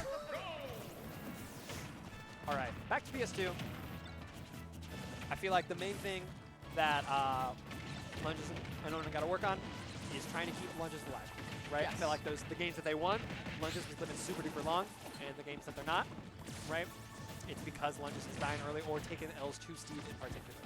I think setting up a lot more of these minecart traps that we were seeing in the last game were working out really well. So I think if we see that, it'll be very beneficial for Red Team. But it's just a little scary because you have to be in the right position, and it looks like Onin is off stage, able to make it back, and just building this wall, just letting Lunges handle the ledge trap, but IcyMist trying to snipe off stage with that charge shot. Oh my gosh, Icy, let him breathe. Lunges kind of off stage and taking the back air from IcyMist. Crazy Steve ledge trap, crazy Steve Thass. I think you roll there, question mark? I think the roll breaks the block too. And Oh, like really? obviously, because well, I think the thing about it is that Steve can just like cover something else. Oh my gosh. Steve can go cover the roll. It's either that or if you have enough invincibility, you can wait for the block to break. But if it's like iron, it's Oh no! Lunge is taking another early stock loss on their last stock. Not looking great. Okay, he's getting a team combo there, but Gyro not going to do a ton at 155 center stage. Lunge is eating a ton of percent here, sitting at 35 and whiffing that up B, but able to shield in time for a second up B. Finally taking samm's for stock. Red team gonna have to make some changes fast. The stocks are the same, but having the stock so lopsided, especially with Onin at such a high percent, not super awesome. Especially since, as you said earlier, most of the games that Onin and Lunges are winning are the ones where Lunges is staying alive, sitting at 90% on last stock right now. So this is scary. Gotta watch out for that down throw, yep. Oh, Onin pushing IcyMist out of the way, almost. And great stock take from Onin. Stocks are looking pretty even, although Lunges not looking so hot, having to play off stage at 150 plus. But that recovery was hot. Did you see that? He did. Able to make it around Laser and Gyro and Rob, all at the same time, making it back to stage. Gotta watch out for this grab from IcyMist, though. I would assume that Samus is at kill percent from both grabs at this point. True, yeah. At least with some pummels, or maybe not Rob up throw, but Rob down throw into IcyMist does anything. Oh no, catching the jump from ledge there with back air, and Lunges out of stocks. I don't think we're going to see a sure stock here. Doesn't look like it. Looks like Onin is pretty comfortable playing the 2v1. Right? It doesn't look all that horrible. Both sammm and IcyMist are at kill %. So long as Steve doesn't take a nasty edge guard, all it really takes is one stop. Are these tables made out of wood? Can we knock on them? Maybe. Oh Okay. my gosh. sammm now on last stock, although Onin is getting ledge trapped with very few resources. Only have one iron left, trying to use the space. It's still crazy to me that even when Steve is mining in doubles, even when there's a second guy, he can still set up the wall and have the ability to get some resources. Yeah. Oh, having a little bit too much invincibility there.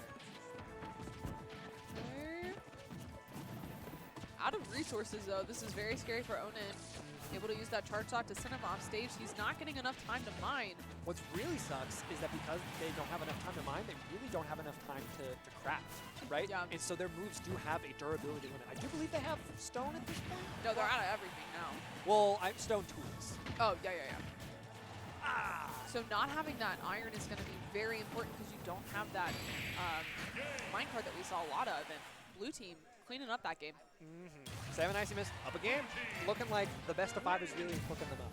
Really giving them time to adapt. It looks like the Rob is helping them out in a lot of ways. Was it a game 3 or a 2-0? I don't know. My guess is game 3, but that's, you know what they say about assumptions. So you're normally right. So it probably was game 3. I'm smiling, but my mouth is full of fries right now. I am struggling to pull up anything with the bracket, unfortunately. But, game 2, back to PS2. I don't think the stage was the problem. I think PS2 is a nice stage for really all of the characters. I would not be surprised if the entire set was played on here, or maybe Flashback to Town.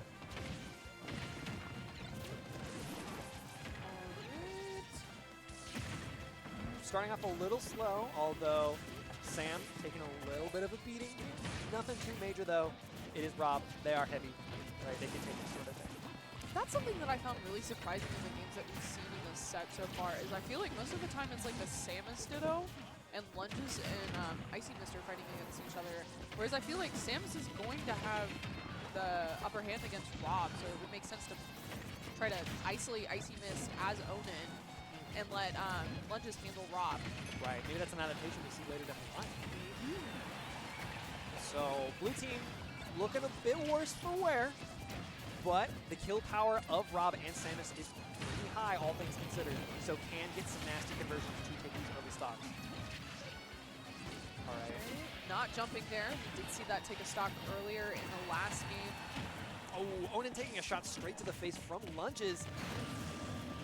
Oh, I love that. Onin sets up the wall to stop IcyMist from saving Sam. Oh, nice. Really smart doubles play. Choosing to go low there and stalling with the bomb setup to avoid Rob downer. Worked out really well for Lunges. Ooh, the grab! Oh, with the... Being right, just barely misspacing it. Love the idea, though. Trying to take a stock at 29%. Right. Lunges and Onin really getting a lot out of these stocks. Really getting a lot. Oh, love that double jump, air dodge, and up jump. Yeah, kind of unfortunate because you're very limited on options, and not having your teammate on that side of the stage made it very easy for IcyMist to get the appropriate punish, but like the idea anyway. It was cool movement. Right. Okay. Yeah. And Up tilt, back air. up tilt, back air. Really hard to do, especially at ledge. There's not. I don't think there's a DI that saves you there. I think there's a don't be there that saves you there, but other than that, yeah. Oh, wow. Oh my gosh. Red team running a clinic game too. Both Sam and IcyMist on last stop. I think something that's definitely coming into play here is that Steve just has a lot more kill power than Rob. Like, Rob can definitely kill, but Steve is just significantly better at it, which is crazy. I think it's a lot of that, and I also think it's a lot of Onin doing these, what I would label coming throughs, where like as soon as something's happening, as soon as something bad is happening to Lunges, Onin comes in with dash attack, or back air, or minecart, right? These Very saving good at maneuvers. interrupting. Whereas I feel like Rob has to use a lot of his projectiles to do that, and I don't really think that that's coming into play a lot here. No, I don't think they really have the opportunity to, right? Just because at any given moment, everyone has projectiles, whether it be charge shot or a different charge shot or minecart. Okay. So Sam, gotta do this 2v1. 4 stocks to 1. Yeah, I figured we were going to see the up B there. All right, game 2. Going to Lunges and Onin. This is going to be game 5 again, and I think the last game is going to end with a timeout. Okay. Using as much time as possible.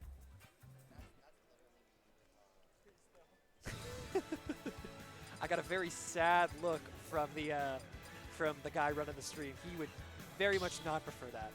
So we will see what happens. Can't take a heartbreak, he says. So, if I'm Sam and IcyMist, how do I deal with these? How do I deal with these coming throughs, right? How do I deal with Onin coming through and disrupting things? You got to really keep an eye on Onin at any given time, right? It's almost like Wii Fit soccer ball. You have to keep track of anything. Yeah, just because they have the ability to be anywhere at any given time, at least horizontally. Vertically, it's a little more challenging because Steve is kind of slow in the air, but horizontally, Steve can get there at a moment's notice. Okay, Lunges choosing to get back to center stage rather than trying to overextend, maybe seeing like a reversal off there, and you don't want to deal with Rob back air back in the blast zone.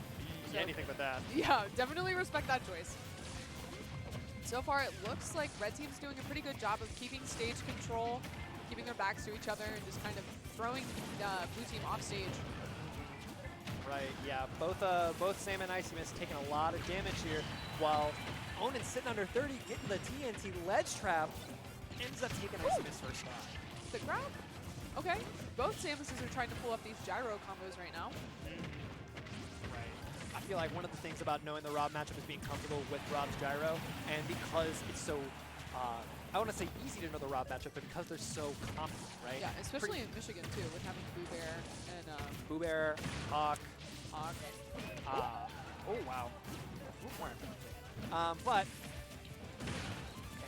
both Onin and Lunges being a kill percent, but both Sam and IcyMist being down an entire stock.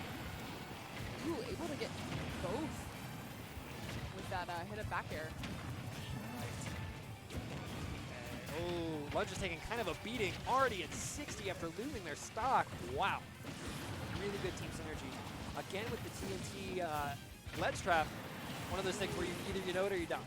Yeah. Right? Either you're familiar with it or you get hit by the TNT. Weird knockback from that up B. It seemed like a clank or something from Rob. Not able to get a stock off of it. Only at 82% though, so probably wouldn't have killed with that up B anyway. Oh my god! Gotta be wary where Steve's at. Gotta be wary, even if there's blocks. You gotta be wary. Okay, choosing to go high there, avoiding the side B. Does have to watch out. I think that Sam's gonna be ready for this charge shot. Yeah, a lot of projectiles, a lot of throwing things, and with Onin and Lunges kind of being in the Gaga bit, right? Them ending up even stock count, although Sam's looking a little more damaged than Onin. And that's the stock from Lunges. Blue team is on their last stock in its entirety. Sam gonna have to make this 2v1 comeback. Okay, choosing not to set up the ledge trap here, just letting Onin fend for himself. Luckily, Steve is able to throw a killer party off stage, dealing 25 just by throwing out iron and blocks and being a silly guy. Oh my goodness. Oh boy. How do you make this back? How do you make it back with Steve being Steve and also Samus ledge trap? And also he lets you, or he takes away the entire option of like going low because he can set up those blocks as well. So you have to go high, face Steve back air. Okay, not able to get the follow-up on that. See, you gotta be careful with the grabs. What's really nice is that Rob has a good tick throw, but doesn't really matter when Onin's sitting, rearing the sword back. Oh yeah. Lunges and Onin up a game. Set point, match point, tournament point. Can they clutch it out? Will we see a game 5? Been pretty back and forth all set, so very interested to see how this plays out. The Inkling is back. The Inkling is back. I think that Rob was taking a lot of unnecessary hits, and I feel like switching to a smaller character could be a little bit helpful. Yes. Right? I think that's the idea here. Maybe throw a little bit of switch, maybe a tempo mix up a little bit. Try and get more comfortable there. Back to FD. I think also with Inkling having a very low dash, if Sam chooses to target Onin like we've been seeing most of the set, having that low dash might help avoid a lot of like these back airs that we're seeing from Onin. All right. IcyMist catching the hands, lunges on ledge. Oh, able to dash underneath that minecart. Both Samuses kind of taking a wallop, but Onin and Sam chilling so far. Okay. Yeah, that's a scary situation there. Icy getting hit across the stage. Able to help out Sam because of it, though. Right. Okay. IcyMist kind of looking down the barrel of losing their stock. Got to really hold on to it. Although doing the ledge trap on Onin right now. Taking a hard shot. That's going to be the first block stock. looked like it was like just a little bit off from saving IcyMist and giving that her the opportunity to tag. Maybe even a visual bait. Maybe thinking, oh, they'll think they'll be fine. Yeah. Surprise! No. Do you know how that TNT thing works? How he's not able to get hit by it? So as soon as he blows up the TNT, he has a few frames before the TNT actually hits him. And so as soon as he blows it up, he's able to air dodge. And so when you don't see him get hit by the explosion, but he's air dodging. Oh, okay. That makes sense. I thought he was just like immune. Kind of. I mean, he is invincible, but that's not by virtue of being stupid. By virtue of air dodging. That checks out. Lunges at throw percent here for Samus, but looks like Onin's taking care of it. 6 stocks to 3. Both of them a kill percent, but definitely looking rough for Sam and IcyMist. Can they get a game 5 going? Yeah, Onin's just doing a really good job. Oh my gosh, Soft's got of that back air. Not going to lose the stock at 206. I feel like this might be the, oh my gosh. And that's the last stock of IcyMist. They are both on last stock. Okay. Definitely take it. 4 to 2. There's room for shenaniganry, but they're going to have to make something big happen. Okay, so far seeing very good stuff this stock. Nice. Sam doing a great job of comboing Onin. With Sam not looking super healthy right now. All right, this is what it really comes down to. Can they set up 2 separate 2v1s to get some stocks down? I feel like that's what it really comes down to. Yeah. Either 2 separate 2v1s or 2 separate 1v1s or getting a really nasty team combo, which they are able to do. I think Lunges is doing a really good job of recognizing that blue team is afraid to lose their stock, so they're shielding a lot. Samus grab is very committal, but when you're at high percent, you're going to be shielding a lot. You don't want to get hit with these stray hits from Onin. And so Lunges not afraid to pull the trigger on that grab. Oh my gosh! All right, we're still looking at a 2v1, although Onin not looking super healthy. Yeah. Charge shot catching IcyMist. Lunges and Onin take Phoenix down doubles 3 to 1. In the reset. In the reset. Good stuff to blue team. Very well fought. Good stuff to Sam and IcyMist. Made a great run. Went to losers from losers quarters, right? Had to stare down 9th place and then took out, what is that, 5 teams? Yeah. 5 teams all in a row. I would imagine they're probably pretty tired. Yeah. And now you have to go play singles. Now you have to go play singles. Woo! Hopefully you were in wave B and your entire pool isn't waiting on you. Yeah. We'll see, though. So I guess now we're transitioning to singles. Let me Yes.